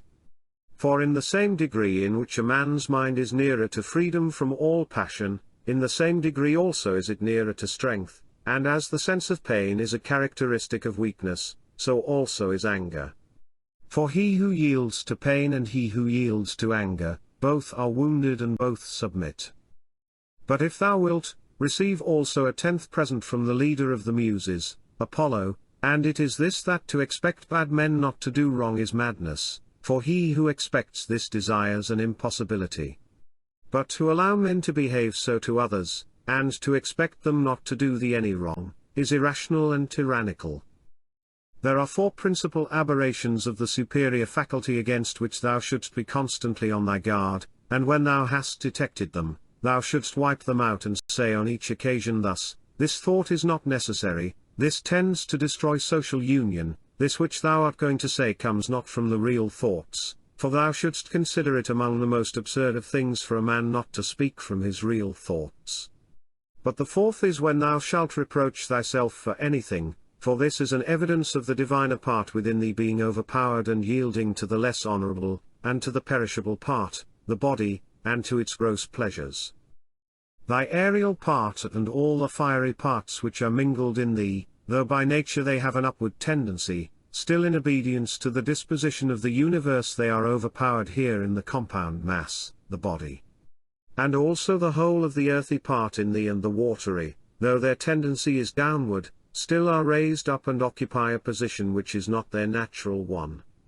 In this manner then the elemental parts obey the universal, for when they have been fixed in any place perforce they remain there until again the universal shall sound the signal for dissolution. Is it not then strange that thy intelligent part only should be disobedient, and discontented with its own place?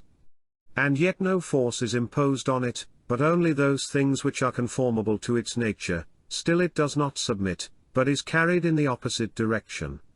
For the movement towards injustice and intemperance and to anger and grief and fear is nothing else than the act of one who deviates from nature.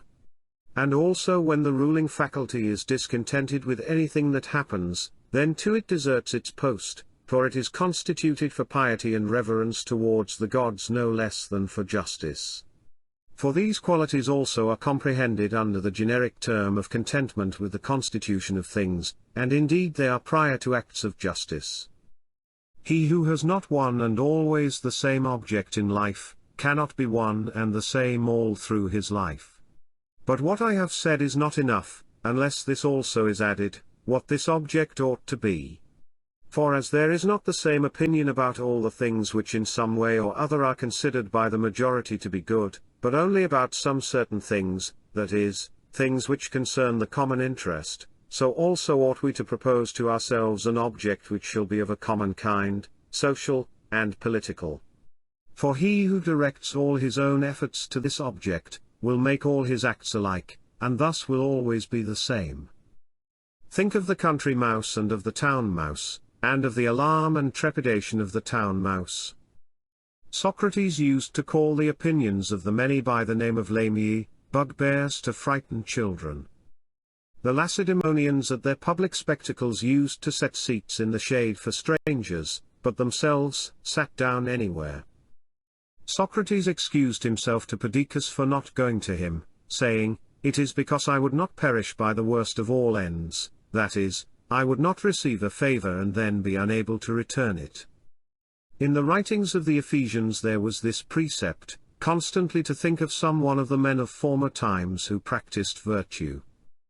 The Pythagoreans bid us in the morning look to the heavens that we may be reminded of those bodies which continually do the same things and in the same manner perform their work, and also be reminded of their purity and nudity. For there is no veil over a star. Consider what a man Socrates was when he dressed himself in a skin, after Xanthippe had taken his cloak and gone out, and what Socrates said to his friends who were ashamed of him and drew back from him when they saw him dressed thus. Neither in writing nor in reading wilt thou be able to lay down rules for others before thou shalt have first learned to obey rules thyself. Much more is this so in life. A slave thou art, free speech is not for thee. And my heart laughed within. And virtue they will curse, speaking harsh words. To look for the fig in winter is a madman's act, such is he who looks for his child when it is no longer allowed. When a man kisses his child, said Epictetus, he should whisper to himself, "Tomorrow perchance thou wilt die." But those are words of bad omen. No word is a word of bad omen, said Epictetus, which expresses any work of nature, or if it is so, it is also a word of bad omen to speak of the ears of corn being reaped. The unripe grape, the ripe bunch, the dried grape, all are changes, not into nothing, but into something which exists not yet. No man can rob us of our free will. Epictetus also said, a man must discover an art, or rules, with respect to giving his assent, and in respect to his movements he must be careful that they be made with regard to circumstances, that they be consistent with social interests, that they have regard to the value of the object, and as to sensual desire, he should altogether keep away from it, and as to avoidance, aversion, he should not show it with respect to any of the things which are not in our power. The dispute then, he said, is not about any common matter, but about being mad or not. Socrates used to say, "What do you want? Souls of rational men or irrational? Souls of rational men, of what rational men? Sound or unsound? Sound, why then do you not seek for them? Because we have them, why then do you fight and quarrel?" Book 12. All those things at which thou wishest to arrive by a circuitous road, thou canst have now, if thou dost not refuse them to thyself. And this means, if thou wilt take no notice of all the past, and trust the future to Providence, and direct the present only conformably to piety and justice. Conformably to piety, that thou mayest be content with the lot which is assigned to thee, for nature designed it for thee and thee for it. Conformably to justice, that thou mayest always speak the truth freely and without disguise, and do the things which are agreeable to law and according to the worth of each. And let neither another man's wickedness hinder thee, nor opinion nor voice, nor yet the sensations of the poor flesh which has grown about thee, for the passive part will look to this.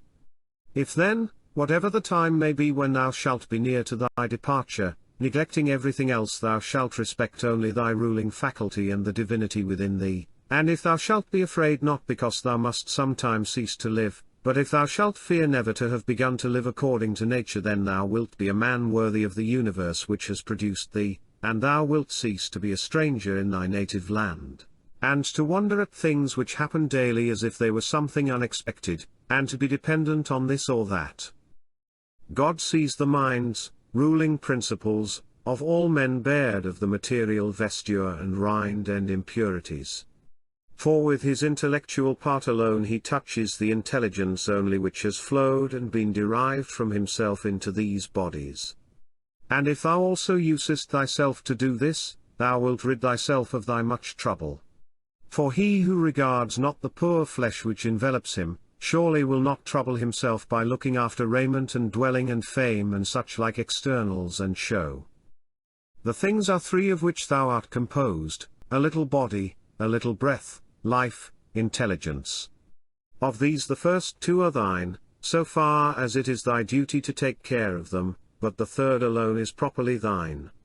Therefore if thou shalt separate from thyself, that is, from thy understanding, whatever others do or say, and whatever thou hast done or said thyself, and whatever future things trouble thee because they may happen, and whatever in the body which envelops thee or in the breath, life, which is by nature associated with the body, is attached to thee independent of thy will, and whatever the external circumfluent vortex whirls round, so that the intellectual power exempt from the things of fate can live pure and free by itself, doing what is just and accepting what happens and saying the truth, if thou wilt separate, I say, from this ruling faculty the things which are attached to it by the impressions of sense, and the things of time to come and of time that is past, and wilt make thyself like Empedocles' sphere, all round, and in its joyous rest reposing, and if thou shalt strive to live only what is really thy life, that is, the present, then thou wilt be able to pass that portion of life which remains for thee up to the time of thy death, free from perturbations, nobly, and obedient to thy own demon, to the God that is within thee. I have often wondered how it is that every man loves himself more than all the rest of men, but yet sets less value on his own opinion of himself than on the opinion of others. If then a god or a wise teacher should present himself to a man and bid him to think of nothing and to design nothing which he would not express as soon as he conceived it, he could not endure it even for a single day. So much more respect have we to what our neighbors shall think of us than to what we shall think of ourselves. How can it be that the gods, after having arranged all things well and benevolently for mankind, have overlooked this alone, that some men and very good men, and men who, as we may say, have had most communion with the divinity, and through pious acts and religious observances have been most intimate with the divinity, when they have once died should never exist again, but should be completely extinguished? But if this is so, be assured that if it ought to have been otherwise, the gods would have done it. For if it were just, it would also be possible, and if it were according to nature, nature would have had it so. But because it is not so, if in fact it is not so, be thou convinced that it ought not to have been so, for thou seest even of thyself that in this inquiry thou art disputing with the deity, and we should not thus dispute with the gods, unless they were most excellent and most just, but if this is so, they would not have allowed anything in the ordering of the universe to be neglected unjustly and irrationally. Practice thyself even in the things which thou despairest of accomplishing. For even the left hand, which is ineffectual for all other things for want of practice, holds the bridle more vigorously than the right hand, for it has been practiced in this. Consider in what condition both in body and soul a man should be when he is overtaken by death, and consider the shortness of life, the boundless abyss of time past and future, the feebleness of all matter. Contemplate the formative principles, forms of things bare of their coverings, the purposes of actions, consider what pain is, what pleasure is, and death, and fame, who is to himself the cause of his uneasiness, how no man is hindered by another, that everything is opinion. In the application of thy principles thou must be like the pancratiast, not like the gladiator, for the gladiator lets fall the sword which he uses and is killed, but the other always has his hand, and needs to do nothing else than use it. See what things are in themselves, dividing them into matter, form and purpose. What a power man has to do nothing except what God will approve, and to accept all that God may give him. With respect to that which happens conformably to nature, we ought to blame neither gods, for they do nothing wrong either voluntarily or involuntarily, nor men, for they do nothing wrong except involuntarily. Consequently we should blame nobody. How ridiculous and what a stranger he is who is surprised at anything which happens in life. Either there is a fatal necessity and invincible order, or a kind providence, or a confusion without a purpose and without a director. Book 4. If then there is an invincible necessity, why dost thou resist? But if there is a providence which allows itself to be propitiated, make thyself worthy of the help of the divinity. But if there is a confusion without governor, be content that in such a tempest thou hast in thyself a certain ruling intelligence. And even if the tempest carry thee away, let it carry away the poor flesh, the poor breath, everything else, for the intelligence at least it will not carry away. Does the light of the lamp shine without losing its splendor until it is extinguished, and shall the truth which is in thee and justice and temperance be extinguished before thy death? When a man has presented the appearance of having done wrong, say, how then do I know if this is a wrongful act? And even if he has done wrong, how do I know that he has not condemned himself? And so this is like tearing his own face. Consider that he, who would not have the bad man do wrong, is like the man who would not have the fig tree to bear juice in the figs and infants to cry and the horse to neigh, and whatever else must of necessity be. For what must a man do who has such a character? If then thou art irritable, cure this man's disposition. If it is not right, do not do it, if it is not true, do not say it. For let thy efforts be. In everything always observe what the thing is which produces for thee an appearance, and resolve it by dividing it into the formal, the material, the purpose, and the time within which it must end. Perceive at last that thou hast in thee something better and more divine than the things which cause the various effects, and as it were pull thee by the strings. What is there now in my mind? Is it fear, or suspicion, or desire, or anything of the kind? First, do nothing inconsiderately, nor without a purpose. Second, make thy acts refer to nothing else than to a social end. Consider that before long thou wilt be nobody and nowhere, nor will any of the things exist which thou now seest, nor any of those who are now living.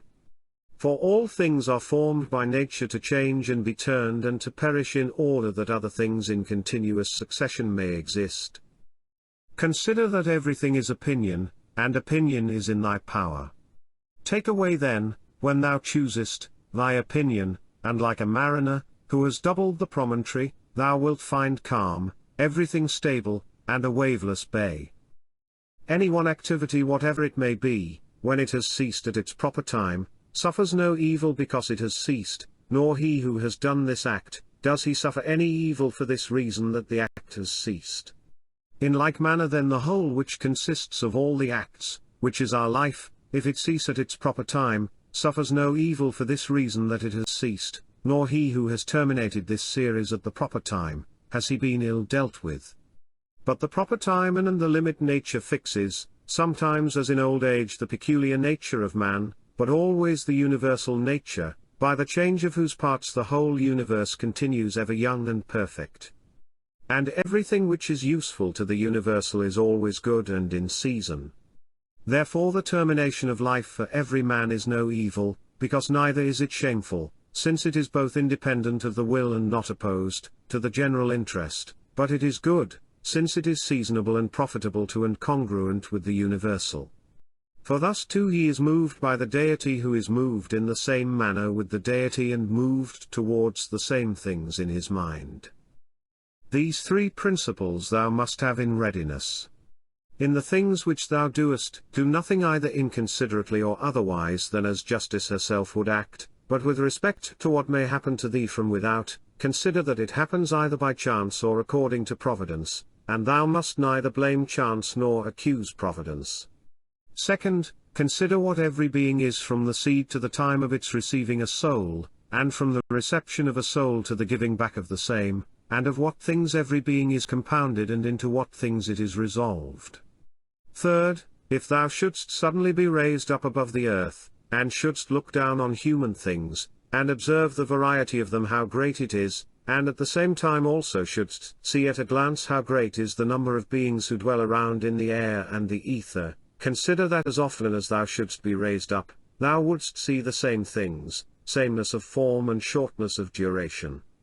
Are these things to be proud of? Cast away opinion, thou art saved. Who then hinders thee from casting it away?